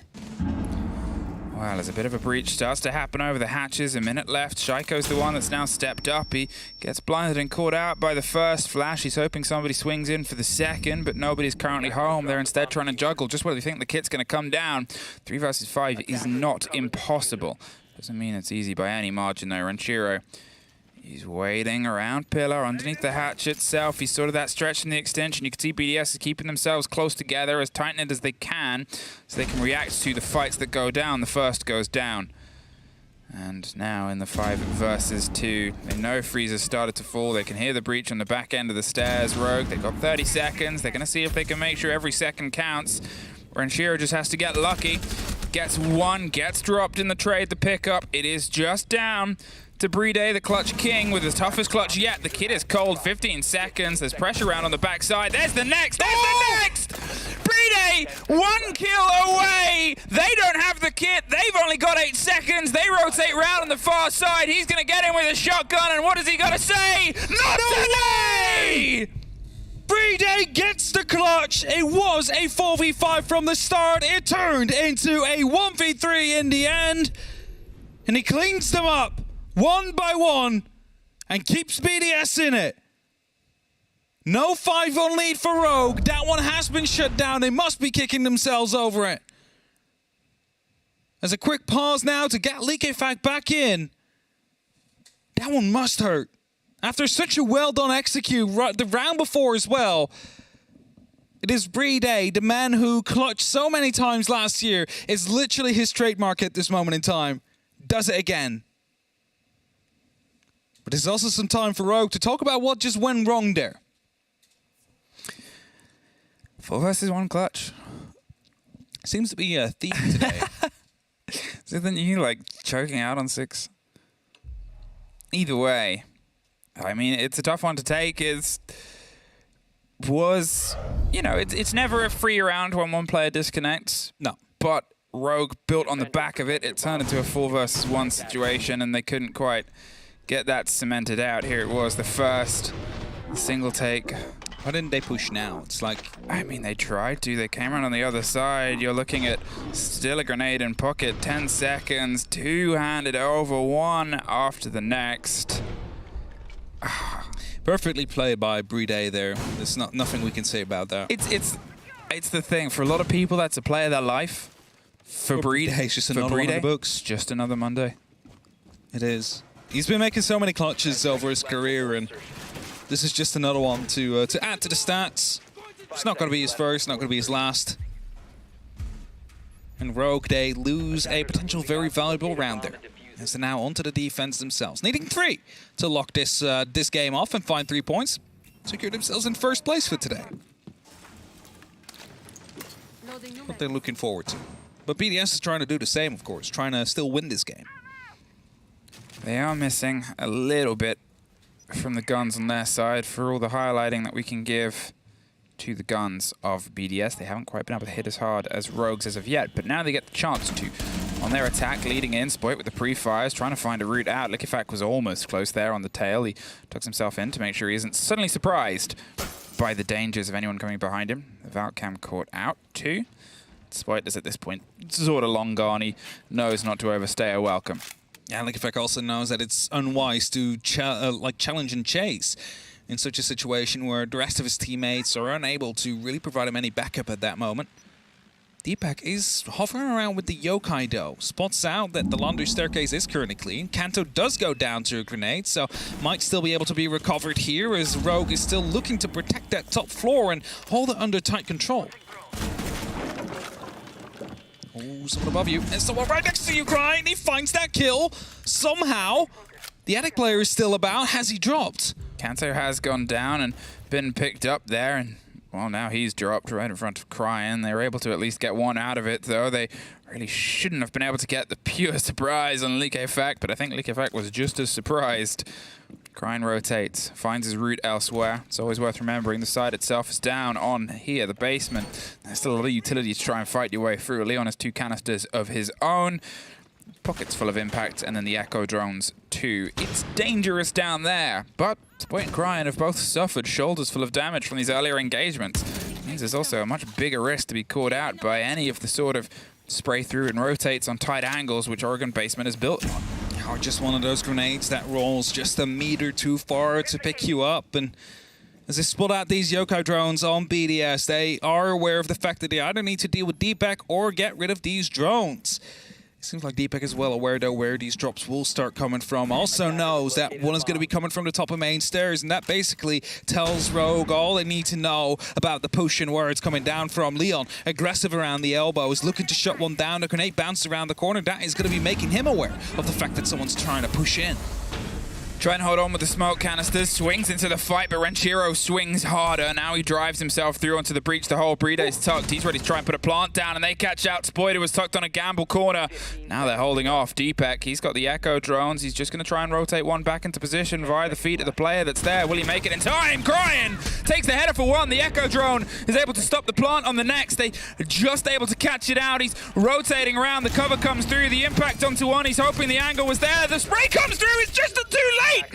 He cannot quite find the fight there onto the scrappiness of E-Box themselves. Tucked and tapped through the wall itself. The soft does a little bit of extra damage to Alems. He's not quite sure where he's gone. Both of them are dancing. He's down through the wall. Does he know? He does now. He's just going to be closing that one off casually there. Deepak, as he comes in with another clutch. And you see the smiles all on the face cams there. That's 2-5 for Rogue. That is the round under control.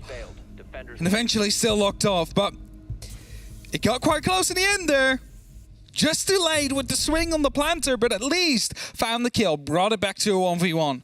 And now 2 more rounds necessary for Rogue to find 3 points. The top floor is up next. Damn, he's good with a drone. Deepak was drone equals death. I mean, we saw the signs in Berlin. I mean, if we can talk about Defenders things protecting proving bombs. rules today, that is definitely one of them. There, obviously, the drive from Cryan, being able to get the take onto Shaiko as well before he dropped there. Massive. It drew out the focus, the fire of the next. What was the time? It was literally on the moment it went down. Yep. It's a tick on the server. This was a very scrappy gunfight though, but probably saw the foot's already ankle, just walking through the bottom of his scope housing.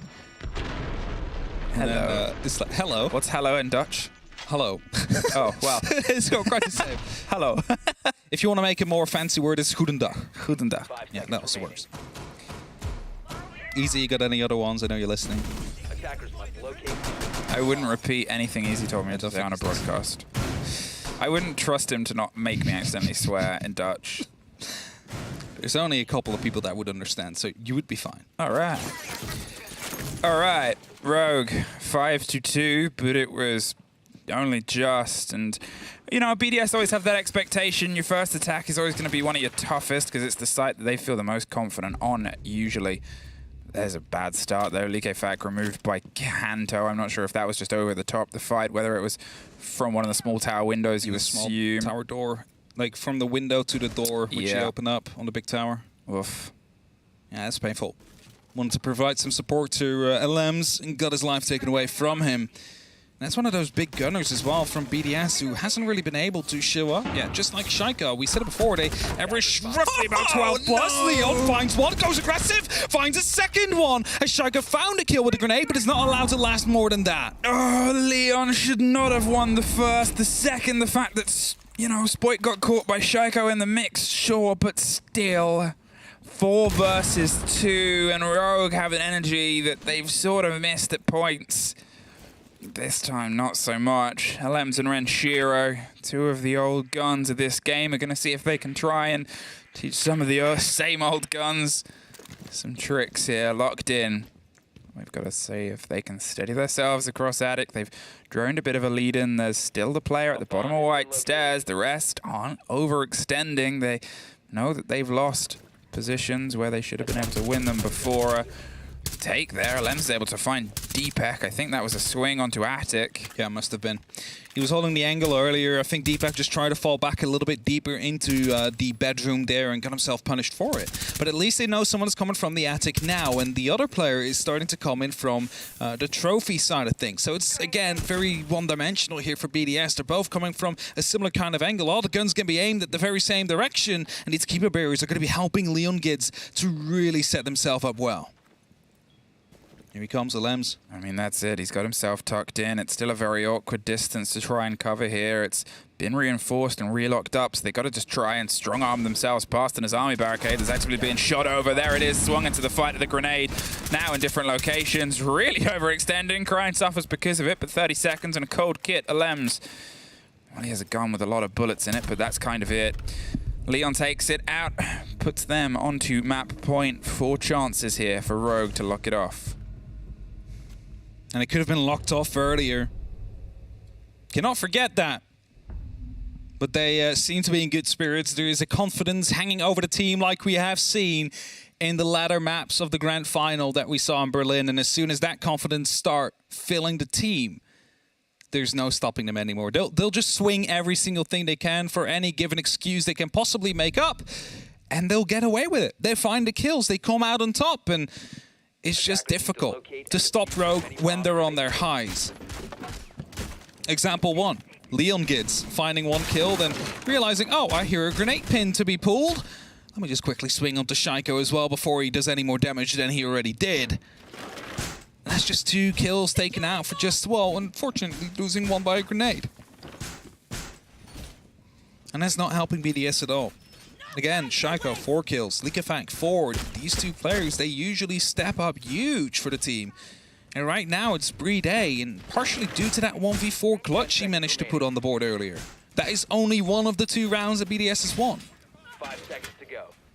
So Rogue completely in control of this game. Attackers objective. Can they push it over the line, though? That's that last little step that the team has to take, because it's not that BDS, for my money, have been entirely washed over. As strange as that is to say in a game that could be over as a 7-1 already, there's still these moments where you have these fights from BDS, but they just have been one step a little bit behind there. They're missing Likefak and Shaiko. There's no 2 ways about it. We can talk about their KD and the game's up and how important it was. It is, and always will be, important to a roster to have your players performing at their best. When they're not, you'll miss them. There's no 2 ways about that. And when you're seeing Crying on a 12-4, well, that's what you're missing. That's definitely something you're missing. And you can afford one of them to be off during games against the lower half of the teams, but when you're up against the top teams of the league, you really need both your players to be on point, able to reply at any given moment to ensure yourselves a good chance of fighting, because right now BDS, well, again, it could be quite more close than it currently is, but Rogue's still walking away with this one, especially these last 2 rounds. Seem to be doing quite well for them.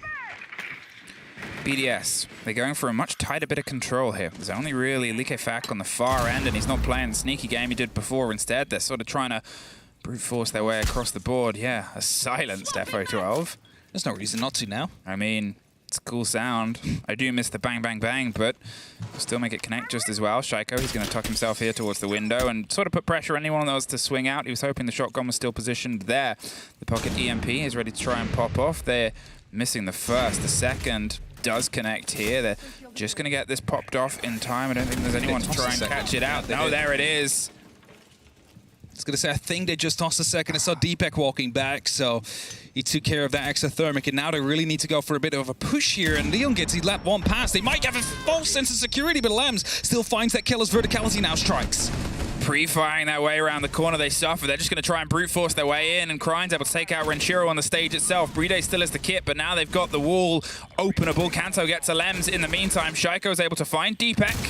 Suffered on the far end. In fact, no, it was Likefak that was able to make that connection here, and now they've tucked themselves in towards the site itself. The most important part of that was breaching open stage. So although they've got kitchen control, they can see if they can try and get a plant down on the far end. They're still holding it from above, though. This is the big part of this. And that's why they've sort of changed tack.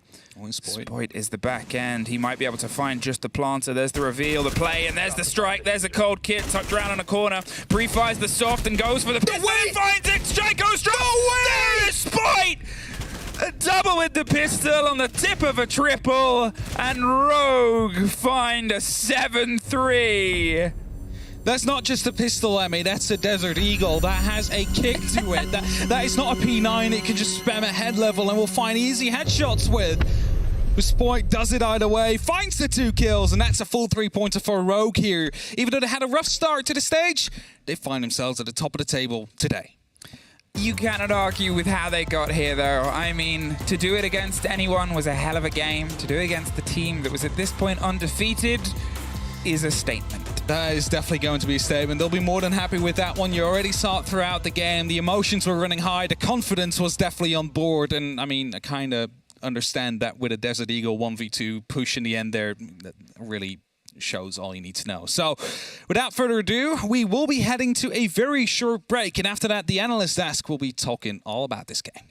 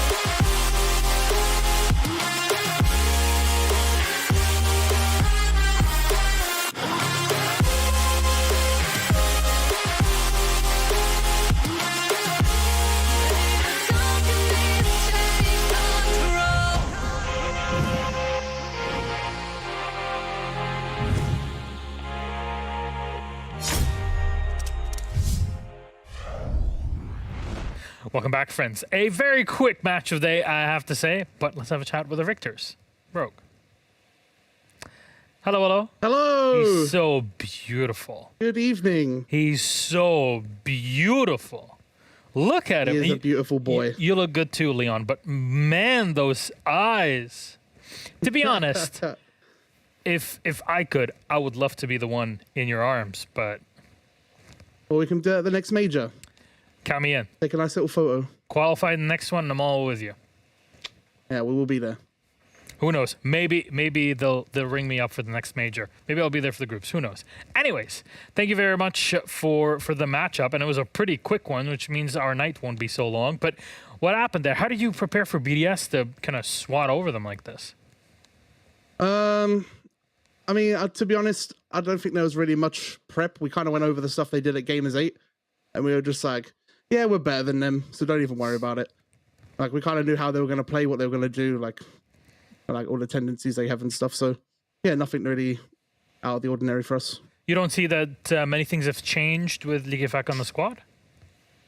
I mean, obviously they've got more fragging power now, but overall the way they played was very default. I think, like, we knew LM was going to spam that Dokkaebi. We knew they were going to have people pushing with the Dokkaebi calls. You know, just general game knowledge that, it's stuff to expect. So I let the boys know, they're going to do this stuff, and we were ready for it. So it's Oregon, classic map, but why the Mira from your side? Well, we didn't really know what else to ban, and these guys do like playing a bit of Mira, so we just thought we'd ban Mira instead. Fair enough. Otherwise, any hot moments that you faced in the match? You think that sticks to your mind? Yeah, well, obviously, we did lose a 4v1. Yeah. I do 100% blame Spoit, even though it wasn't really his fault. It was just, they just won all of his gunfights, even when we were peeking together. Not much we can do about that. It happens, but we had to give him a courtesy round, but make him feel good. Fair enough. And in the end, you gave Spoit a 1v3, or that he could just win with a deagle somehow in very close quarters. How... He's getting clips for YouTube. Honestly, I said that. This kid is always trolling. Honestly, right as the game ended, I'm like, dude, that is going in the highlight reel for this week. 100%. If I ever released a scrim video and you see how many times I'm shouting at Spoit, because I'm like, don't peek, don't push. Even today, it wasn't crying. It was crying instead of Spoit, but I even said, don't peek, and he just swung and died. My teammates are trolling me, but I mean, we still got the win, so I can't really blame him. Honestly, it was such a quick game that I don't even know what to talk about. To be completely honest with you, I mean, you smashed G2, you went through BDS now. Can anything stop you, right? You got Outsiders, you got Wolves after, you got Secret, and you end the stage against Heroic, which that final matchup could be a big decisive one. But how are you feeling about this team? Because things started off a bit shaky in the beginning of the stage. Yeah, I think, like you said, a very rough start for us. I think we were just trying to find our footing with what we got, like the right operators to pick and the correct meta for us. And I think we've kind of found our footing with that now, and that's why we're a bit more consistent on those attacks. Will I ever see you play Grim? I mean, if he gets buffed, maybe, but at the moment, I'm just a Capital Demon, so that's what I'm playing. Fair enough. And you go up against Outsiders at our next Playday. They pushed Heroic to the edge, 8-7 in that series earlier on today. Do you feel that that's there's something to look at there? Like, this could be shaky next week. I mean, from watching the match, honestly, like both teams didn't play well. Like, obviously, I'm not going to go too much into detail, but from what I saw, it was a sloppy game from both of them. So we're definitely going to watch it, obviously, see what they're doing. Okay, goodbye. We're going to see what they're doing. But yeah, we're going to go in with the same game plan and make sure we're getting that win as well. It's that Koi buff, isn't it? Yeah, it's the Koi buff. Yeah. It's all the Spanish fandom that's backing up. Yeah, all the Spanish fans are really loving us at the moment, giving us all the support in the chat and on Twitter. It's really nice to see, and yeah, we're excited for the future of Koi. I mean, between Rainbow Six, between the EU League, between LEC, between VCT, all is going quite well for Rogue overall, and now with the Koi partnership. But at the end of it, Leon, anything you'd like to say to the fans out there?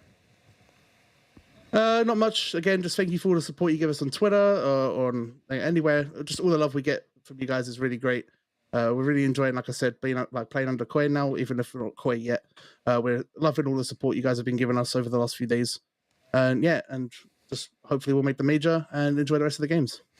Thank you very much, Leon. It's always a pleasure to have you and Bruce here on. As always, Milos. Oh, thank you very much. Well, have a good time, a good rest of your evening. Next Playday, Rogue versus Outsiders. Make sure you guys are watching it. Till then, take care, Leon. Bye-bye. See you later, Milos. Have a good night. See you, Leon. And there it is. Rogue are victorious, and what a way to celebrate it. 7-2 against BDS. You thought BDS were good? Ha! Boy, I got news for you.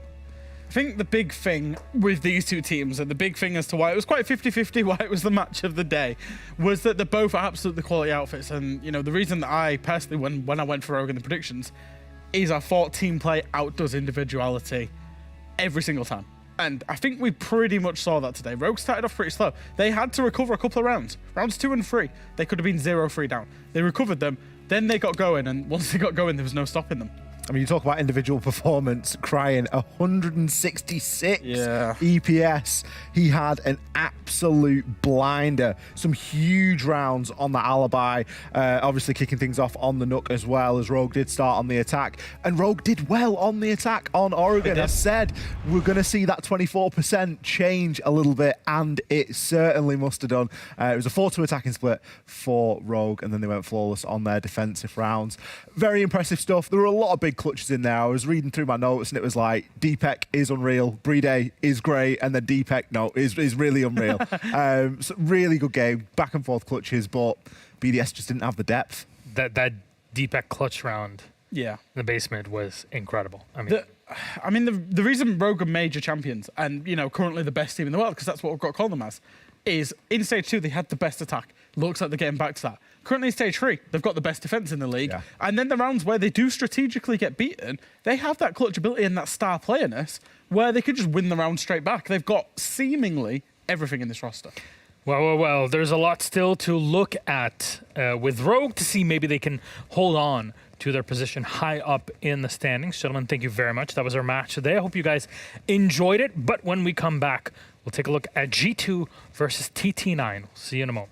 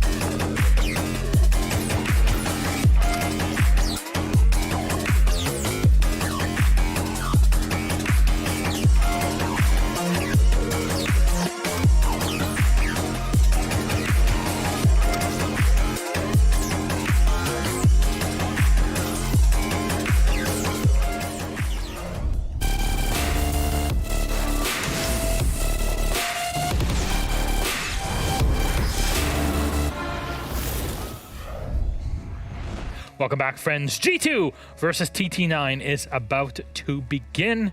Will it be an upset? Will G2 take another L? Who knows? TT9 are looking for points, and if it means that they need to take G2 down with them, maybe there's potential for today, overtime. Who knows? Compensate for a very fast match of the day. Welcome back to the desk. I'm Milosh. With me are Fresh and Ollie, Extra Troika. Hello. How are you, Mr. Hatton? Doing very well, yeah. Very invigorated after the Rogue BDS game. It was nice and quick. Very Feel like much we're a so. little bit ahead of schedule now, and I think it's about time that everything just descends into chaos, isn't it?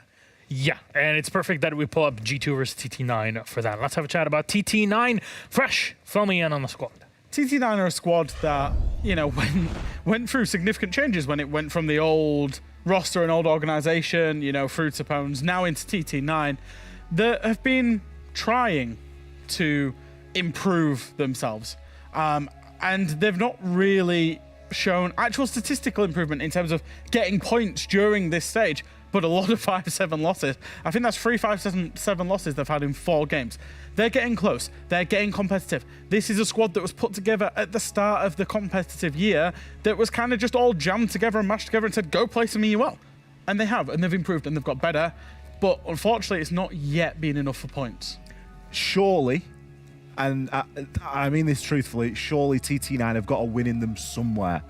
You can't get that many 7-5s without pulling away with a win one time. They got a couple in stage 1 and 2 when they, you know, a lot of their losses come off the back of a shallow map pool. But when teams take them to their good maps, they tend to be quite good. You know, the clubhouse, the cafe. So when teams do take them there, that's where they tend to pick up wins. G2 are known for making map ban mistakes, so who knows if that can repeat again. G2, though, on the other side, this squad that has been touted as, you know, the return of the baby Jesus, as they would say, into EUL, it's not really materialized, has it? No, I think that there's a lot of emphasis on the baby part of that. It is maybe still a little bit young as a team to really, you know. They've all got flourish. experience. They've all got experience. They've made a lot of roster Doki's short, but changes. that doesn't mean that he doesn't have experience. True. There's a lot of experience in this roster. Between them, they have all been to a lot of competitions. They've all been and seen a lot of Siege, but there isn't the glue at the minute, is the Fresh. I don't know where we look to in this roster to find consistency in a good way. Yeah. It's Consistency in a good It's true though, isn't it? Fair.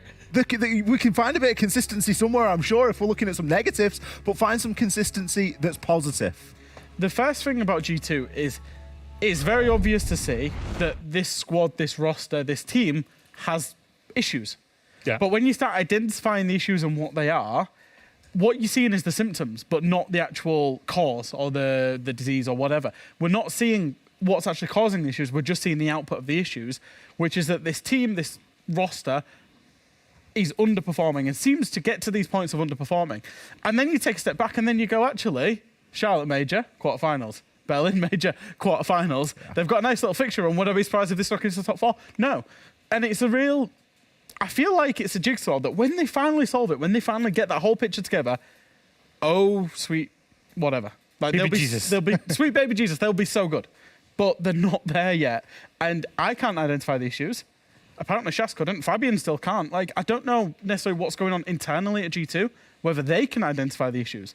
When it clicks, they'll be really good. Scrap them. Start from scratch. It's done. I think that's maybe a little bit drastic. Let's go. Look, sometimes you need some drastic solutions for drastic problems. I mean, the context, though, is it a drastic problem? Because there's still or is that even a solution? Yeah. Who knows? Not us. Sorry, it's the anarchist in me that comes out. Anyways, let's take a look at our map for this series. 9 map pool, 8 are out, and 1 is left. And it's TT9 will have the last say, taking out Theme Park, and they get to choose. This is something we talked about. They go to Clubhouse. It's as classic as it gets. No. Especially for a Russian team. They start on the attack. G2 have picked defense. Jack, you are burying your head in your hands. What's going on? G2 are first ban Chalet. G2 are first ban Chalet, which is G2's favourite map, and the map that I was just like, if G2 go to Chalet, they will just win this. Easy. And the only time TT9 have ever won a game inside of EUL has been on their big maps, has been on Clubhouse or Cafe. So what did G2 do? They've navigated themselves to Clubhouse. Would you like to change your prediction? If I can, I would absolutely love to change You it. know the It's a map shame now. You can't. The know the map's map. already been there. All right, well, when G2 win, I'll be like, I told you so. But, you know. I think G2 have navigated the map bans poorly again. I can't see a world where you would want to go to Clubhouse against this team. Fair enough. TT9 we know play very old-fashioned Siege, and we know that old-fashioned Siege suits those older maps, Clubhouse being one of them. It's a map that's been around forever, so you would expect TT9 to have a reasonable handle on playing Clubhouse, and history shows that they do. It does beg a little bit of a question as to how we've ended up here. Well, we're going to have to see if G2 are ready and willing for Clubhouse versus TT9. Gentlemen, thank you very much. Ollie and Fresh. We'll toss it to our wonderful casters. They join us now. It's Des and Ace. Enjoy. Thank you very much, Milosh. Welcome over for Game 4, boys and girls, to me and Big Tim, Mr. Bobblehead on the screen, apparently. What was all that little shaking about? What was that? I was just waving myself into the show, just getting ready, pepped up, bit of energy. Is that how we do it now? This is not becoming a thing. We have the fist bump post-game, we have it before game. We ain't doing more of this anymore, okay? The only thing that might be wobbly in this game, though, Tim, could be one of these two teams. Fresh has already gone into the map bans being a little bit questionable on G2's side. I think I had the same sort of reaction seeing the Chalet ban. As I think many will remember, back when TT9 were known as Poems, they played this map, 4 or 5 times in a row? And they got absolutely ragged about like a rag doll for several games in a row. It feels like the map to go to. It's one of G2's favourites. Clubhouse, I'm not too sold on what we did see TT9 not have the best show here either. So very possibly G2 could be trying to capitalise on what we saw recently. Could be a messy one. Could be a messy one, Des. You know, we could be asking questions of both performances on this one before we're done. We'll see how it goes. We're going to get into our ban phase to kick things off, and G2, they're going to take Maverick straight off the rip. Interesting. Maverick's not really been one to be banned away much at all, or even picked, really, because of his loss of frag grenades. Now, obviously, has the flashes instead. Does mean that he's lost a lot of the utility that he really brought, but have seen him used from time to time on this map in particular to get through walls without asking any questions. And I think, especially knowing that we've seen some players, a Mission I'm looking towards here as well, I'm thinking about the times that he's picked that up before. Just keep it off the board seems to be the smart play. Nook, the second ban, taken away. This one from TT9. I think just one of those more general blanket picks as well. I was about to call you Fresh then. I was going to say Tim. Nook, one of those more... Don't do that to me. I apologise profusely. No one should ever be degraded enough by being called Fresh. But Nook is the second ban. Third one's going to be the Valk, which means the last one I expect will likely be the Mirror. Yeah, more than likely. I'd have thought potentially Kaid, maybe. There we go. So Kaid comes in, just going to open up those hatches a little bit, especially with the Maverick ban. It sort of plays into it.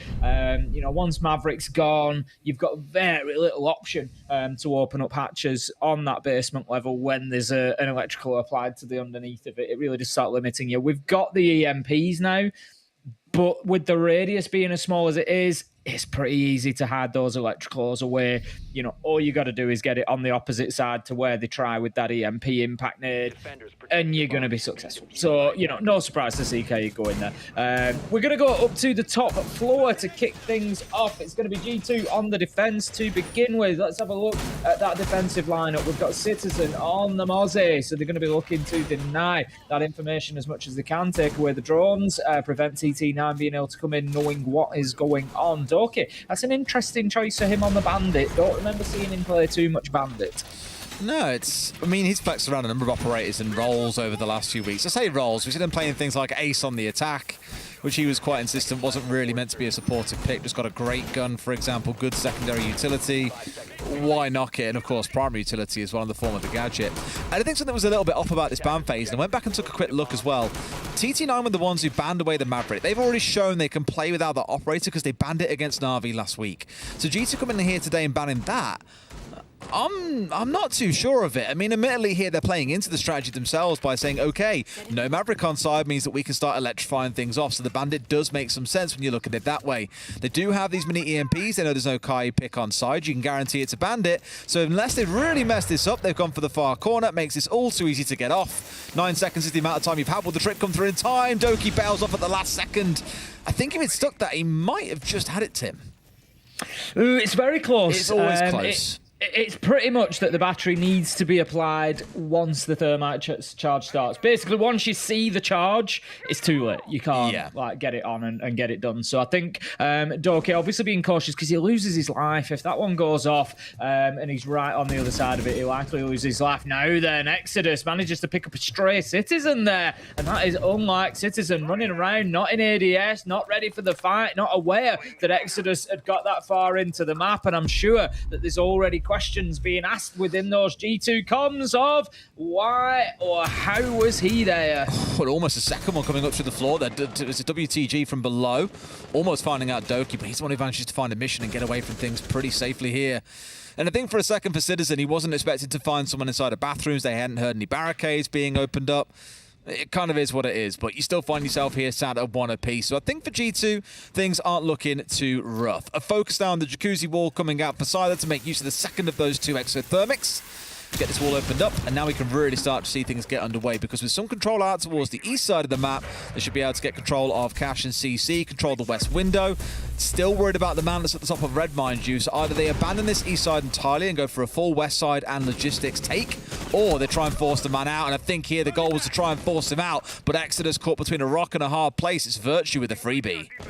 Nice fight for Virtue to win there, Doki. Electrifies the bathroom wall, going to keep that secure, but Sider, he's just going to bypass it by walking in. He could even vault through that wall if he wants to get into the bathroom for the time being. He's going to continue. We see the Nitro come out right into the face of WTG there, but absolutely no fear as he just keeps on gunning. Manages to take down Doki, and that leaves G2 short-handed now. 2 versus 3, Virtue low health, coming into that final 30. Both just...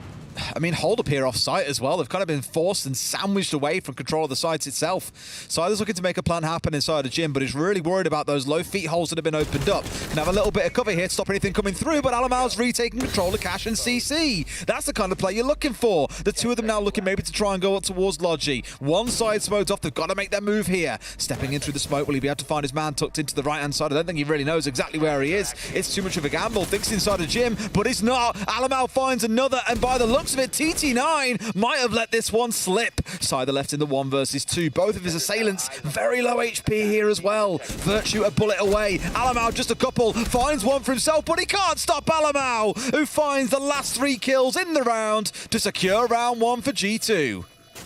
A bit closer than G2 would have wanted there, I am pretty sure, coming all the way down to the 1v1. But Alamau on hand to catch his man and catch that diffuser, get the job done. But it did require a big double from him at the end to close that one out. And G2, they are not going to want things that close overall. But that's the top floor lockdown. They can head down to Church and Arsenal now. And if they take this as well and go 2-0 up, I think that's a pretty good start for them, given how that round began. Kills onto Citizen and Dork, both reasonably easily achieved, and TT9 in the advantage for the majority of the round. I mean, they nearly got 2 entries coming out as well, right? We saw the first one onto Citizen, the second one from WTG from stock pointing upwards, just couldn't quite connect a couple of shots there to get the kills out. And even at the very end of it, they'd forced the last 2 G2 players inside of construction, but didn't seem to appreciate they'd got 2 players locked inside of construction. The plant coming down was fine. The smoke off on the door, also absolutely fine. Very well positioned as well. Had Virtue stepped in through the smoke, he would have been exposed to every angle at the same time. You simply aren't able to challenge everything blind. He would have lost his life for sure. But just not giving enough to the fact that the second player may well move. Alamalis is up in towards Logi. And while you saw exactly how much damage he did from the cash window as well, something that TT9 put some focus on controlling earlier into that round. So a couple of mistakes being made by TT9, ultimately enabling Alamal to pull off a massive 3K. Some corrections needed in this round that, for me at least, on G2 side is being more aware of how fast TT9 can move in. On TT9 side, getting better at closing out rounds when you've got the man advantage. Muta Mozzie will come into force here, going to come into play now. Also joined by Virtue with his army up on the top floor. It looks like he's going to be in charge of keeping hold of Jim for the time being. He's got all the utility he needs. He's got Kiba barricades, he's got bandit batteries, mute jammers, Mozzie pests. So, what does that mean? It means that G2 need to be holding on to this top floor, I would say, for at least about a minute and a half. They need to be wasting an awful lot of this round up there on the top floor if they're going to invest so much utility. I think what you saw a second ago as well that Easy pointed out to us was the Kiba barrier over the drone hole that sat currently on the west wall. Means they're in a spot where they have to burn some utility to get rid of that to even get a nade rolling through to then clear out the bandit batteries on the other side. A good bit of scrapping early on though around Logi Hatch and also around these south windows that have been taken over quite early on. Let's not forget though, Tim, we aren't attacking on the upstairs this round. It is all the way down in the basement, and now Exodus might be the one to really try and break open this stronghold that's been set up by G2. Finds one for himself. It's Blur as the first to fall. Nico's going to take down Virtue as well. My. TT9 really starting to steamroller over G2 here. And where I said they needed to keep hold of top floor for a minute and a half, they also needed to keep the bodies on the lineup. They couldn't be losing so many in a 2 versus 5 to try and hold a church and try and hold on to Church and Arsenal. It's not going to be easy here because it's such a big site to try and hold on to like that. You can have at best 1 man either side, and there is almost certainly going to be an opportunity for a plant. Good read from Citizen on that drone coming off towards the end of the what would you even call that? I don't know. It's not really a fence, is it? What would you call that? A handrail? Would you call it a hand? It's not a handrail though. Because you can't hold that as you're going down the stairs. That's what handrail's for. It's kind of running across the top. I don't even know what you call that. I've been truly rattled. In the same way Alamal's brains have just been inside of his skull by Scyther. Much better from TT9, making use of the numbers advantage. They've got drones going in, lion scans coming out. They are not going to make this easy for Citizen, who finds himself in the middle of no man's land, surrounded by 5 sharks, and a mission sinks in those fangs. A flawless round for TT9. Much better than round 1 for TT9. This time using the man advantage that they had to much better effect. G2 were able to fight their way back in last time, but not this. Flawless for TT9. And we're going to see G2 going back down to Church and Arsenal again. No, we're not. They're going to switch off. I thought there was obviously a little bit of a discussion there as to which side it was going to be, whether they were going to double down there and try to mix things up. But to be honest, after facing a flawless round, you weren't even kind of close. So they're going to move on. They're going to go to Barton stage instead. So it's going to come down to that top floor hold again. But I don't know. I don't feel too confident about this for G2, Des. They hardly put up the best top floor performance we've ever seen in round 1. They won the round, but it was close. And I think this is definitely doable for TT9. I kind of said this coming into the day. The one prediction I wasn't really convinced. In fact, there were 2. Rogue BDS. I didn't know which way to go. I was Rogue until like 10 minutes before the broadcast started, and to change to BDS at the last second, like just maybe.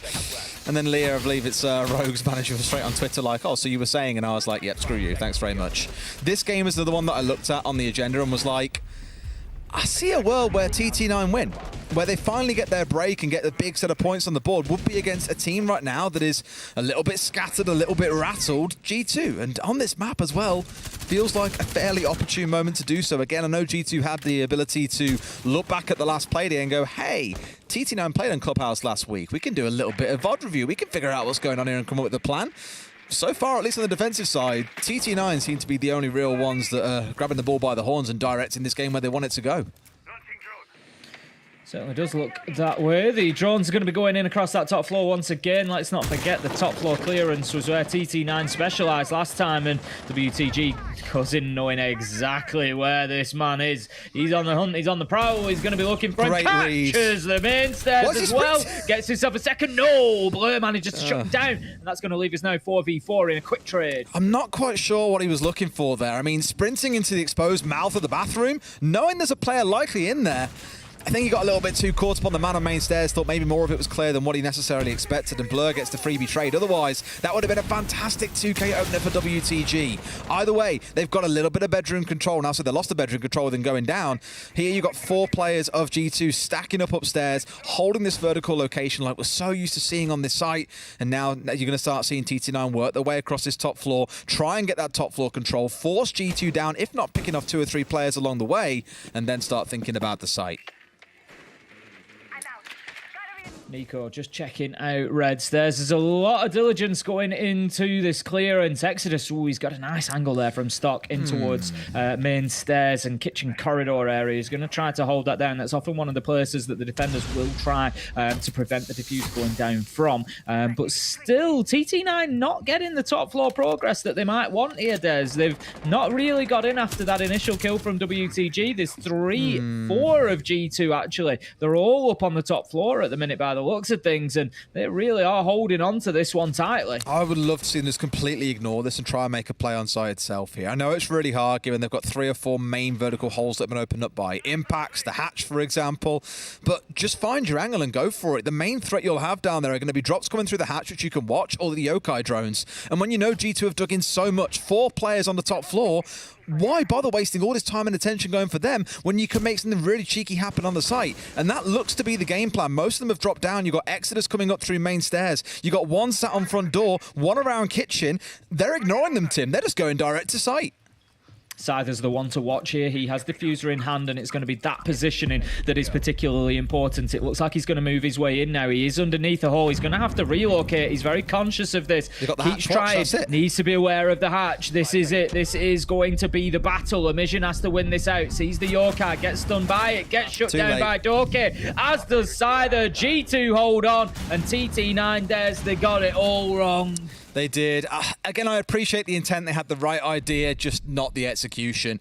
The yokai drones being left up as well. Look, you can't hunt them down without an IQ. It's going to be an absolute headache trying to find them. I get that. So you've got to give yourself 20, 30 seconds to work with there to be able to play the juggling game with those yokais. You clear one out after it's blasted you once, you start planting again. The second one blasts you, you clear that one out. Then you plant again and make it happen for real. But by that time, G2 had done the right thing. They'd capitalised on the chaos. They got rid of the man that was covering the planter going down, and the last one was an absolute freebie kill for them. So TT9 there, losing more to their own indecision in the mid-round, I feel, than anything else.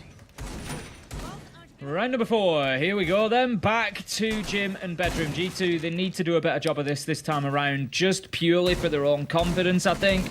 It was close. It came down to a 1v1 at the end with Alamar. He was able to get the job done, but they don't want it. This is their primary site choice, let's not forget. They failed to win down in the basement. That's going to have to come next, realistically, if they get this one done. So for me, you got to have... This is your round. This is your round where, you know, we've seen TT9 have the flawless round. Last one was pretty good for G2, but I feel like TT9 lost it a little bit with their inability to get themselves into the top floor, which, to be fair, is to the credit of G2. They prevented them from doing that, but ultimately TT9 left it too little too late. So G2, I want to see a really good confident round. Citizen, been quiet so far, 0 kills, 3 deaths, needs to get himself involved in the action here. It's a little bit unlike him, really, isn't it? For Citizen, normally expects him to be the kind of guy dropping 3, 4, 5 kills by this point in the game, but it is what it is. We'll see how things shape out. It's Virtue being the first one to drop this time to a mission. That's going to be the opener then, leaving us 5v4. TT9 starting... No, we are going to the rehost. We saw the call for the rehost, but until the admins give the nod, we never get involved with that, because obviously it depends on the reasoning and the situation as to how long into the round it's allowed, etc., etc. So that is going to be the rehost coming along, and we'll get everybody back into this one as quickly as we can do. I think we just had a crash, maybe on the side of G2 there. So, yeah, for me, as I was saying, Des, I think, you know, really we need a stronger round from G2. I'd like to see Citizen come out, get himself rolling now. You know, it's not certainly a one-man team, but he's just been a little bit quiet. They need him on that entry. He's run into a couple of deaths. You know, just seems a little bit off the pace tonight. Could just do with that good round, 2-3 kills, get himself into it, and then if you're a TT9 fan, you start sweating a little bit, I think. Yeah, very possibly. In case you were wondering, the players were just carrying on through the round until they are told to rehost. So although we had the call come through, and we obviously jumped out of it, the admins then have to confirm and then instruct the players to jump out. So another 30 seconds or so, and now we're going into the rehost, as you guys should be able to see by the lack of bright white flashes across the players' faces, normally indicated not they've been flashbang, but they are indeed jumping between drones. So we should get back into things quite shortly. I think it's been a very even start so far. They both had the moments. TT9 with the big flawless round, of course, but that last round just made me worry for TT9 a little bit. Like I said, they were just out of ideas, run into the side, sort of try and throw the diffuser down where there isn't a hole, but there were holes everywhere. And yeah, if that's going to be your attack onto bar and stage, I'm sort of surprised that they managed to flawless Church and Arsenal, you know, as quickly as they did. It took them about 30 seconds from beginning to end after that first kill went down. So G2, they just need to do, really, they need that top floor hold, the one that we've just seen in the last round, except they need to apply it to Church and Arsenal. If they can do that, waste a minute and a half and get not necessarily everybody, but if they can get 4 out of 5 back to site, they're probably golden on that side. I think there's a little funny lesson here. My dad always told me when I was learning to drive is like hesitation is what causes accidents. If you go to pull out onto an island, Americans might not know what one of those is. If you go to pull out onto your island and then you kind of hesitate and go to pause, that's when an accident's going to happen. And almost you see that happen, I thought, in the round for TT9 was, again, they sat upstairs for 60 seconds. Do we commit to this push? Do we change our minds and go somewhere else? What do we do? There's 30 seconds left. Quick, let's go downstairs. They left it a good extra 60 seconds before making that call. If they'd had someone go, right, boys, look, it's a gamble, but we're going for the site hit. Or, boys, we're committing towards attacking this top floor. Let's go now. They get left with a little bit more time. So a little more decisiveness on the side of TT9, and maybe you'd see them up at 2-1 right now. Also worth stressing, Tim, let's not forget, I think if this game ended a draw, which obviously it can't, G2 and TT9 are both still bottom of the table. If TT9 win, I don't know if they... I don't need to go and do, rather than talking out my backside, is actually go and check the league standings, but I'm pretty sure TT9, if they haven't got any points so far, they'll have one from overtime. I'll have a look in a minute. Either way, You go and have a look, Des. they're You go and have basically a both look. right at the very bottom. It's looking pretty dire.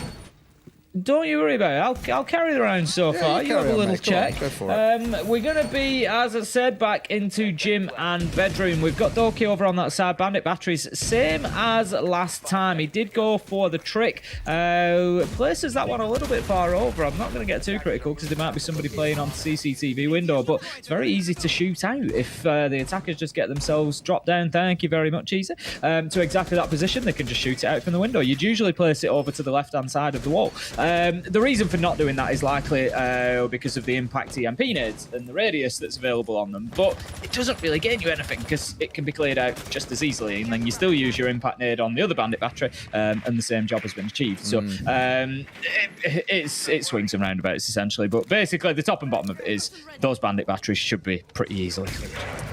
Yeah, for poor TT9, by the way, they've had a couple of close calls. 7-5 heroic, 7-4. Ooh, not far off. But I was going to say, G2 are on 4 points at the minute, TT9 are on 0, so they can't jump over them even with a clean win. But it would at least get them in the conversation for this season and keep them away from the whole conversation around relegation. Don't want to be at the bottom of the table come the end of the year. Not quite sure what's happening there, but the higher up you finish, everyone can kind of tell the higher you finish in the table. Generally, the better things tend to go for you. It's quite as simple as that, really. It is. Alamo is going to be trying to hold on to top red with Azami there. Now then, TT9 have got a reasonable amount of access. They've got the breach open. They can start to push in through there. They've got garage control if they should want it. But at the minute, they haven't progressed forward, and this just sings to me same problems as we saw in the last round. Maybe not decisive enough, maybe not pushing forward into the space that they have created. Halfway through the round, they've still got Alamo top of red. We know how much of a nightmare he is with these keeper barricades. We've seen it on Villa countless times. He's going to be challenged here potentially from Catwalk. There is a rotation through, so he does take the choice to get himself away. But 1 minute 40 wasted, and they're not even into construction yet, Des. This is pretty good from G2. And barely a bullet fired as well, Tim. That's the best part. Is they've dragged TT9 over to that side of the map, pretty much every single player, and said, hey, come and try and force us off. And it's been a very half-hearted attempt, I think, coming out of TT9. Alamal there being able to slip through is criminal. He should be cut off from inside a server, from off Catwalk, for example, to stop and get him away scot-free, but that's exactly what he's done. TT9 is not really showing enough teeth at the start of a round. At least here it starts to improve with Virtue falling down. A swing comes through. Will it be 2 kills coming out? No. Exodus was there with the trade straight away onto Alamal. And for now, at least TT9, I was about to say hold their number advantage, but they don't, as Blur finds one back the other way. Butler's doing a great job in logistics here. Might be another one on the cards for him. He's going to get that wall breach, but it's not really going to help them push in there anymore. They're going to have to win that gunfight. Citizen takes the head off Nico, and that's exactly what G2 needed, but a mission is there for the trade. It's 1-for-1 again and leaves us 2 versus 2 with 19 seconds left to go. Cyther, diffuser in hand, is still outside of the map. He's going to have to hop himself in through a window. Mission gets himself taken down, and that makes Cyther's job all the more difficult. It's a Doki double to finish things off, and that's going to be be G2 taking another round 3-1. And I don't think that scoreline quite tells the story of this game so far. But G2, they're going to be very happy with how this stands. It's rounds like that and the bar stage round that show you the glimpses of what G2 could be as well. If they were consistently like this, you know, in good spots where they're holding things down, where they're shutting down anyone trying to push into them, where they're capitalizing on mistakes being made by the opposition, in terms of getting Alamal, for example, out of that extended hold scot-free after 100 seconds into the round, that's the kind of stuff that champions are made of, where they can find these holes and gaps and really blow them wide open to get a massive advantage in the round. Another very convincing one for G2. They're up 3-1. If that one round that probably should have gone the way of TT9 did, it would have been sat at 2-2, but it's still 3-1 and a good start for G2 overall. It's excellent. I think, you know, if you'd have offered them, they might not choose the performance that they've had so far. It's not been terrible, but it's not been perfect either. There's certainly, you know, some areas that G2 could improve upon, particularly when we look towards round 2. Obviously, flawless round for TT9. The top floor hold just didn't stick for them. You know, they've given a couple of opportunities up to TT9 where maybe they didn't need to. But overall, you know, they'll be very pleased with the scoreline at this point. 3-1. One more round guarantees them the, you know, the benefit of the half at least, maybe even a 5-1. This side is pivotal for me. I think if they get Church and Arsenal locked down and it goes 4-1, they've got a good shout for Jim. You know, sorry, bar and stage again. That's a potential 5-1, and that's not going to be easy for TT9 to come back from. I was so rattled then for a second as to how a drone just literally flown past a mute jammer, realising, oh yeah, it's Alamo's drone that he's caught in. What the hell's that for a word? Caught away from TT9 and used for his own purposes. I believe he's left, in fact, you can see now he's moved it downstairs. I thought I was going to say he'd kept it on the upstairs to feed some information, but no, has moved it on to the downstairs. A couple of players still hanging around here on the ground floor as well. WTG in nice and rapid here inside, what, 45 seconds? And realising with nothing really droned out, maybe it's a time to get away, because look at that. Blurs around to challenge. They've got 2 players sitting below. I imagine with C4s or impacts held in hand, they are ready to fight TT9 for every square inch of that kitchen. I sort of, the TT9 don't seem to be able to balance this. It's either super aggro, in they go, they're getting map control, they're going for those fights, they're getting kills, or it's 10 seconds left to go and we're just going to rush into bar and try and put the diffuser down. There doesn't seem to be any in between for them.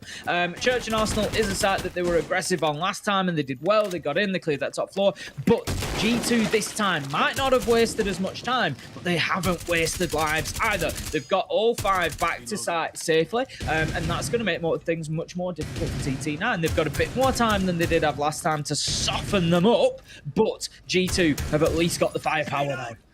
They do. I mean, slowly does it, right? Same again for TT9. I don't want to fault them for getting out of dodge. You know, WTG pulling back when they realise, okay, we haven't got hallway control here, guys. You don't know what's going on inside a bar. Get out of dodge for a minute. It's good life preservation skills. But the problem is, we're 2 minutes in. Sure, they've got a little bit of vertical work done, but they've barely done anything else, Tim. They've already found themselves down a man here. This should get impact tricked away. Here comes Doki charging in. Not quite the play they were looking for, I think, but they still managed to keep it closed anyway. A second impact coming up to try and find out WTG. In fact, they've burnt everything there, I think, trying to get rid of that, Tim. So now there's nothing to stop this hatch being opened up. A little bit of an overcommittal from G2. That's for you to decide. For now, at least, TT9 have access to site. 35 seconds left to go, and they need to use that access now. Des WTG's going to find himself down but not out. Finished off. Citizen, Virtue getting one apiece. It's Nico taken down, and it leaves Scyther once again in a difficult position. It's Scyther that keeps finding himself in these 1BXs, and he hasn't yet been successful, and he won't be again, as Blur makes it cheaper for him to buy shoes with the Nitro from underneath. Takes him down, and that's going to be another round to G2. It's 4-1, and this could end up a landslide half for G2, and that'd be unfortunate for TT9 because I don't think those early rounds probably quite match up to that scoreline. Makes it cheaper to buy shoes, Tim. Because he took his feet off with the Nitro, didn't he? Okay. I said, I've got to admit, I've got to give the credit where it's due. I've stolen that line, Des. From who? As if you can't guess. It's a Jackie classic. It's a Jackie classic, of course it is. Of course it is. Of course it is. The beardy boy himself. Either I thought it was a really strange analogy or it was quite grim, and it turned out it was pretty grim, actually, because I don't want to go into it. It feels like a pretty grim topic, to be honest. We had a few jokes to crack, but I think I'll avoid that one for now. TT9 calling in their tactical timeout. I think they'll need 1, maybe even 9 of those at this point, Tim, because it is not looking good. Down 4-1. G2 have really warmed back into things. And again, I can't really see an easy way back in. One player I do want to give a little bit of praise to so far, admittedly, has been Alamau on the Azami plus Virtue. I think played it back in round 2. The use of those keeper barricades has been exceptional. Whether it was around you in bedroom to give them some excellent angles to play, whether it was just then downstairs to protect them from the kitchen hatch, for example, everything has cut off some really dangerous angles for defenders to contest on this map and made certain areas that are normally quite hard to defend suddenly very safe, even down to the Azami being used to block off the drone hole that you're going to see likely again now on this west wall. Last defensive round then for G2. Round 6 is going to get toy with me for now, thank you. Brilliant. He will do it. Sorry? I say he's toying with me. They've got a bandit, so there must be a reason why they got the Azami on side. They should want to block it off again, I imagine, unless they've read into, look, they're not trying to roll nades through. They're not that advanced yet, it seems, so far to make a go of that, so why bother otherwise? We'll see whether they bother trying to hold on to the Jacuzzi side this time. Seems to actually be a lot more focus on the other side of the top floor this time. The hold last time from G2 was much more over gym and bedroom side. This time, there's a lot of attention in garage, in CCTV. They were pushed away from this early on last time, but we've got Kiba barricades, we've got deployable shields, we've got everything going on.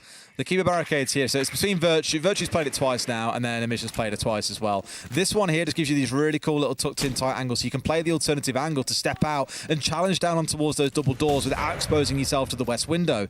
You've also got the one on the other side to make it safer to play on catwalk without being shot out from the breach itself, which has now been opened up. Now, this one's on the right-hand side, so you do actually get a nice angle still through to catwalk. Normally, though, it would be impeded by the fact there's a Kiba barricade there. Exodus sends the drone in.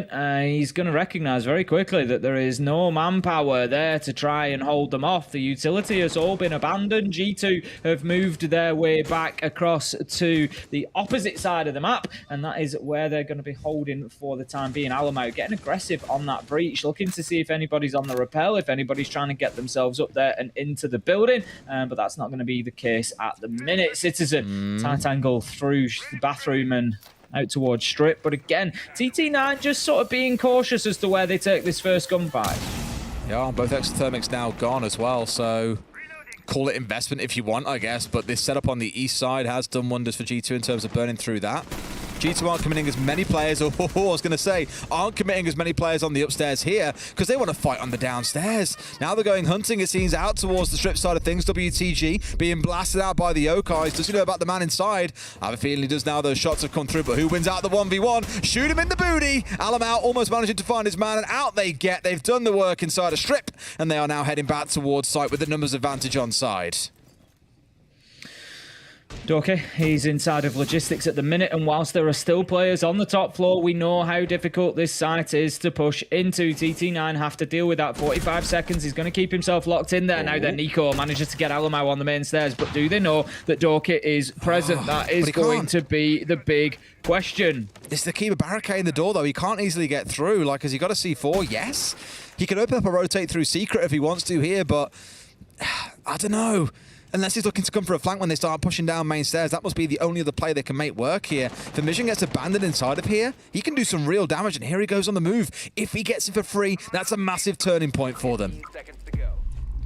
Oh, he's just waiting. 13 seconds. He's poised. He just needs to wait for the moment here. He's going to peek around to main stairs, get himself down. And Virtue and Citizen make his job redundant, though, as Virtue gets the double. That's Citizen and Virtue teaming up, closing it down. G2 take the round, and they are 5-1 up now.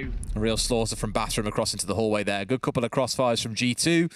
But Doki was there as insurance if absolutely essential. Turned out not to be at all. I think that one was better from G2 because although it worked out for them last time, they probably would have feared that you would have seen TT9 adapt, that they would have been in a spot to hit that site a little bit earlier and deal with the verticals from there. So instead of playing everyone on the upstairs, they kept TT9 guessing, asking questions, slowing them down, forcing them to invest utility in drones that they otherwise wouldn't have had to by saying, okay, there's some of us downstairs, but there's some upstairs. And you can see how importantly they saw the hold around pool, around bathroom, around the hallway, by how aggressively they pursued that one player inside a Strip, identifying that he was on his own and looking to cut off any kind of risk from that side of the map. Really good round once again from G2. Up 5-1. I'd say on paper, no one really wouldn't have expected this to go much differently. Maybe TT9 would have been a little bit closer, but at least to start things off, G2 have been flying. 10 seconds remaining. they're going to move on to the attack dares. That's where often the problems come. I remember in stage 2 particularly, seeing G2 do pretty much exactly this, have a great defensive half on Clubhouse and then get themselves onto the attack and it all starts to fall apart. Hopefully that won't be the case for them here and we'll see them carry that confidence and momentum forward. But can TT9 sort of steady the ship a little bit here? They've had 1 round out of 6. It was back in round 2, so it's been 4 rounds in a row for G2 that they've now won. It's not going to be easy to stop them at this point, and if they get the first couple of kills on this attack, maybe get the round 6-1, it's going to be very, very difficult. It is, but really for me, it's going to be the telling sign of how this first attack goes. Just in case they're worried about things going wrong, why wouldn't Amonte be the go-to in this case? You got Citizen on the 8, and I spoke about this a little bit, earlier on. Doki played this operator the other week, and when he was saying, oh, why is Doki on support? And he sort of went on Twitter and stressed, I wasn't playing support. Like, I know it's a support operator normally, but his gun is great. The utility is obviously very good. You want a lot of hard breach on this map, for example. So why not bring it if it does that much for you? Plus, you also, of course, get a little bit of flank lockdown in the form of the Claymores in back pocket. So it does make a lot of sense. Give him a good gun, still moves at a pretty decent speed, get him out around the map, keep busy, sure. Got a lot of activity going on from G2 at the minute, but TT9 are standing up to it. We're going to see the keeper barricade just blocking off the line of sight that's been opened in lower garage. The Monte of Alamo is trying to push in as well. Doki in support from Adam, but they haven't got garage dealt with just yet. They haven't got that control. He's going to switch himself over. I think they're comfortable now. They're confident that lower garage is not occupied, so that gives them the opportunity to move up onto top floor, but they're going to have to deal with the keeper barricade at the top of the stairs. And more importantly, Blur loses the first exothermic. They need garage. They need the pressure in towards CCTV, particularly to stop those impact nades being thrown out of the mirror window and blowing off the second exothermic. They try to do that with the Selma Chargers, but I think this time they've probably got the job done. They have. It's enough of an opening they can vault through it for one, and most importantly, an opening they can actually use to watch certain angles. Now, Scyther, rather than running back and trying to avoid the opening, has actually gone right up close to Amonte. She won't be exposed from here because you can see the really well-placed keepers behind it, but Doki's working in from below. Will Alamo go down here? No, he does go quite low, but it's Scyther still the first to fall as Doki comes in with some support. Well played to clear out the catwalk there. They could just do with getting rid of this keeper barricade. 3 knocks will get the job done. Exodus is challenging onto the breach, but is forced back quickly as he knows that Garage Catwalk is now in the control of G2. 20 seconds left to go, though. They need to think about how they get this diffuser in. Where exactly is Blur? That is the question. Alamo is going to push in, probably try to just block off this door. He's going to just be highlighting the positions of those defenders that are in there. Exodus manages to take down Doki. Virtue goes in, but we need the plant going down. 4 seconds left to go. Citizen gets a kill. It's 3v1. Alamo, he's able to get the diffuser and just extend the clock enough for Citizen to get the final kill. A G2 dares. They go 6-1. Pistol tap off the back of that as well. Really well played by G2. Virtue really being the kingmaker in that round as well. This is the thing about Monty. I speak about it a lot. It's the tip of the spear for many teams. Holding the front line, drawing eyes and attention. Think about the number of times you play rank where players just stare at Amonte and start throwing impacts or hoping that miraculously he'll turn 180 and show you his backside so you can spray him down. It never happens. The same's just happened here in EUL, and Virtue has capitalised with a massive 2K coming in on the construction side that TT9 had no awareness of. Really good stuff from G2 once again, and with a round like that, I'm pretty convinced they can now look to close this out 7-1. I mean, on paper, what a convincing win it will be for G2. And I must say, to be fair to G2, I think they've grown into the game pretty well. The first couple of rounds, they held on well in the first. They were taken apart in the second. The bar defense was then great in the third. And they've gone on from there, really, sort of strength to strength. And they are now looking the much better team here. They're certainly worth the scoreline that they've got. Is there, looking back at it, an extra opportunity or two for a couple of rounds for TT9? I think possibly on a different day. Maybe they get a couple more.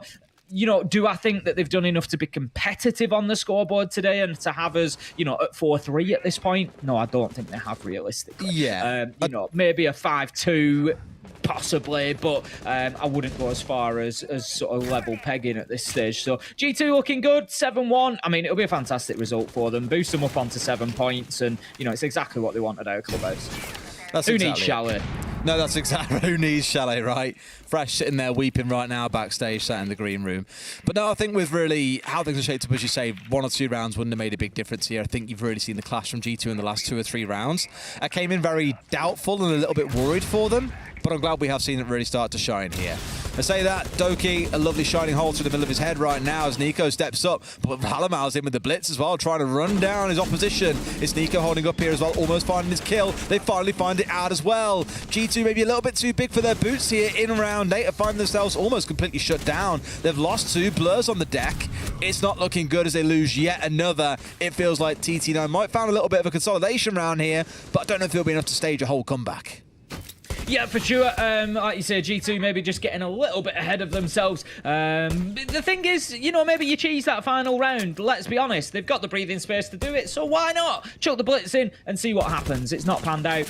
You know, next round I'd expect to see them, you know, maybe with a little bit more of an orthodox attack, come in and try to lock this one out 7-2. They're not going to want to give away too many rounds. You know, each round that slips away can be a big problem in the overall picture because it starts to feel possible, you know, that TT9 could get themselves back in.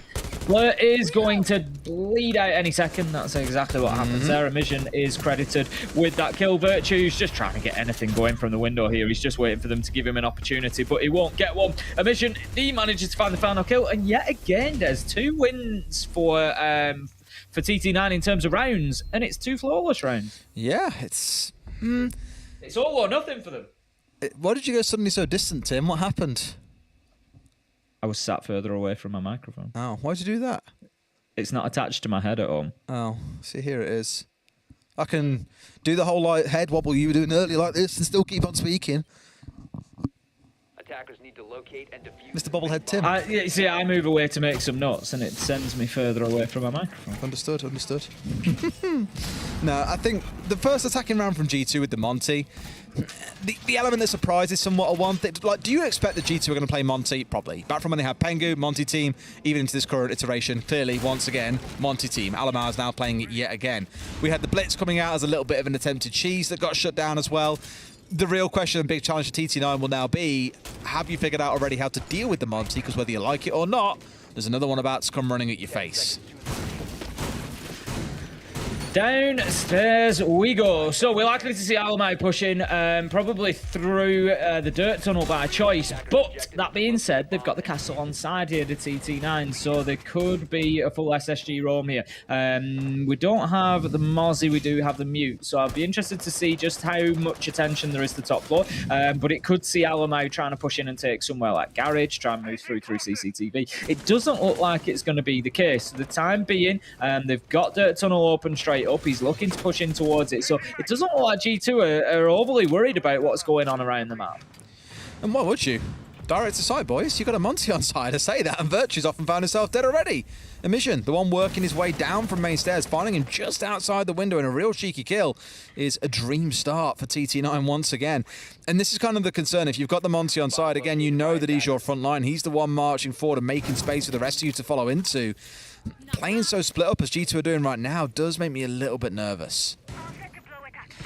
Yeah, it's not just, you know, them playing split up as of right now. The thing that makes me nervous for G2 is them giving a couple of rounds away. I'm not saying that's what's going to happen here, you know, but if they lose this one, as Emission seems to have activated, gets himself a second kill, this time on to Citizen, it could become a tricky situation for G2. They're 6-1 up. They find themselves 6-3. TT9 getting some momentum on the defense. Nico shutting Doki down. Not only are they getting momentum, they're building confidence from it. You can see it. They're taking more gunfights. They're winning more gunfights. Nico's ready to take another one on the reverse angle of the hatch. Doesn't need to, as it's Cider who gets the job done. And now Alamo is in a 1 versus 5 on a Monty. This doesn't happen. He manages to get one. That's it. The trade is there immediately. And all of a sudden now it's 6-3. And G2 need to start thinking about this in different terms.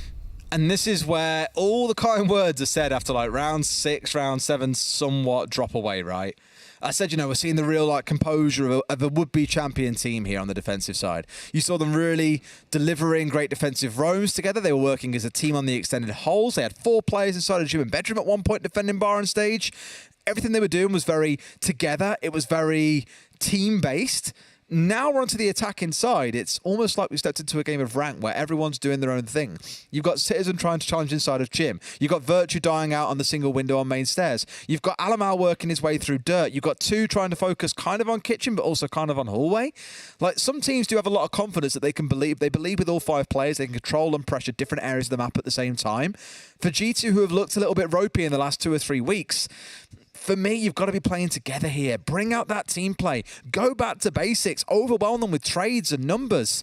That's what we've got to see from them, I think, to really convince us they're going to be, a team that can fight for, dare I even say, top 4, potentially even top 6 or top 7.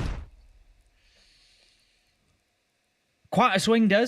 Quite a swing from championship performances to top 6 or top 7. But as you say, this is what we need to stop seeing from G2. We need to see some consistency. We need to see them, bringing the best over and over again. And not, particularly for G2, I feel like it's at the turn of the half. It's at those changing sides. Whether it be from defense to attack to defense, doesn't always seem to matter too much. For me, they just need to get better at transferring that performance from one side to the other. TT9 this time, they're going to go for CCTV and Cash once again. G2 were able to get the win last time. They got themselves into Garage using the Monty of Alamau not being brought along this time.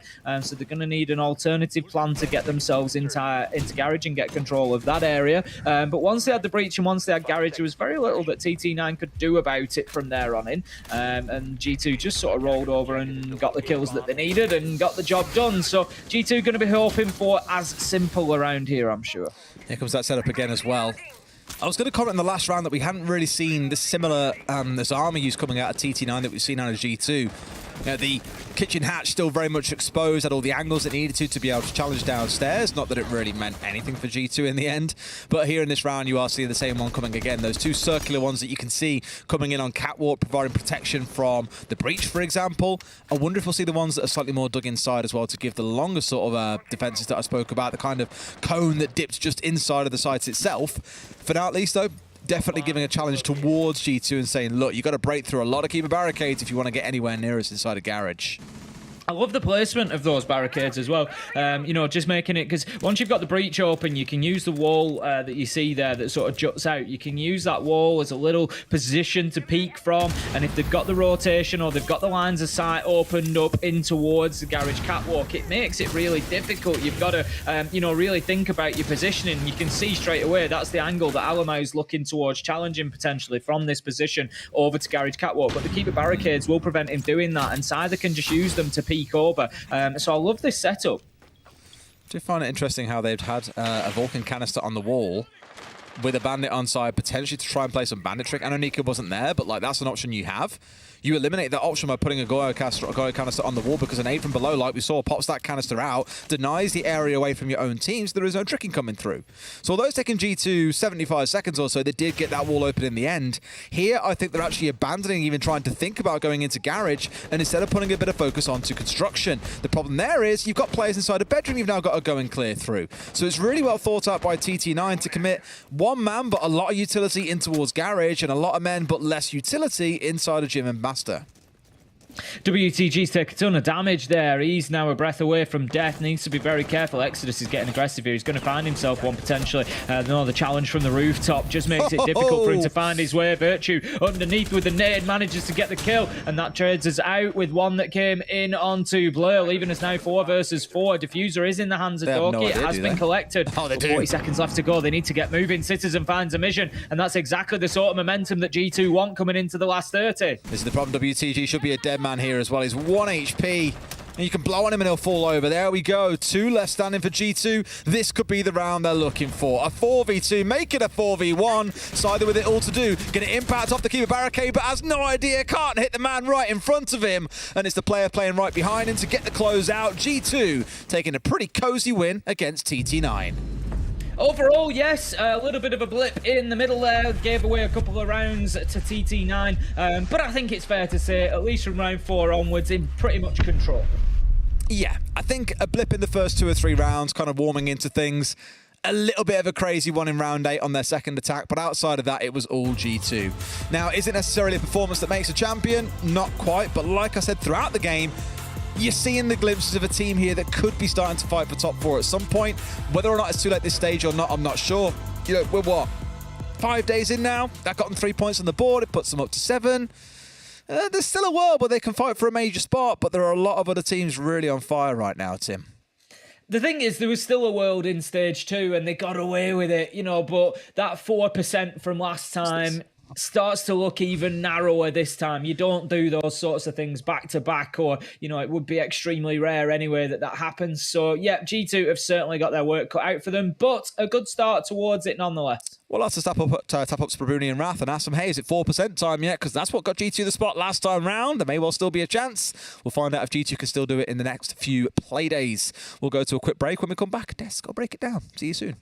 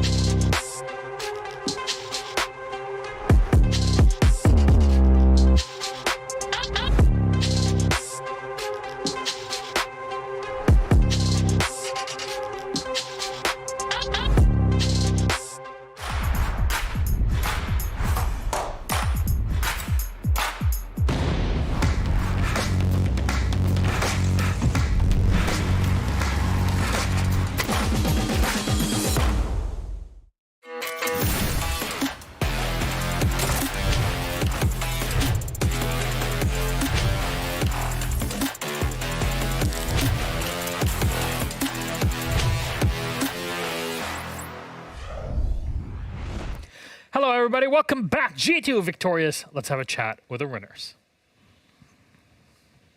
Boa tarde, Alemão. Congratulations on your win. How are you feeling tonight? Hello. Boa tarde, everyone. I'm feeling pretty good. Finally, a win. Finally, a win. Before we talk about today, I want to look back at our last Playday versus Rogue.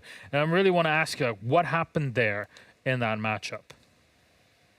I mean, I think we tried to surprise them by playing Border, because I don't think it's a really good map from them, but I think was not also a good map from us. I think we still have to learn a lot in the map, and we are working on it. But I think by that game, we didn't have the knowledge that we needed, and then we just lost to ourselves. So since you felt, as you're saying, you lost to yourselves, what do you feel were those issues that you needed to fix in preparation for next Playday? I mean, the only difference about preparation was like we tried to prepare a better map for us, you know, a map that we feel comfortable on. Mm-hmm. Not also trying to let them go for a map that they also like, that we are not good, but they are not good as well. So like we went for a map that both are good, but we are comfortable on the map at least. So we know how to deal with every situation. So this was the only difference. Is this the reaction of, okay, there's a lot of moving parts and we're still unsure of how we want to run this. Let's, you know, make our map pool smaller until we figure things out and then we can try to expand it? Yeah, I mean, like, of course, we're trying to expand the map pool. I think every team needs that. But we just need to choose right against each team. Are we playing those maps? Because it's a big difference. Of course, we learn from our mistakes. And we just, like, evolve.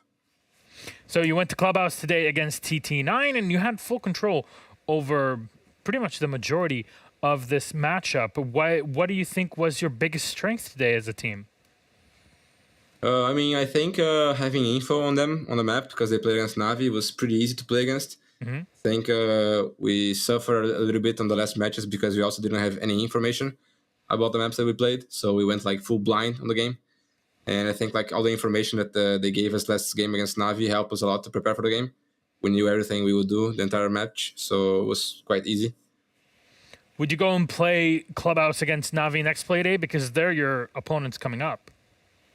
I mean, I think we can play whatever against Navi. I think it's gonna be a tough match, but in the end, we are better than them. So I think we can beat them and follow to the next match. I mean, look, Alamao, you've already done a miracle run in stage 2. Do you think you can do it again in stage 3 to go to Sweden? I would not call a miracle run because we still have like more 4 games to go, and maybe we have to win like 2-3 games to qualify. So maybe it's not that much miracle. I think we can do it, and I think we face some tough opponents already. So we face Rogue, face Wolves. Heroic is playing really good. So I think the next opponents, they're also good, but I think it's gonna be, and we are also like more prepared, I think, for this stage right now. So I think it's gonna be not as hard as was in the last games. And it'll make Fabian's trip back home a bit easier, right? So you're always. I mean, I like now we have to babysit Fabian on the map pool, so he just don't pick theme park again. So we have to do the map ban with Fabian. Okay, Fabian, now we ban this. Okay. Yeah. Okay. So it was you that picked Clubhouse today, not Fabian.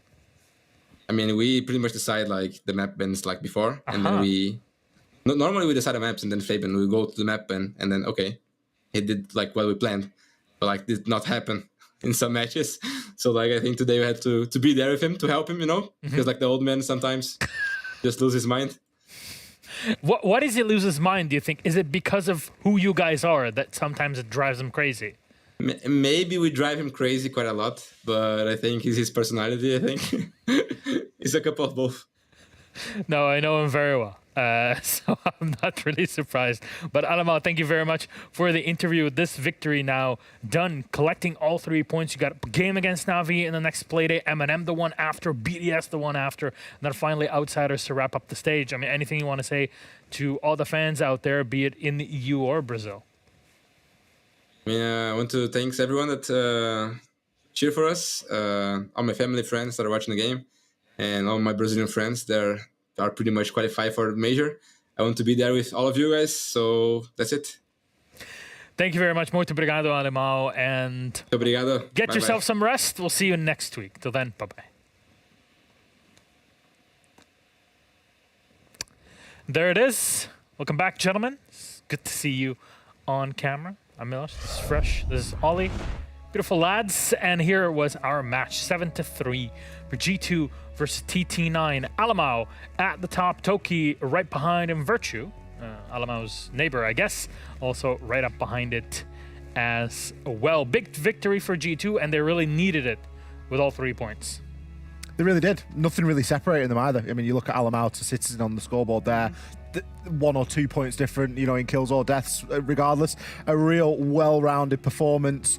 And I think you can almost breathe a sigh of relief, can't you, Fresh? Knowing that, yep, they've got it in the locker. They were able to get it over the line. I know that you're maybe not as convinced. There were a couple of shaky rounds thrown in there, but they got the job done today. Yeah, I think a game against TT9, for most teams in this league, / every team in this league, will be an expected It's a win, yeah. And G2 got that expected win today. I think the nature of the win was probably more important than getting the win. I think after they'd gone and been slapped by Rogue last week, coming out, putting a statement on today, getting a massive win, and that's exactly what they needed. You know, I was a little bit skeptical. I'll hold my hands up. I was skeptical on the map choice.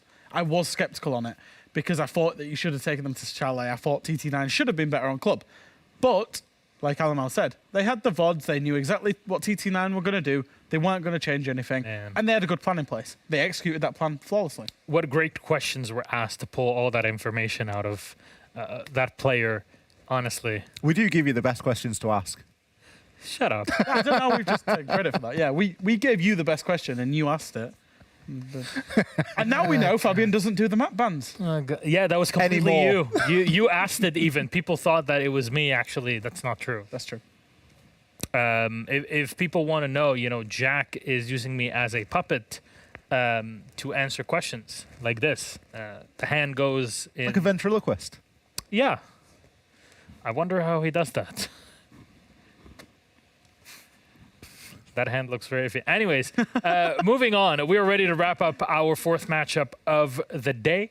TT9, still same issues, I guess, right? Keep it short. Oh, I don't know. Maybe they've got worse. They were getting 5-7 losses. Yeah. I don't know. I wonder if this kind of looming that, you know, they'll be here next year. They'll play looming BDS. over them.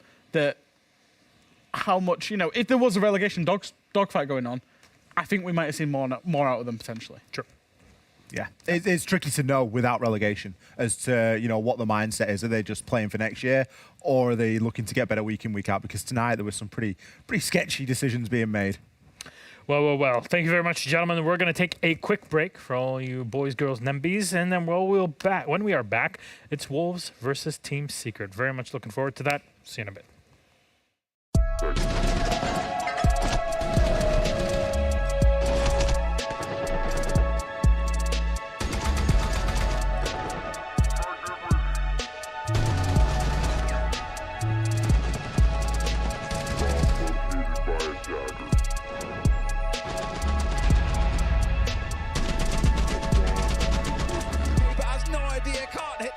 In front of him, and it's the player playing right behind him.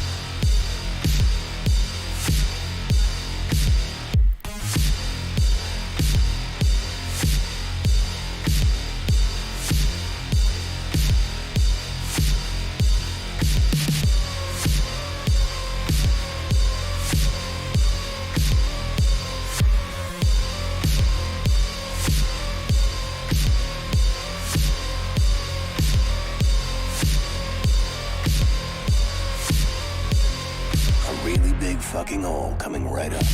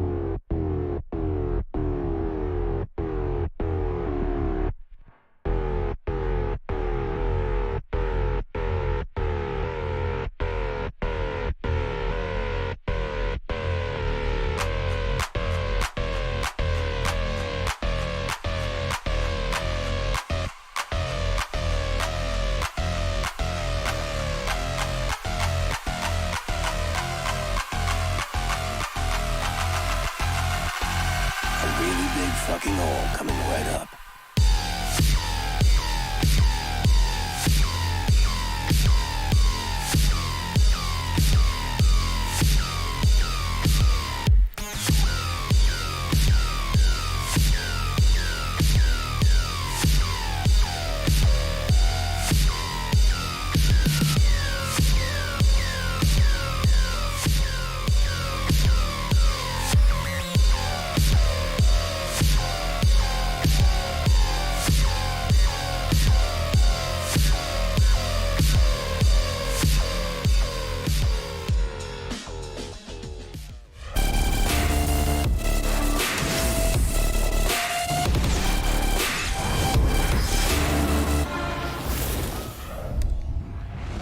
Welcome back, friends. Our final matchup of the evening is about to begin. Wolves versus Team Secret is up next. The last one. Man, what a day we've had. I'm Ash, your host. With me are Fresh and Ollie, XR Troika, Hatton. We're about to Hafzal al-Qab, as we say, with all titles respected. Let's have a chat about these two teams, Wolves and Team Secret. Let's start off with Wolves, that are higher up in the standings, I guess. So really, their big fight is for the top 4. Why? It's only the top 4 get to qualify to the November Major. We're in Playday number 5, which means there's only 4 Playdays left until Playday 9, which is the last one. And if you include today, there's a maximum of 15 points that they could carry over to the end of the stage. Jackers, your thoughts? And they've got 7 of them. They've looked, I would say, okay from Wolves' perspective. They had a couple of tough losses there. Overtime loss to BDS, went on to a bad map against G2, lost 7-5 against G2. But generally, this team and the arc of this team is that they've progressed from a contender that could be top 4 to an established top 4 team. We would absolutely be expecting them to be one of Europe's representatives at every major this year. I think we would, and they've got a play style of Siege that really suits the current meta. You know, they like wasting time, they like leaning into this front 2 players and back 3 players, and that's something that, you know, is referenced here. Bibu, somebody that's been having a fantastic stage so far. Last week we asked for a little bit of help from other places. We asked, you know, who else is going to step up and try and alleviate some of that fragging power. Mowgli was there and he obliged. Mowgli had a blinder last week. He absolutely did. He started off rough, and, you know, it's worth noting that P4's also started off rough. I don't know necessarily what's going on. I went back through the VODs for Wolves to try and work out why P4 is kind of so low rated, and I can't figure out anything that he's doing wrong. I think he's just being very bad time, bad place in most of his deaths and engagements this stage, but, you know, he will get firing at some point. And this team, they are a very, very good team. Yeah, we've seen it. There's nobody as coordinated as Wolves are in EUL, and really, you've been arguing in the world when it comes to their attacks and how they set it up. We'll see it today against Team Secret. We hope for them, but Secret on the other side, what could they bring? Ollie, this squad, there's always been potential, but can it be realized?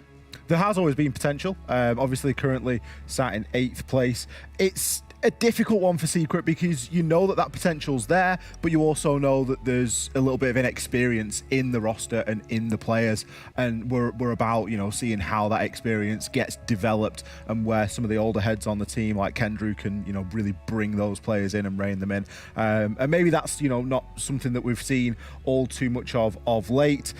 Secret last week, of course, went up against Outsiders, a game that we would have expected them to be quite, you know, contending in for a decent result, and they didn't really manage it. So I think there's still a little bit to be desired there, but the new bring-ins of Grubby and Astro are having an impact, and of course there's Twister behind the scenes as well. There's a lot of teams that are on a similar expectation, I would say, this stage, where they've brought in 2 or 3 brand new people into the roster, especially these younger players, first time into Tier 1, where you're saying, we actually really like the roster changes. I like the roster changes that Secret have made, but this stage, it might not necessarily, you know, happen for them this stage. And I think Secret along that line, they've picked up a couple of wins and then a disappointing loss. So today is about their reaction. They're going up against a formidable opponent in Wolves. They did manage to beat them in stage 2, but I don't think Wolves are going to give them as much freedom today. All right, the question is, what map will we have for this series, and who will be deciding on this map ban? Is it the players or the coaches? It's a question to ask at the end of it. Chalet. All right, Wolves will take away Cafe Dostoevsky. They start on the attacking side on Chalet, as Secret have opted for the defense. Mr. Allen. Thoroughly expected. I tried to work like 4 or 5 different map ban scenarios for this particular map, or for this particular fixture, and everywhere I did it, I could just not get my head round. Neither of these 2 teams banned Chalet, so I thought we would end up there. It is where Secret won against Wolves on stage 2.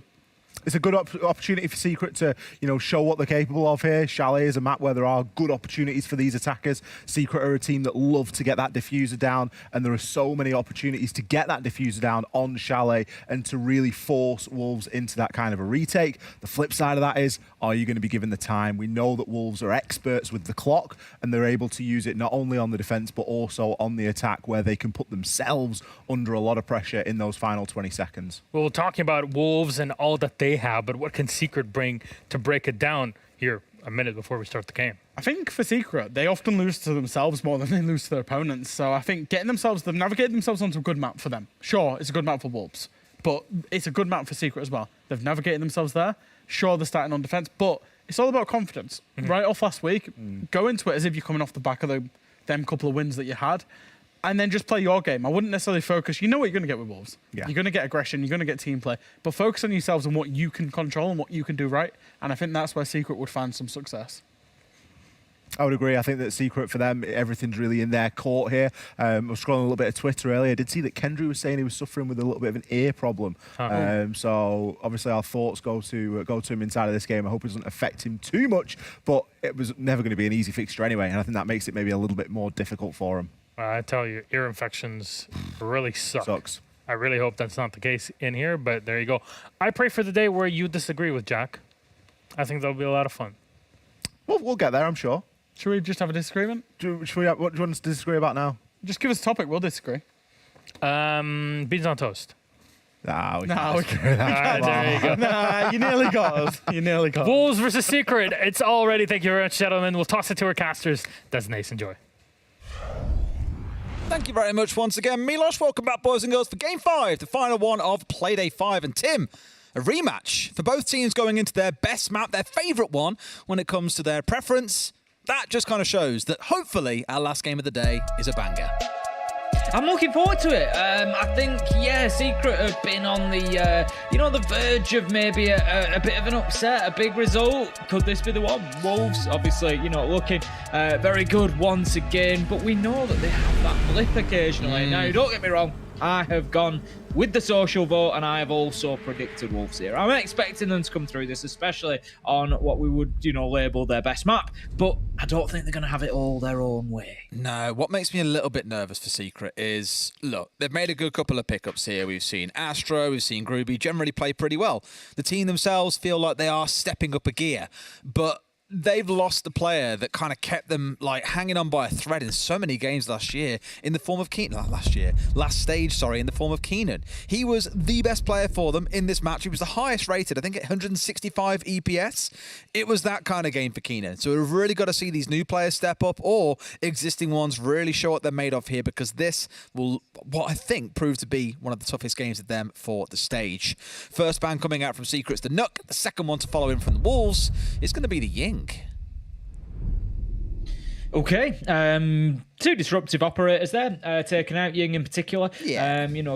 It's centered all around those Candelas, getting them in, helping get the diffuser down, smoke canisters as well.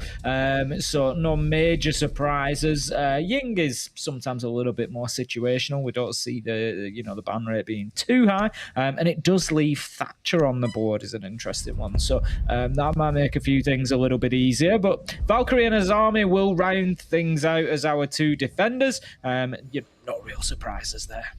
Not really, no. The Azami, we spoke about that quite a bit in our last map on Clubhouse.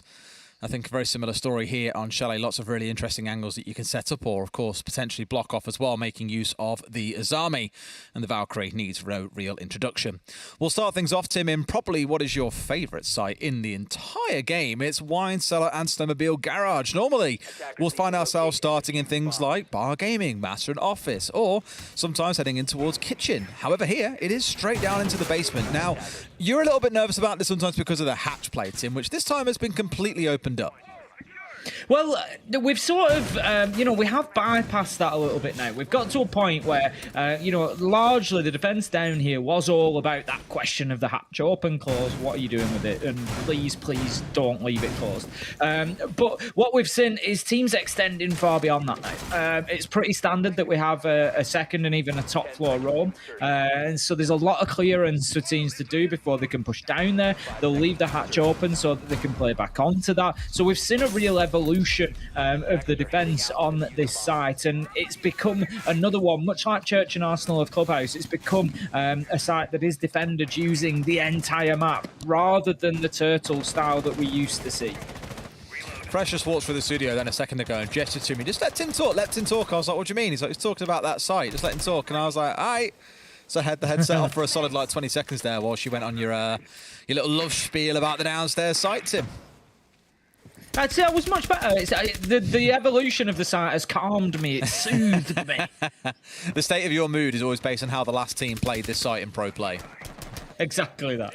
Well, for now, at least, Secret have got a couple of players hanging around on the upstairs and looking to roam around. Wolves aren't looking to waste too much time here, 45 seconds in. We've got drones starting to work their way through the top floor, potentially impeded by those mute jammers that you will see occasionally scattered either on the site or around the map. As you can see here, Sleben hanging around piano. One also at the top of library stairs. It was Savage, though, the first one to fall, and that now starts to put the heebie-jeebies up Secret. They know they're down a man. They've lost a potential critical key cover angle with the mute, so we'll have to slowly start slipping their way back towards site here. Yeah, a good start for Wolves. They've got one more man to clear out of the top floor. They need to make sure that they find him with the drones, keep the diligence up, don't assume that they've got everything done. Astro gets himself back down to site, but I think it's the Malusi of Sleben that's still up on the top floor. It is indeed, so keep an eye on him. They do have a drone in the shape of P4 over that side, so he shouldn't get away with getting onto the flank, but stranger things have happened. Now, if Sleben gets cleared out, Wolves will have the ability to take control of the hatch, so then it's a case of just getting Chinka down there, opening up trench wall, opening up west main wall, and you've got everything you need. All boxes ticked, nice. All systems a go to get that diffuser down. C4 coming in as well onto the front wall here to find the long angle, but Rise is ready. The drone work out of Walls sublime so far.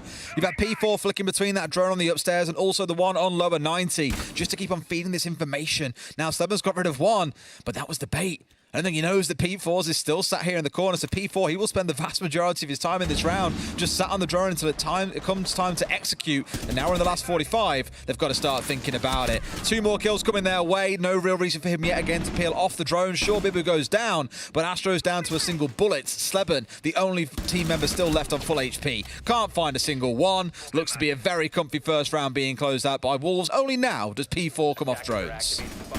Yeah, I mean, Wolves as the attackers have become the defenders here. They've taken full control of site. Astro and Sleben are having to try and fight their way back in. We've got the diffuser down. Shinka's able to get in there. They've not even had to open up the rear wall. They've not had to open trench. They've been able to walk it down main stairs. They were allowed to walk in through blue. Mowgli just wandered into site and got himself the kills. So where Team Secret tried that entire map hold, it just didn't really pay off for them because they weren't able to hold on to their positions. They took too many deaths early on.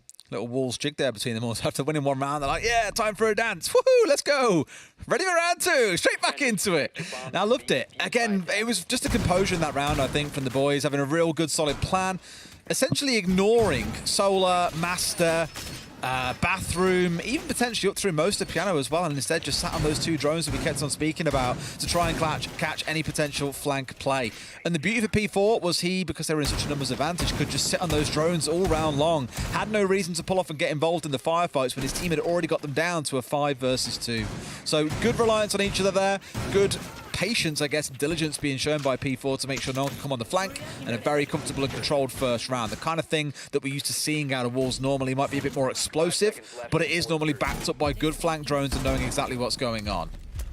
Attacker's objective is to locate a bomb and Going to have the bulletproof camera just popped into, it's a nice little position in there. We see it quite often, just popped inside of the bookshelf. It makes it very difficult to take out. Obviously, you're going to need some utility to do it. You can smash the front of it if you get close enough, but it's rare that attackers will get into a position to do that without being challenged. So generally, it will survive the round. We're going to have attention immediately towards the Solarium side coming in from Wolves. Looks like that is going to be part of the teeth of their push. They're not looking too much towards Library just yet. We've got 4 of them stacked up on the north side there, and then Bibu's going to join that by getting onto the double window. So it's going to make it difficult for anybody to rotate in and around Piano, so long as Bibu can stay in position.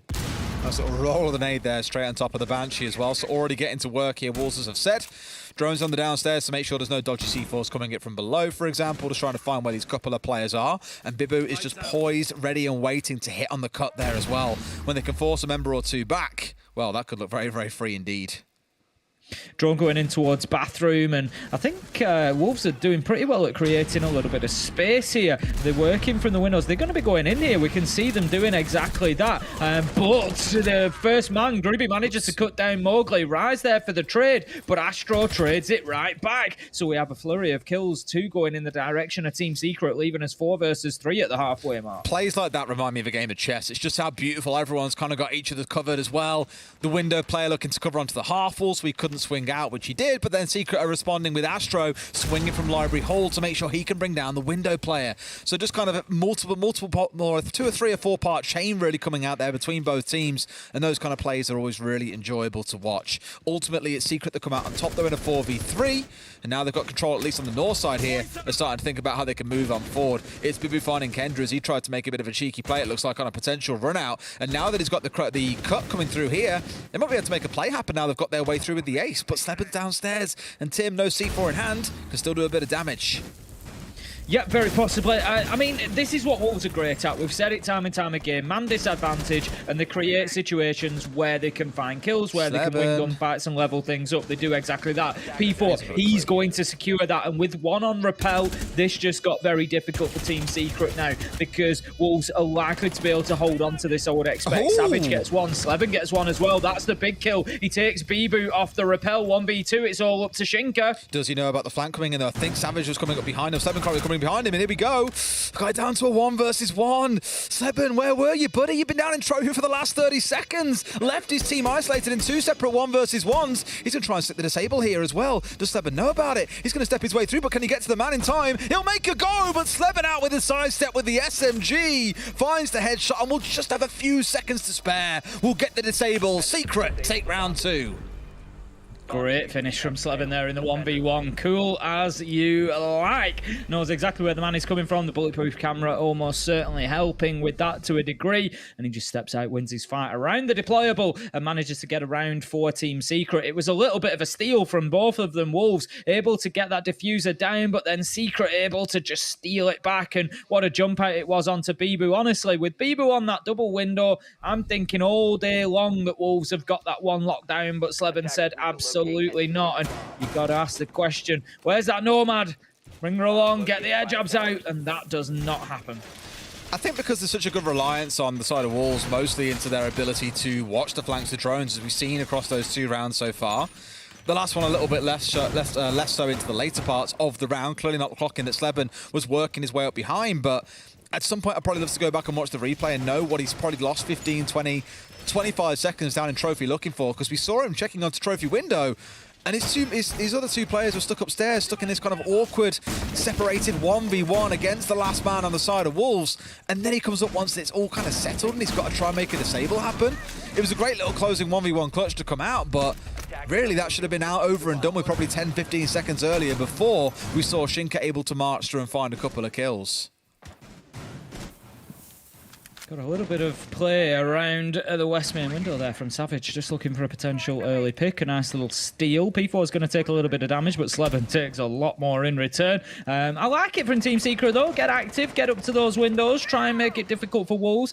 You know, that's going to have an impact now for the remaining rounds. There's 3 more rounds where Wolves are on attack, and those couple of early peaks there in this round is going to buy Team Secret probably 10 or 15 seconds at the beginning of each round, where Wolves take that extra little bit of time to check each window and make sure that they're not being pressured. And that time can be critical, but not as critical as kills, as P4 manages to find Astro, takes him down for the opener. Groovy on half health, Sleben on low health. It's already looking rocky for Secret. I'm shocked that he didn't lose more HP on that swinging towards Bathroom there as well. Steps into the cross, and Bibu was going to say has got the cross, but no, gets the kill back, only for the vertical cross to come through. It's just layer upon layer upon layer of aggression from Wolves, who find themselves too. Sure, they lose Bibu in the process, but you'll be ecstatic to be in a 4v3 with 2 minutes still to play. Yeah, it's looking absolutely fine right now from Wolves' point of view. They've got all the time in the world. They've got positions, locations. They know what's going on with the defense, and now they can just start picking it apart. But here comes Kendra. We've said so far how Wolves have done great watching the flanks, having the drones that they need, but are they aware of the mute trying to just quietly creep his way up those library stairs? If he gets onto the flank, this could be absolute devastation for Wolves. If he can get there is the big one. Really, I'm looking towards Bibu here and asking, okay, where are those drones that are still... There's only 3 on field. Where are they placed? Mowgli finds 1, though. He's got to make a move soon if he's going to be able to shut this attack down, though. Otherwise, it's full control of Wolves against just 1 player in Savage on site, and that will not look pretty. No, and they're going to recognise that very quickly. The drones will be down in sight.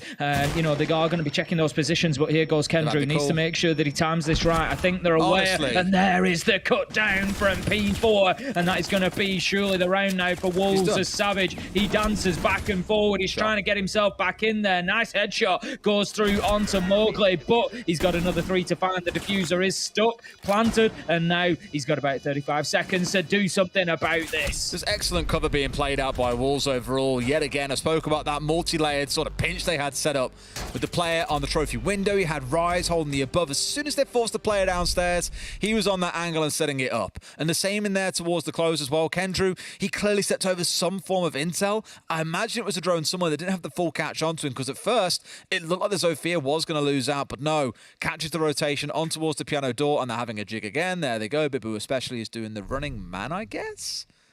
Running pretty damn fast. Attackers need to locate and defuse as many bombs. Oh, it's Halland. Okay, there you go. Trying to bring a touch of that similar success there's into the EUL. Oh, I saw this is complete and utter side note. This is nothing to do with Siege, it's about football. There was some like punditry show where they were talking about Halland and being like, he'll have a good season if he scores 15 goals. Well, 9 games and he scored 16.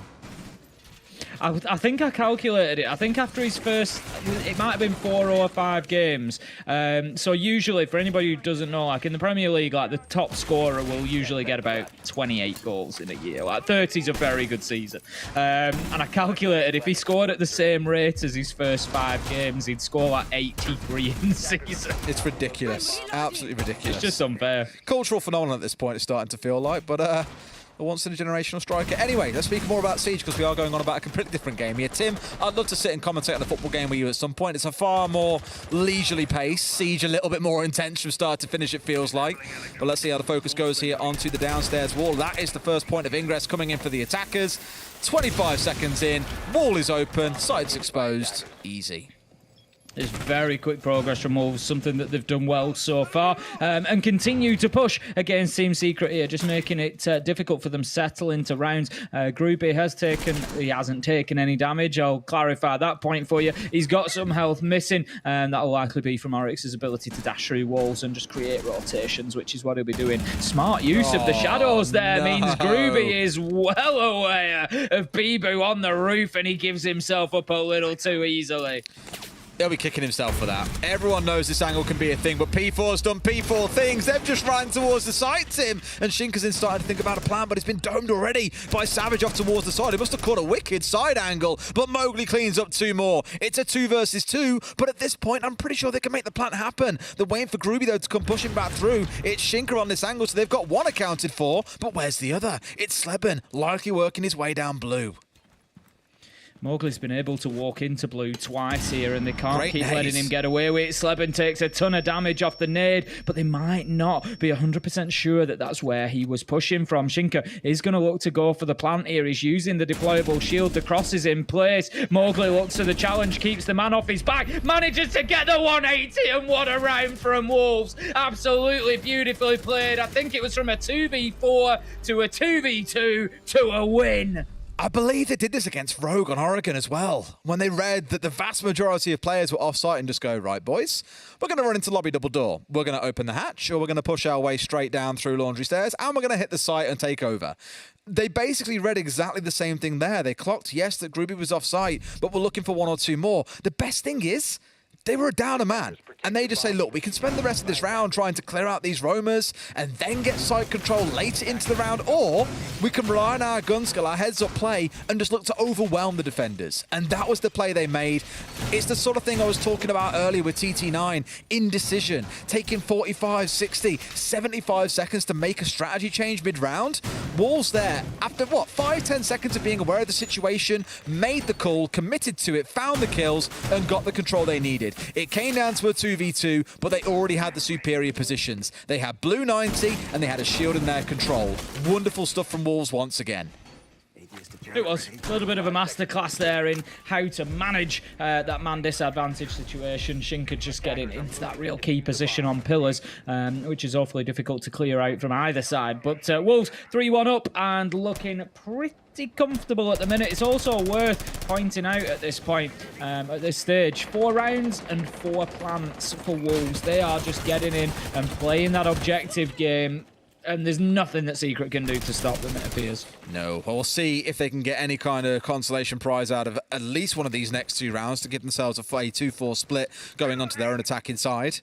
Historically, Chalet was considered an attacker-sided map. I think it's actually quite balanced now. I think about 48% or so. So you're arguing very fine margins between 2 teams here, realistically. So I think no matter which way you look at it, whoever goes into the second half with a round advantage, probably going to feel like they've got a pretty commanding lead overall.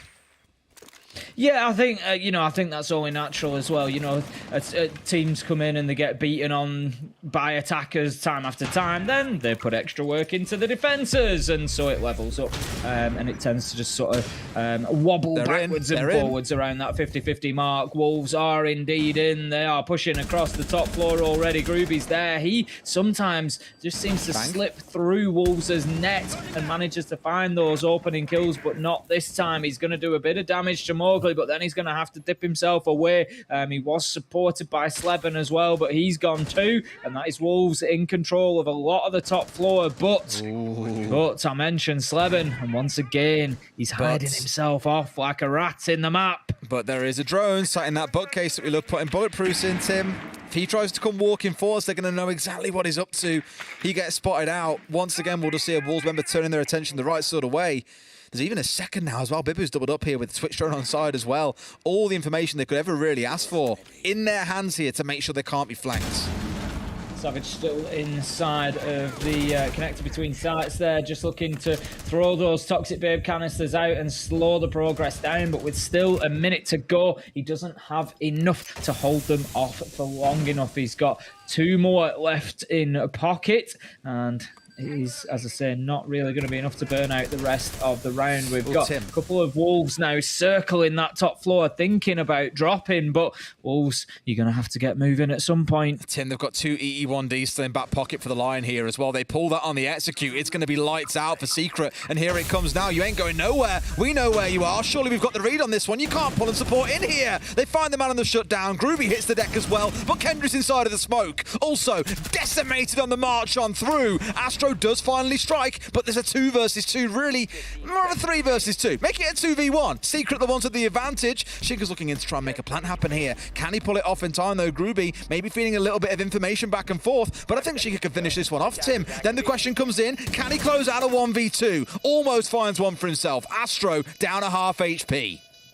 You feel like he really needed that opening kill here, because now they've got an opportunity, Secret, to work together, and Astro finds himself the kill. He can go in and disable that diffuser. It's a quad for Sleben in the round, and that's going to be Team Secret taking round 5, putting their second on the board and keeping things close. Like you said, really needed that first kill onto the Wamai, I think, to even things out there, because once they had any kind of sniff as to where you are, couple of quick peeks coming out, easy peasy close out in the 2 versus 1. For Secret, they get that round I was on about. They get the second one on the board they were looking for. Make this a 3-3 split, boys, and I feel you've done really well, because Wolves have looked very disciplined on a lot of these attacks. That last one there, I love the switch from Secret, though.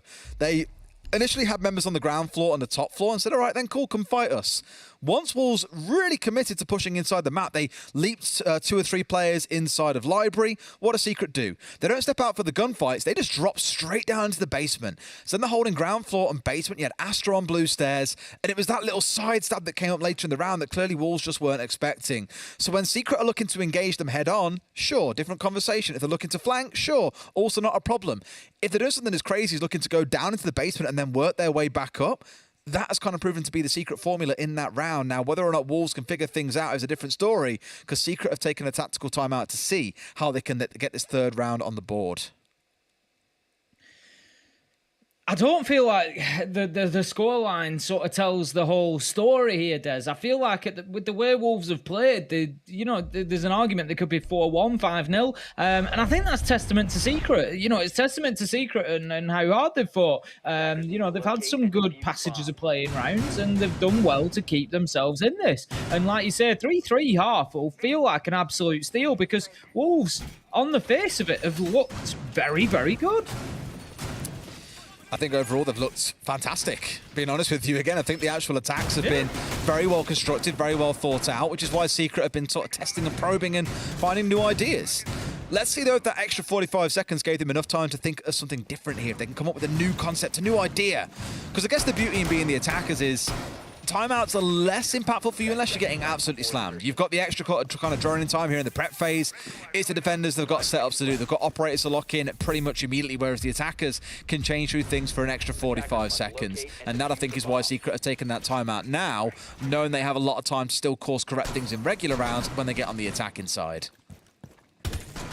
The thing I'm interested in, as a born and bred support player, okay, we've had 5 rounds, we've had 5 plants. Can Wolves go 100%, 6 for 6? It's a good while since I recall seeing 6 rounds and 6 successful plants, albeit it's only got them 3 out of 5. It's only got them 60% of the rounds so far, but I would love to see another one go down. It's one of the often forgotten things. Sometimes it feels like in Siege, teams will go in, they'll look for those kills, particularly in ranked games, but you've got to remember there is that alternative way of winning a round. Get the diffuser down and play the objective.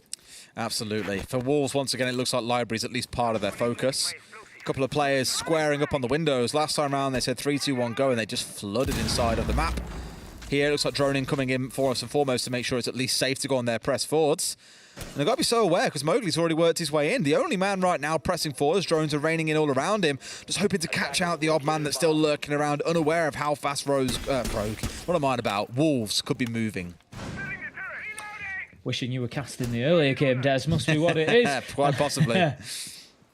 But right now, this is certainly proving to be I won't say a surprising belter for the night. You know, we did think that it could be close, but there was always the opportunity for Wolves to run away with it. But Secret is certainly keeping a tight leash on them at the moment. Mowgli, he just keeps thinking about pushing into Piano, and then the drone comes back out, and it comes back out. I think he was waiting for that shield to be cleared. Groovy gets forced back, and that's now going to give him the opportunity on the Ayana to punch across. But they really need to get the control of the breach first, which is what they're looking to do. They've got the Selma charges on there. They need to get the denial taken off, and then that'll give Mowgli an opportunity to potentially push forward and raise the level of aggression. Tap it just in the right places. That get them going, beautifully placed. And they get a kill for it as well. It's like collect a bonus prize on your way through. 2 kills coming in now this time round. Secret falling down by the wayside pretty quick. The Wamai and the Jaeger both gone and off the board. Kendrew, he's going to be sneaking upstairs. How many times have we seen him try to flank here? And will he get a bit more success this time? Savage manages to find Mowgli. Still 4 versus 3 in favour of Wolves. Shinka's getting aggressive in towards site. This is something that Wolves have done so well. They've taken their opportunities. Kendrew is in a position to do something here, though. Shinka is planting. Kill comes in from Sleben. And Shinka, he's not going to be able to stick it as Kendrew comes in with a big flank. A second onto the crouch, head of P4 as well. Bibu with nothing but 5 HP to his name has got to find 2 kills. Finds 1, but does he know where Kendrew has gone? Going to try and get his way through here and get back in, tucked in nicely and get a plant down. It's a great position to be in as Kendrew is miles away at this point, but might be able to get the side angle. Sees the man and gets the kill. Secret win the last 2 to bring us back to 3-3 at the half. Oh, I'm so disappointed as we were within seconds of having 6 plants in 6 rounds. It's all you wanted. It's all you wanted. I'm going to have words with Kendrew. He's just ruined it for me there. He's just snatched away the dream as he gets there in the nick of time and finds the final kill onto Bibu. And I tell you what, Des, what a half for Team Secret there. Wolves have looked the better team. I have to say that. In terms of like the way they've been organised, their teamwork, their interplay, their decisiveness when pushing onto site. But Team Secret have stood fast. They have been resolute and they have held the line. 3-3 is a great half for them. And you know what? They might just be able to take some points here. Well, I asked the question at the very start, who's going to step into the shoes of Keenan and show what they can do? And the answer really, Tim, has been everyone. I think every single player you can look at and probably point to a specific stage in that first half where they've got involved, got a couple of crucial kills, either on flanks or otherwise, or clutch scenarios that has got Secret this 3-3 scoreline. Now, for Wolves, we're going to see how tested they are on the defense. I've said it before, when I think of Wolves, and probably somewhat also Rogue, maybe a little bit less so, but definitely with Wolves, when I think of this team, I think of their attacks. They're very vicious, very sharp, very willing to make sharp decisions and just go and say, look, we've got enough information, let's make the play happen. Let's not dilly-dally anymore. The defensive side for them, I would go as far as saying it maybe isn't as sharp as some other teams that we have in EUL overall. So I'm looking at this half here and thinking, okay, on a map that we said already is kind of attacker-leaning based on how history has served us, can they do enough to shut down Secret, who themselves are probably quite fancying their chances given their 2 new pickups at getting a few attacking rounds? Attacking onto Master and Office, we're going to see the push towards Library and then trying to get into Office Balcony, open up the breach. It was the second attempt that we saw from Wolves. It was actually the unsuccessful attempt that we saw from Wolves. They were able to win when they pushed the Solarium side, but not when they came in from the west side as they were doing now. So we're going to have Savage. He's looking to try and get just in a position to start peeking in towards site potentially. I think they know about Mowgli's position here. I don't know if they're just trying to hold an angle, which can be done from that double window in towards the double door. I think he can maybe get a skinny one through the library door. I'm not sure if he can actually see all the way through there, but Mowgli, he's in a tricky position for Secret right now. They need to deal with him, need to clear him out as quickly as they can. Mowgli's always in tricky positions. That's just Mowgli as a player. We know what he can be like. Here, he's still looking to challenge inside a library. You also have P4 scattered off towards the other side of the map. So between those 2 entries, both looking to cause a spot of hot bother for the side of Secret. You've also got Big Bill on the alibi, let's not forget as well, who is no slouch itself when it comes to a roaming operator, incredibly quick. The Storm, a very strong, powerful weapon at the minute in the current meta that many entries like to play, and Kendrew has no idea that Mowgli is sat at the top of the library and gets himself a freebie. A second one onto Astra as well. Mowgli turns down the stairs and finds a third. Does he know about the one outside window? I think he has a sneaking suspicion, but will he be able to swing onto his man? It's not often that you get somebody on this defense playing at the top of library stairs that's able to stay there for as long as Mowgli has, but also able to find those kills as well. It's been a great round from him. He's taking the challenge onto Savage, takes half health off him, and Mowgli's reign of terror just continues here at the top of library stairs. Absolutely nothing that they can do to shut him down right now. Groovy's going in support, gets cut down by Rise as he moves up the staircase, and it's all up to Savage, the last man, but Mowgli finishes off a flawless round and a great performance from him at the top of the library stairs. He tells them a story and puts them into bed for the flawless round. Mowgli's just better. He's just better. When he gets on a tear like he is now, it's so hard to show. It's like when you see players like, I don't know, Spoit, Crying kind of jumped to mind as well. Citizen on his day as well. Just Shaiko, Leakafat, you name it. When those guys are hitting their shots on a given day, it's so hard to control them, even with coordinated team play. Because for a while, although it was a little bit separated from Secret, you saw the idea.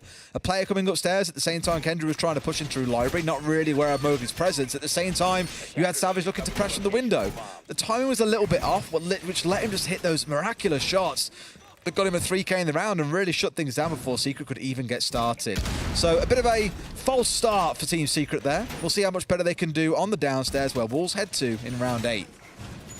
Yeah, it just leaves me with a little bit of a concern for Team Secret here. One of the things that we saw Wolves do so well was the use of information. It was the drones, it was the, watching the flanks. They got caught out by Kendrew on the final one, but otherwise they were pretty much on top of it, and they had a really good sense of what was going on inside the site and when to push. Team Secret, the fact that they weren't aware of Mowgli's position and he was able to get that double kill so quickly, it rings the alarm bells for me. It's top of library stairs. You should be aware that he's there. He shouldn't be getting a freebie onto Kendrew, and so they need to do better with that this round.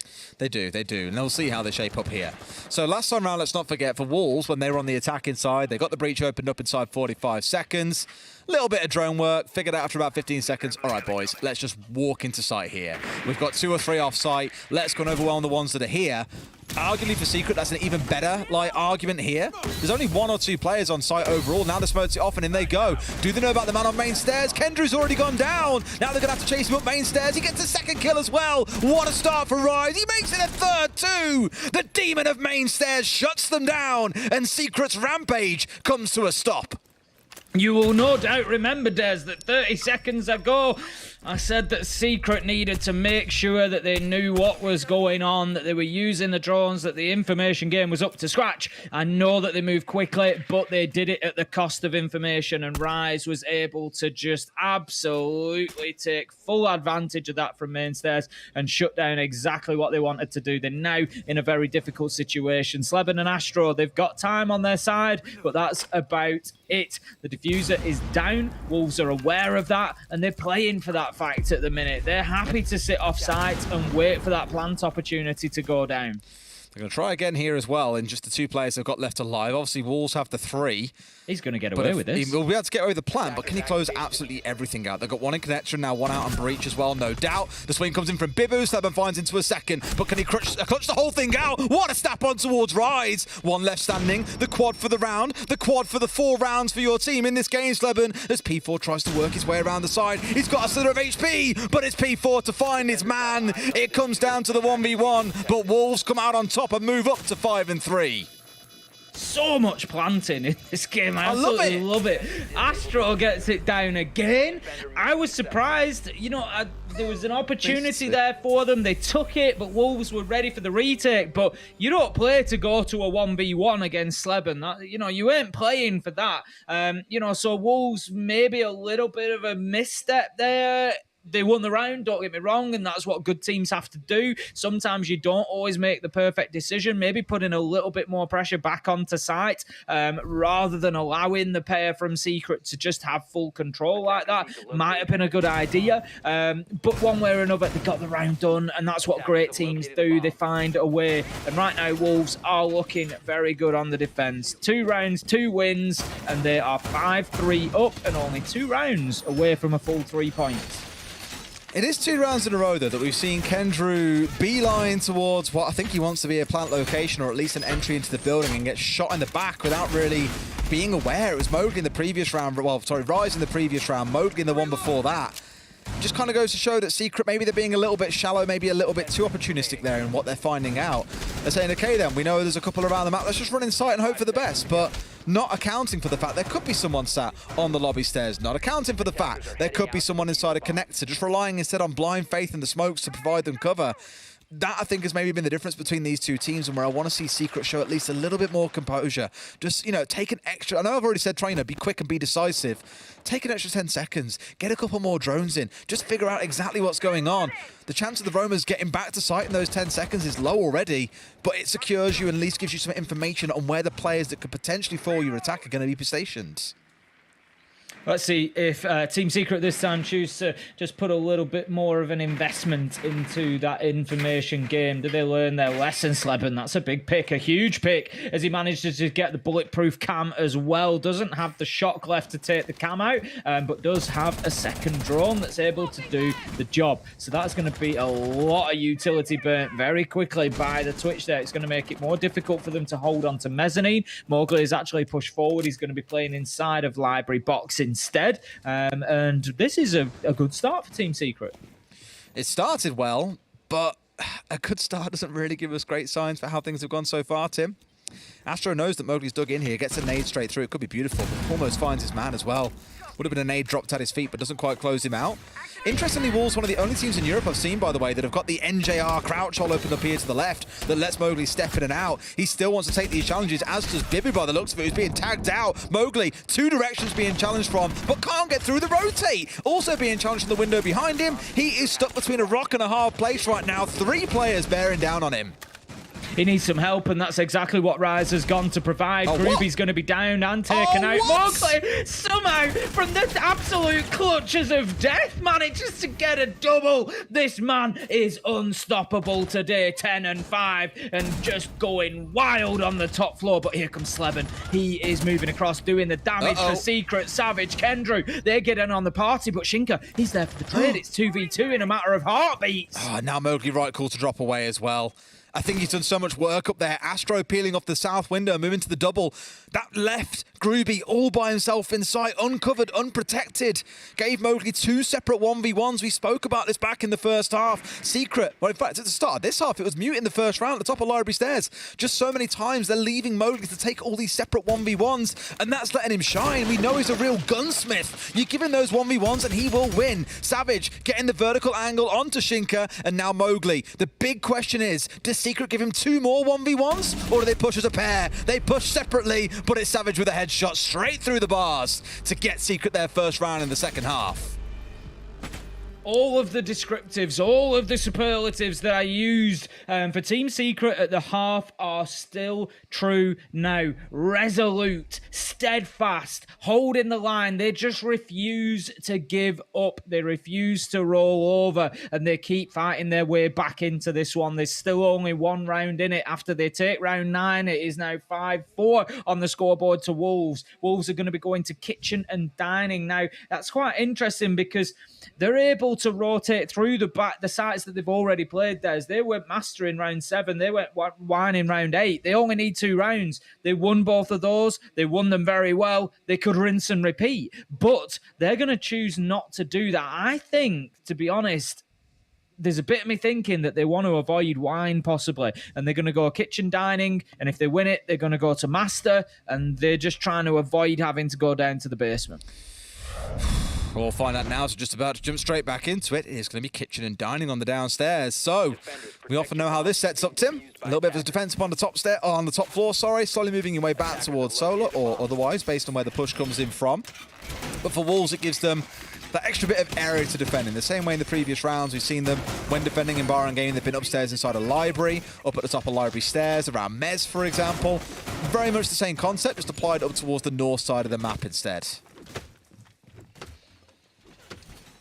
Secret, I feel like they need an early kill this time. I feel like they need to, they've got their win now in Bar and Games. It's going to be a similar attack, like you said, just a sort of flip reverse of it, get yourself in, take top floor, start working downwards. I feel like they need that opening kill. They need that bit of spring in their step, that bit of confidence that are going to push them to 5-5. They are really keeping Wolves fighting to the wire here to say when Wolves get everything right, it's really right, and it's looking great. So Secret doing a good job of keeping themselves in it now. Then Shinka just looking he's doing his best. He's trying to clear out some of the clutter in that corner. He wanted the drone to go as well, I think, but the drone he just couldn't get. I'll tell you what, that is just a rage nade if I've ever seen one. Just it being really is. sick One and way or another, tired I'll of it. get it. I respect that. Now then, let's see how things start up for Secret. They're starting things off on the Solar side, so looking to try and force Wolves down towards Southways, or not giving them a retreat path coming up through Solar side. Can be a real headache to break in through here. You need support really coming in from downstairs, which really should be where Secret are trying to look for the windows, which is exactly where Savage is stationed. How about that?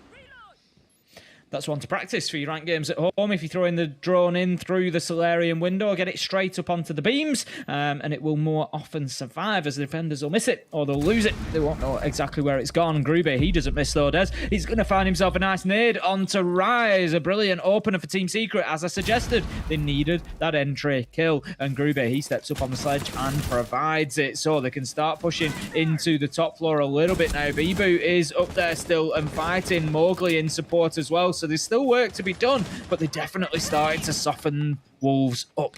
Bit of beauty here in having the Evil Eyes and the Bulletproofs on side. If that Sensor's coming along as well, of course, able to see through the light wall and just feed the information back onto the other side.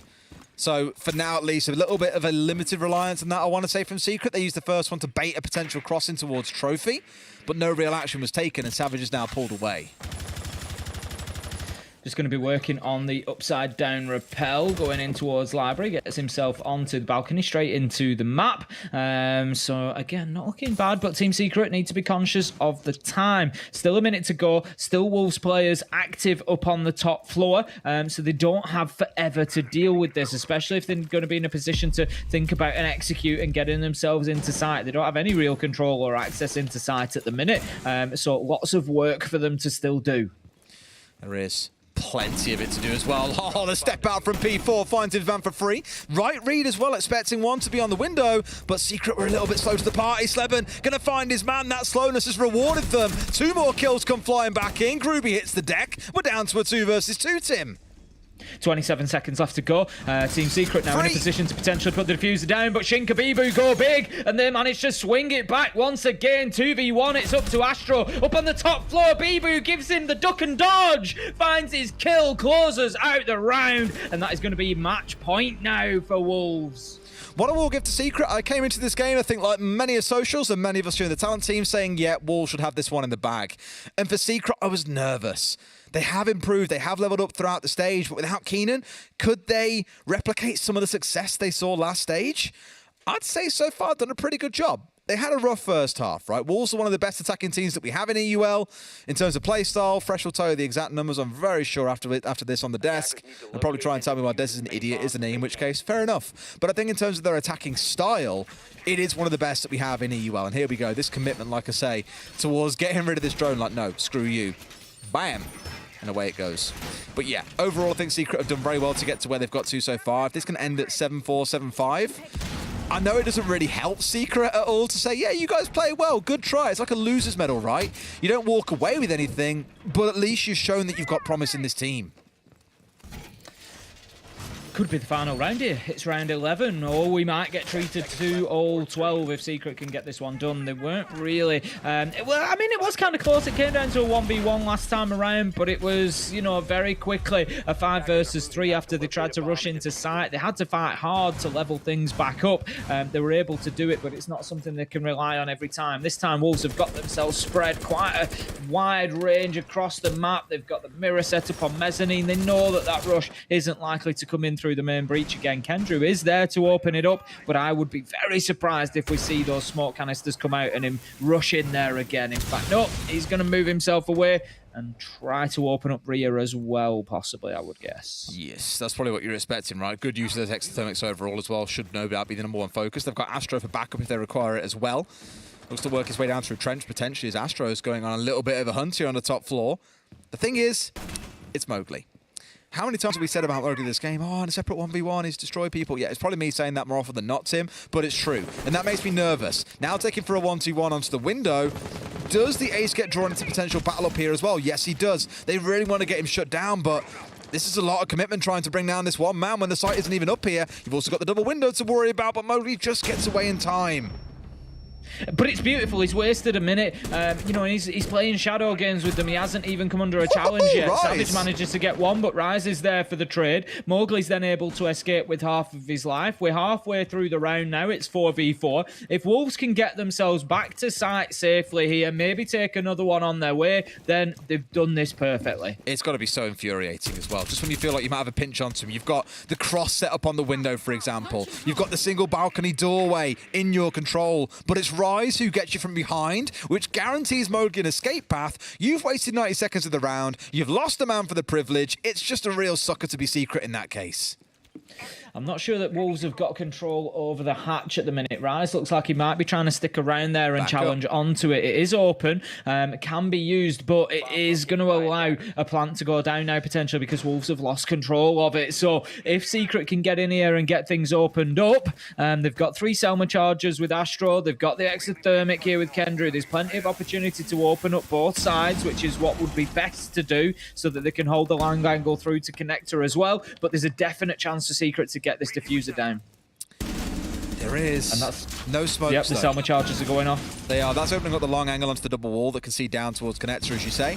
So they've got control of what they need, but without the smokes, I'm a little bit nervous for them here. They've got the hatch, they've got the cross, they've got the one towards the north. That's 3 of their 4 players locked down, but Groovy is very, very cautious of Rise coming up on that flank like we spoke about earlier on. For Wolves, they've got this line being set up here where they're hoping to get the right angles to be able to stop this going on, but they need the vertical play to come in. Rise versus Groovy is the one to watch.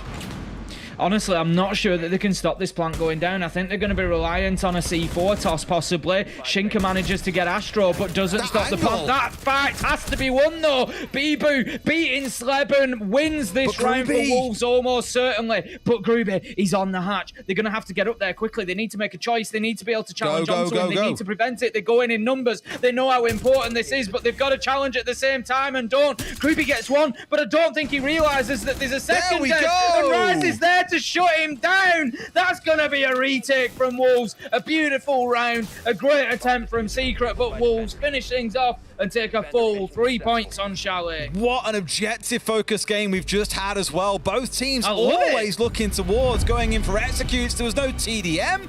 Everything going down to plants. Overall, Wolves come out on top, but again, commendations to Secret, I think, are really deserved because they played that game really well. Just sadly, you're against one of the best that we've got in Europe, and Wolves climb up to second place in the table.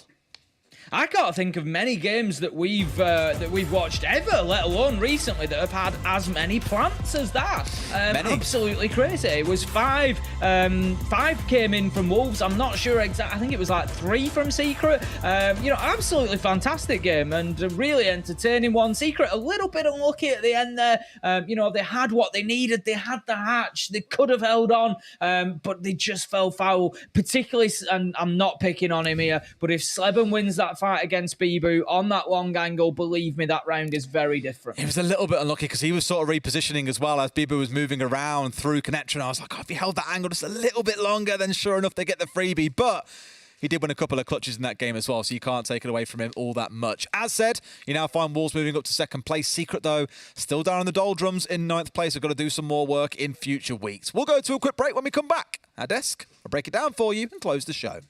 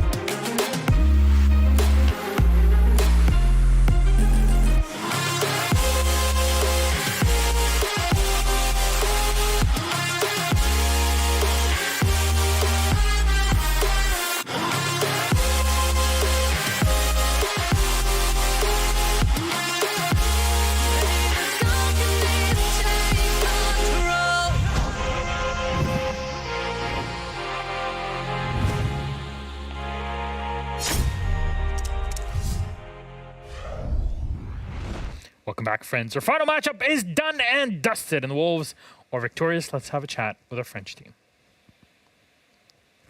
Hello, hello, bonsoir, Bibou. How are you doing? Hello, hello. I'm fine, and you? Good. How's the katana behind you? The what? The katana. It's going well. Yeah, it's beautiful, right? Are you a bit of a weeb yourself? A bit, yeah. French people are the weebs of Europe, aren't they? Yeah, a bit, yeah. I have a lot of friends who are weebs, so yeah. I guess. What's your favorite anime? I don't know. There is a lot. I would say maybe the one from the katana, so Demon Slayer. Uh-huh. I will be looking at Des in the meantime because he knows a thing or two about them. But yeah, there you go. Anyways, people, a bit of trivia on our wonderful player here. Congratulations on the win. Wolves keeping up with the up and up. So how are you feeling after this game? Feeling good, but very stressed at the same time. It was a close one, wasn't you it? know, no, yeah, it was a close one.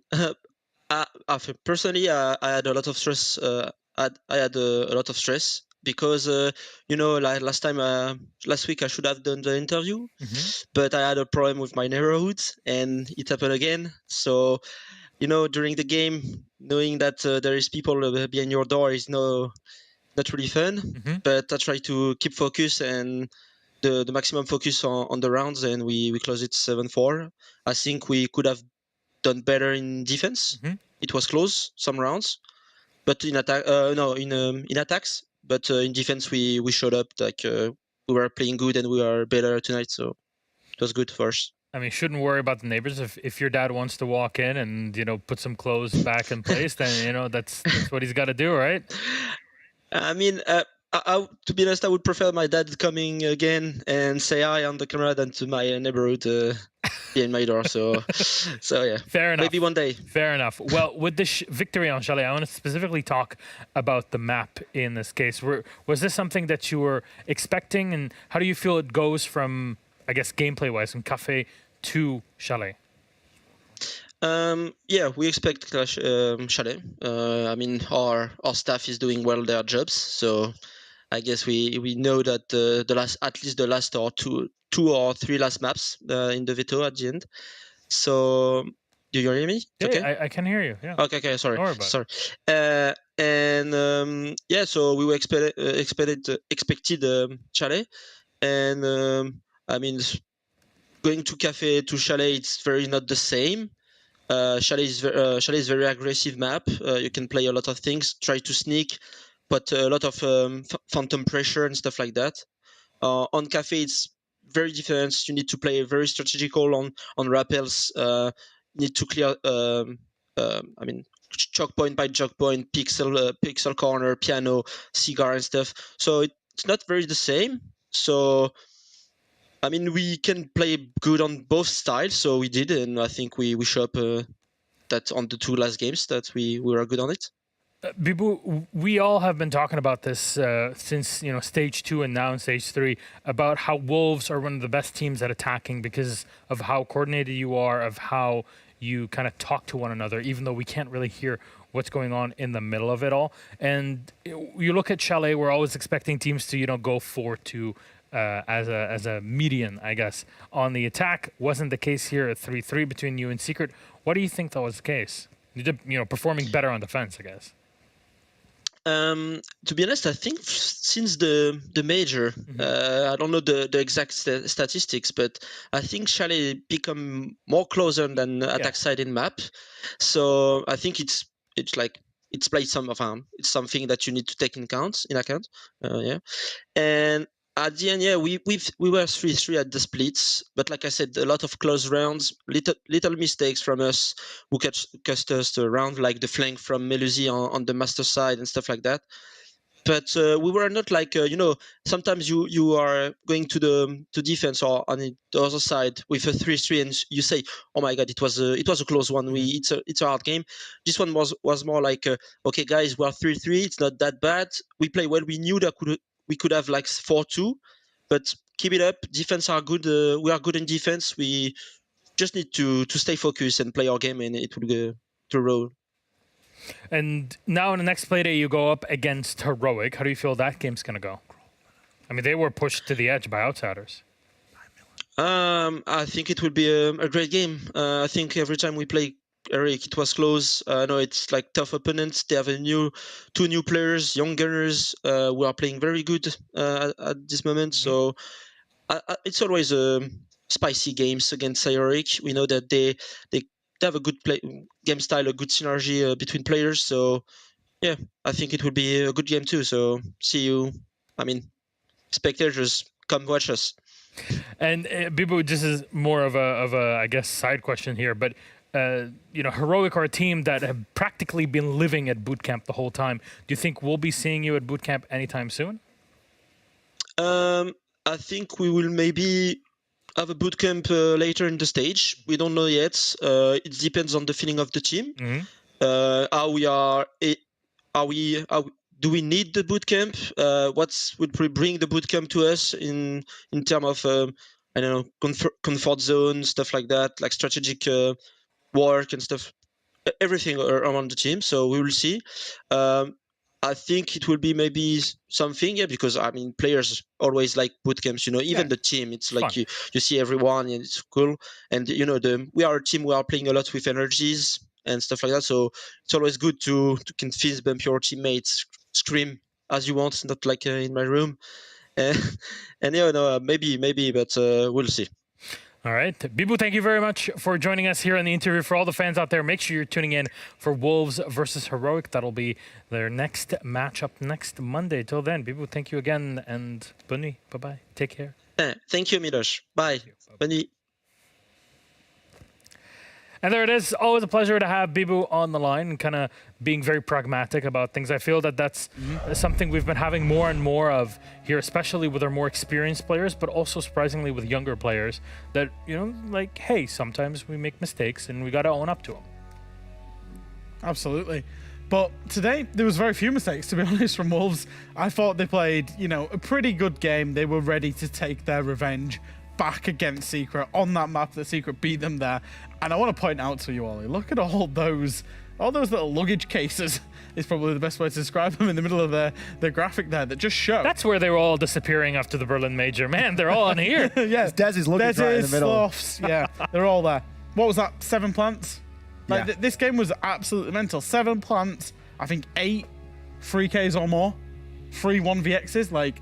This game had pretty much everything. I mean, for you, it's no surprise that you're enjoying it because it is a statman's dream. I love it. This is a game that you're going to go back and watch, and you're going to be so busy typing all your little numbers into your spreadsheet. That's 2 retakes for Wolves as well. I can't wait to update my leaderboard. Sorry, we glossed over Schinker there. Schinker, man of the match, very, very well deserved. I believe he had 4 plants, something like that, or 5 objectives total, 1 diffuse thrown in there as well. Still top the charts in terms of kills. That's like more objective play than all the other 4 games put together. Yeah, tonight that game really redeemed the whole night, I think. All right, gentlemen, I think it is time for us to wrap things up here for our day. But before that, I actually want to ask you about Team Secret, because even Bibu was saying, actually, it was a tough game. We were really on the edge of our seat. Yeah, I mean, Secret are good. They're going to be good competitive opposition to the whole league, I think, throughout this stage. Obviously, they lost last week, but they lost again today. But even their losses, they lost against BDS, they lost against Wolves. Put in decent performances against both and can hold their heads high. That's with Kendra being sick, and you can see it on the camera. He wasn't doing too good tonight, and I think, you know, that really throws something into it. And, you know, props to BB for giving Secret the sort of respect they deserve there. They did put up a good fight, and there were some rounds that weren't as clear cut as maybe the scoreline indicated. So there you go. Kendra, if you're watching this, I know you are, and we wish you all the best, and hopefully you'll be back in full tip-top shape for next week's game day. Secret will be playing M&M, so you can look forward to that in next Monday's EUL Playday. Though, let's wrap it all up and bring it all up on the screen for you. Our Playday number 5. What did it look like with 5 best-of-1 series?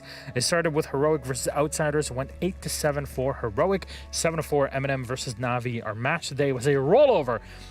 That's Rogue. They continue on with their reign of terror here in EUL. They smashed through G2 last week and do it now against BDS 7-2. 7-3 G2 versus TT9. And finally, Wolves versus Secret. A bit of a nail-biter for Wolves, despite, I guess, the differences that you would be seeing if you're looking at Secret over the past year. 7-4 was Wolves' tally. All 3 points against Team Secret, like Ace was mentioning at the end of the series. Something very important for Wolves. They want to make it to the next event. We expect them now to be a staple in the top 4 and in major events, maybe even in the quarterfinals themselves. Good to see if that actually comes true. But from our schedule, we move on to our rankings, and here's what they look like at the end of day number 5. Rogue at the top with 11 points, but just behind are Wolves at 10, and 10 for BDS, 10 for Heroic, 8 points for both M&M and Outsiders that are still very much contenders for those top 4 positions. Of course, you see BDS and Heroic tied at 3, position 3 for both of them, just because of the points in the head-to-heads. 7-7 Navi versus G2, and 4 points for Team Secret, with TT9 yet to collect a singular point on the board. Next Playday, what does it look like? What can you look forward to in Playday number 6? There'll be 3 Playdays after it, and then that is it, done for this stage and for the competitive year, really. In our regional leagues, TT9 versus BDS, Secret versus M&M, Heroic versus Wolves is our match of the day. Highly recommend you come back in and check this game out. If anything, it's Rogue versus Outsiders. Finally, Navi versus G2 will wrap up our competitive day next Monday. Now I open up the entire stage to have a chat with, not Tim, because he's gone to bed, rightfully so, but we have a beautiful trio on the other side. I just saw medics appear from guys as well. So just to introduce everybody, of course, Dezachu. Hi. This guy. Ante, medics. Hi. He's, of course, one of our two beautiful observers here in EUL. We've seen him. Oh, we times. love our medics, don't we? Yes, we do. You're such a good observer. Yes, you are. And Easy. Hello. You got beautiful hair, as always. I want to ask you guys, especially now since we have both observers on here, you both were observing through our competitive day today. Do you have any like highlight game that you really enjoyed or highlight moments for you in the day? Playday back to clutching it up. Sadly, they lost it big time, but the clutch was nice. Yeah. Ante? For me, it was Skiddy 1v4 and the classic M&M throw with when they have the manpower advantage and just the usual stuff. Don't get me started. The usual. So, I mean, look, medics can talk about it more than anybody else just because of Nello and his involvement, right? That's an extra bit. Yeah, it's also his fault, yeah. You got a word in his ear, man. They got to stop doing this now. Like, when it happened in round 1, I was like, oh, not this again. Then it happened again in round 7. I was like, someone's taking the piss now. What's going on? It's a flashback to Berlin Major and was it the 1v5? Team It was a 1v5. Team 1. Stop. Team Please. 1v5. It was Furia, right? Was it Furia? Can't remember. I feel like it was the last I don't know why I thought it's Team 1. Ah. Yeah. It's a Latam team. I don't know. It was fantasy. I nearly fell off It my was chair fantasy laughing. 1v5. I was co-streaming at the time. Oh wow, co-streaming. You had to like. no. Oh, you had to pull it in. I realised as soon as I said that. It's like a picture of those times we've watched films or done fun things together, and you're just like, no, go streaming. And then even shameless plugging it on the EOL, bro. I know, honestly. The Are we second not allowed to analyst do is that? shamelessly No, plugged. you're not. Despicable. Thought I was allowed to do that. No, just because some people did it doesn't mean that you're supposed to. All right. Well, forget that stream. What are you Which talking stream? about? Anyways, next Playday, what are you looking forward to? Any games that really spring to mind or any specific teams you'd like to keep on watching? I'm a massive D-Pack fanboy, so any rogue game. Where are you from again? Netherlands. Well, there it is. Shock horror. Didn't you used to play Yes. with D? Yes. Coach him back. But he did make it, and I'm an You're observer now, so Pro League. yeah. He's in the retirement home, the EUL studio. Yeah, Fabian was here. I thought the retirement home was G2, to be fair.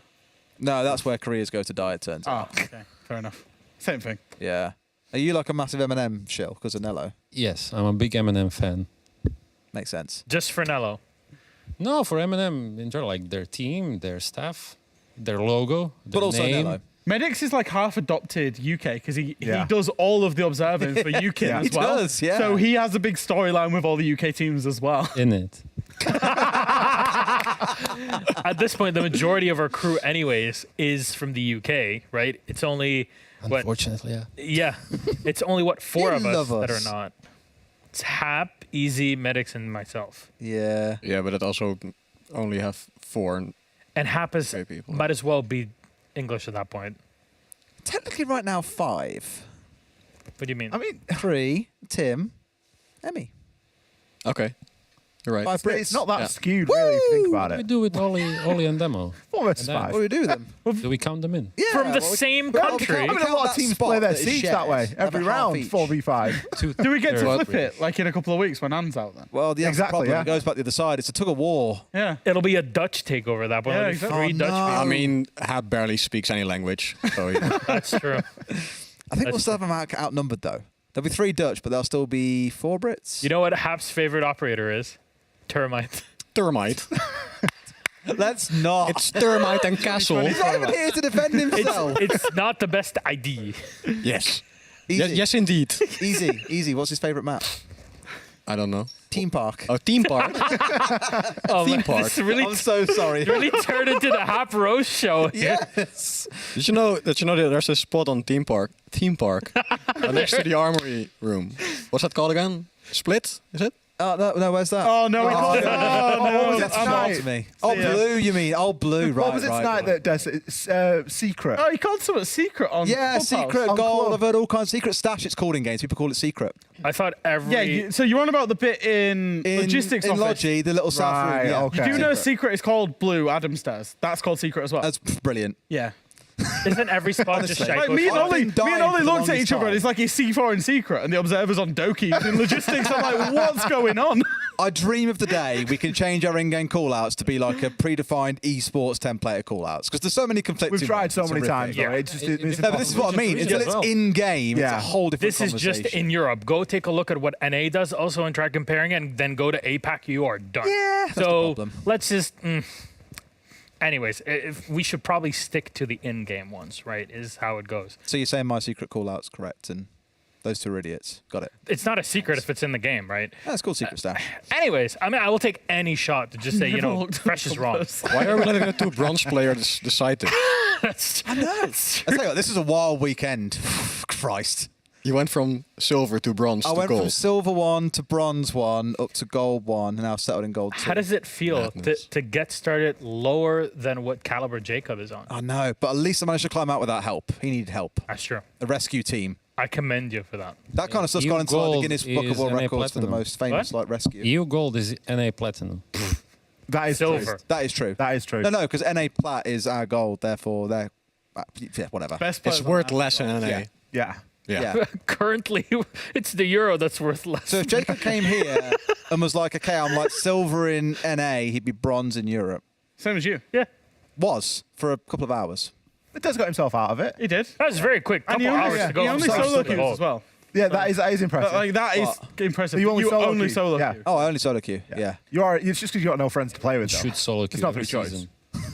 Yeah. Oh, but he's the same. He'll only play his placement solo. After he's done placements, you'll play with anyone, right? But during placements. Placements are here to be done in solo queue. Yes. That should be a rule, like in the game, hard coded. Yes. No. Medics, Yes. the owner of Rainbow Yes. Six Siege, you dethroned Bikini. He no longer owns Siege. Goodbye, Kini.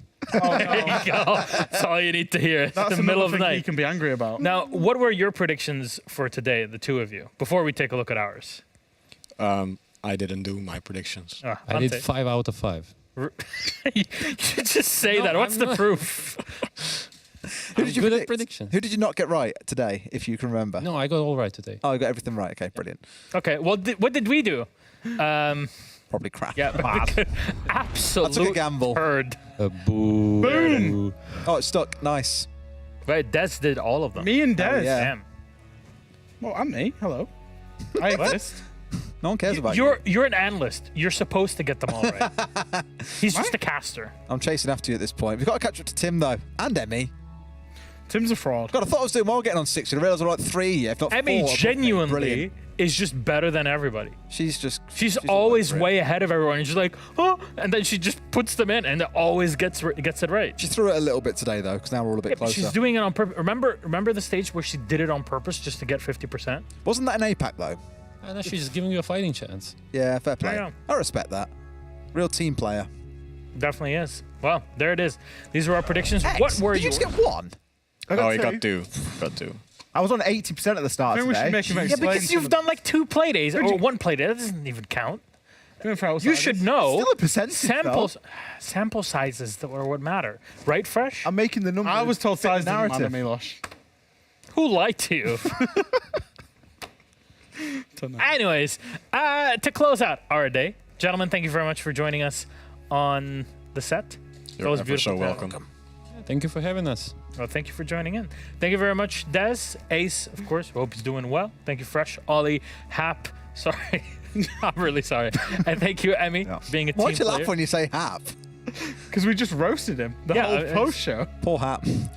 Well, anyways. Sure, said. Thank you very much for watching. We'll be back on a Wednesday for more APAC North, of course, on Monday to finish it all up here and continue on with EUL. It's a super week for EU League next week, so make sure you're tuning in on Monday and on Thursday for more action. That'll be Playday number 6 and 7. Then 2 weeks after, and then it's pretty much done. It's the last day of APAC at that point, right? Or the one Yeah. after? Something like that. I don't know. This whole stage has gone by really quickly, but everything's jumbled together. We're going to need a moment to refresh. It's exactly what we're going to have tomorrow on our day off. So thank you very much for watching. Take care. We love you. Good night. He's a good little observer. Yes. Who's a good medic? He's so good. I don't think I stand for that if I was medics.